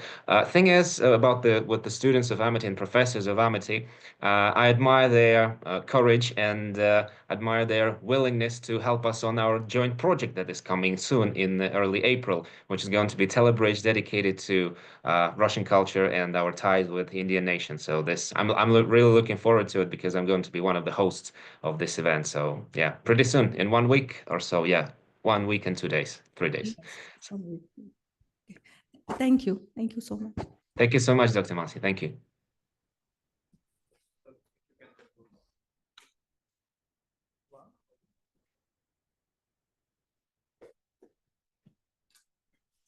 Okay, thank you all, and I thank MIT and Professor Sumit and entire faculty for calling me for this very important event, and then it helped me get back to my old memories. And then I would love to be called again and again for journalism-based things. And thank you very much. It's my pleasure to be here. And I'm always available by the way of, looking at your interest in nutrition. I'm always available for a session on nutrition and nutrition communication as well. Thank you very much for this. And then, and my co-panelist for this concluding session, Mr. Mission, thank you very much for your patience and for being there for so long. I know there are a lot of time differences. And then thank you very much. Thank you all. And all those who have heard a lot about all these aspects for the last 2 days from the best in the field. I'm not so best in this field. Nevertheless, thank you for having me. And thanks once again. Wish you all the best. And whatever you do, please uphold the ethics. And we are known for, this nation is known for its ethics. So let's uphold those ethics of journalism. And then we have to embrace the new technologies. There is no second thought about it. Thank you very much.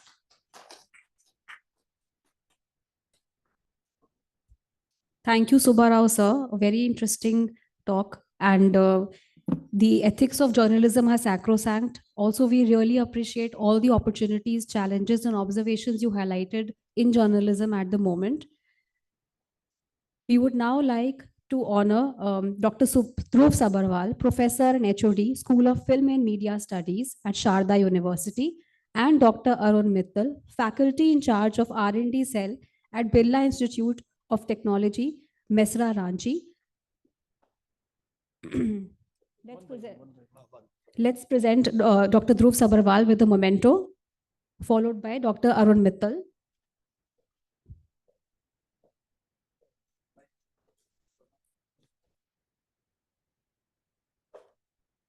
Let's have a huge round of applause, please.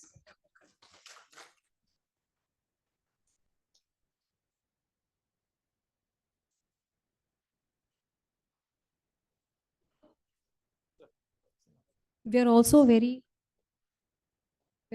honored to felicitate Dr. Arun Mittal.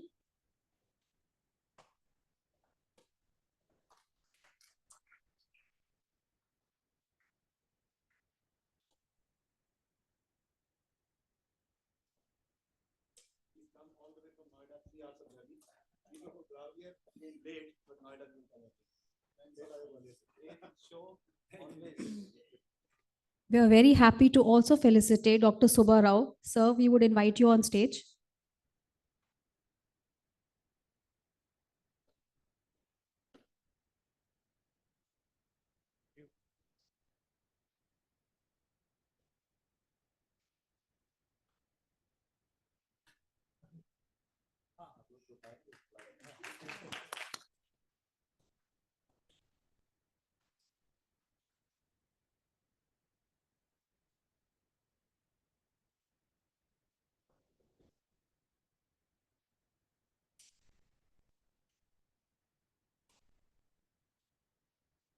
Thank you, sir.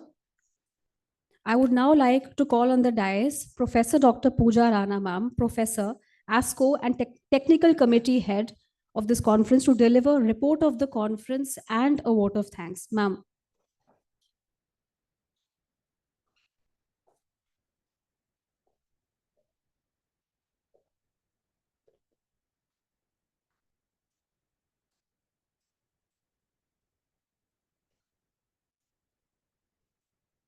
Good afternoon. Dr. Subba Rao, Professor Dr. Sumit Narula, Professor Dr. Isha Janati, distinguished guests, respected speakers, my dear colleagues, my dear students, scholars, and participants. As we draw this insightful and enriching international conference to a close, it is my privilege and honor to extend heartfelt gratitude to everyone who contributed to making it a huge success. But before that, just a quick overview of the conference to see, this conference brought together the stalwarts from the industry, from the academia. So just let's have a quick overview of the conference. The conference broadly aimed at examining the impact of AI, deep fakes, and other emerging technologies on the practice of journalism, along with exploring innovative approaches to storytelling and audience engagement in the evolving media landscape. I'm happy to share that it saw participation of over 136 delegates from India and abroad, who discussed their research work and actively engaged in dynamic discussions and knowledge sharing sessions. I feel proud to share that researchers from over 100 institutions from India and abroad, they all participated in the conference. Our conference partners included Multimedia University Malaysia, NVivo, Turnitin, Smart PLS, Amity TV, Navbharat, Emerald Publishing, and Journal of Content, Community and Communication. The highlight of the conference was the MOU that was signed between Amity University, Haryana, and our conference partner, Multimedia University, Malaysia, for knowledge sharing.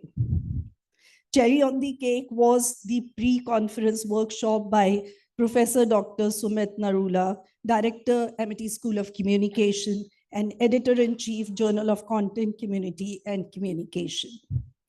This pre-conference workshop was attended by over 80 participants from all over the world and dealt with the nitty-gritties of how to publish in quality journals and save ourselves from fake, predatory, and clone journals. The tone of the conference was set in the inaugural session itself, which witnessed thought-provoking addresses by distinguished speakers, including the chief guest, Professor Dr. Mukhtaruddin bin Ahmad, Dean, Faculty of Applied Communication, Multimedia University, Malaysia, and the guest of honor, Professor Dr. Manish Verma, our very dear old colleague from Bahrain Polytechnic. Both the eminent guests and our Honorable Vice Chancellor, Professor Dr. P.B. Sharma, and our Pro-Vice Chancellor, Professor Dr. Vikas Madhukar, they beautifully delineated the broad contours of the conference theme and set the ball rolling for fruitful discussions. In all, there were 3 plenary sessions in the conference, which were spread over 2 days. These sessions encompass the broad contours of the conference themes, including deliberations on how to combat synthetic media and digital deception, how to balance innovation with responsibility, and reinventing news in virtual worlds. The eminent speakers in the session included Ms. Sonia Bhaskar, Program Head, Data Leads, Dr. Sarvpriya Sangwan, Head Videos India, BBC, Professor Surbhi Daya from Indian Institute of Mass Communication, Mr. Rohit Khanna, Consulting Executive Editor, NDTV. Then we had Mr. Arjun Pandey, Founder and Director, FutureBit Creative Labs Private Limited, and Professor Ujjwal Chaudhary, Director General, Bharatiya Vidya Bhavan, Mumbai. We also had luminaries from the media industry and academia, including the likes of Dr. Subba Rao, who's with us right now. Sir, by the way, your Gulab Jamun comment, it's really hit very hard because because me and another colleague of mine, we happily enjoyed two Gulab Jamuns each. No, I would give you a second chance for guessing. So, yes. And we both encouraged each other to have one more gulab jamun. But after your remarks, I don't know who should be telling whom. But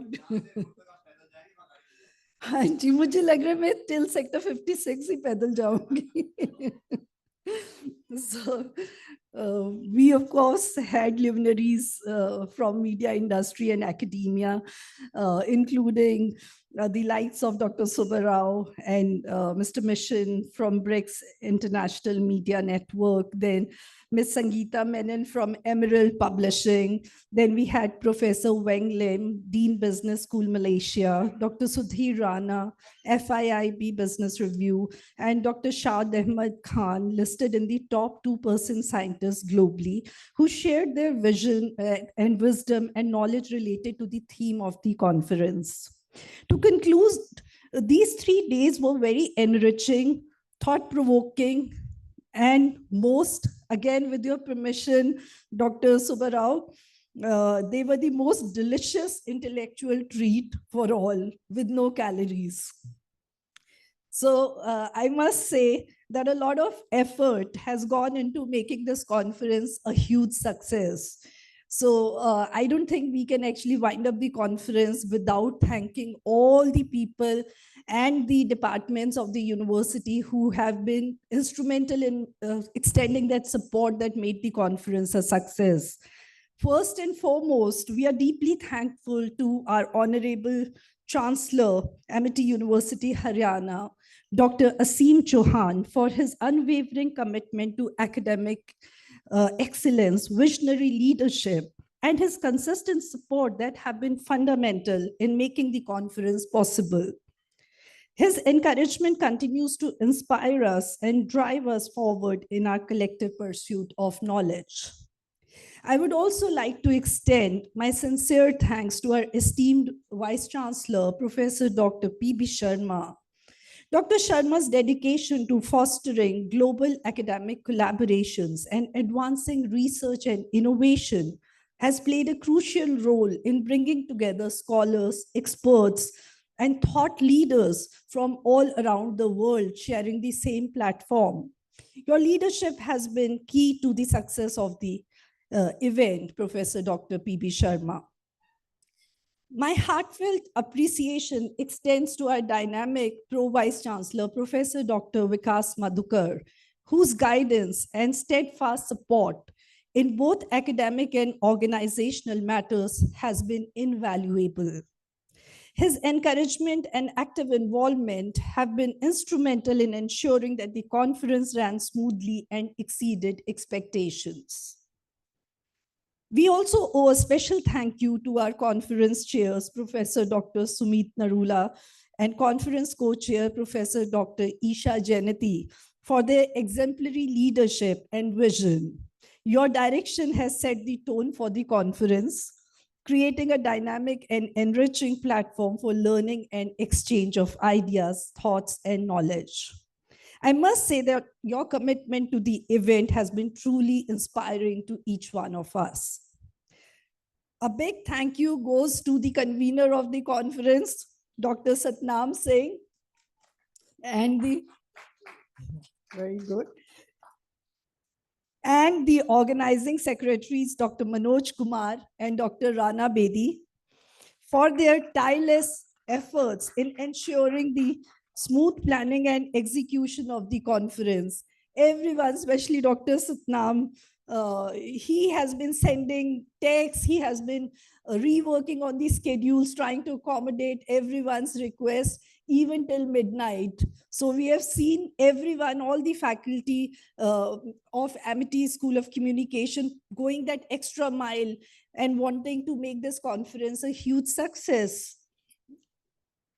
And of course, your dedication, Dr. Satnam, Dr. Manoj, Dr. Rana Bedi, for your tireless efforts in ensuring the smooth planning and execution of the conference, and your dedication, attention to detailing, trying to accommodate everyone, the last minute requests, and the hard work that you have put in has become integral to making the conference a huge success. I'm also deeply grateful to the entire organizing team for their diligent work, including Dr. Sam Rao, Dr. Rusha Mudgal, Professor Amir Abdullah, Mr. Mayank, Mr. Jeet Bhatia, because they have been all working behind the scenes and going beyond the call of the duty. Your dedication and seamless coordination have made this event an outstanding success. From logistics to registrations, your teamwork has ensured that every aspect has been handled with diligence and care. Our thanks also goes to the university administration, the technical team facilitating the audiovisual support, Srinivas ji. And our photography and videography teams, our Amity TV team, for their continued support in creating an environment that nurtures academic growth, collaborations, and innovations. And of course, we are left with very many wonderful memories to ponder on and showcase in NAC. So your backing of this conference has been vital to the success. Thanks, Ruben, Shubham, Amar. Thank you so much for working behind the scenes. A very special thank you to our students and scholar volunteers. I can see our scholar volunteers and the student volunteers who have been here all through. I remember two of these students approached saying that they have been bitten by honeybees and their face was swollen, and even then wearing masks, they were here reporting the event. So a big shout out for all my students, for the volunteers. Roxy is sitting there. Your enthusiasm, your dedication, and willingness to assist with various tasks has been invaluable. You have truly been the backbone of this conference, dear students and volunteers. And you have been ensuring everything ran smoothly and efficiently. Your hard work and commitment have not gone unnoticed, let me tell you. And we are grateful for your support in making the event a success. So thank you, dear students. So to our students and scholars, thank you for your engagement and curiosity. Thank you for your participation that has enriched the discussions and brought fresh perspectives, the kind of questions that you posed, making this conference a truly vibrant and meaningful experience for each one of us. I would also like to express my deep gratitude to all our esteemed speakers and panelists and the technical session heads for sharing their expertise and insights with us. Your contributions have sparked important conversations and have provided us with invaluable knowledge that will resonate long after this conference concludes. Finally, to all our attendees who have joined us online as well, thank you for your participation, your thought-provoking questions, and your interest in advancing the discussions.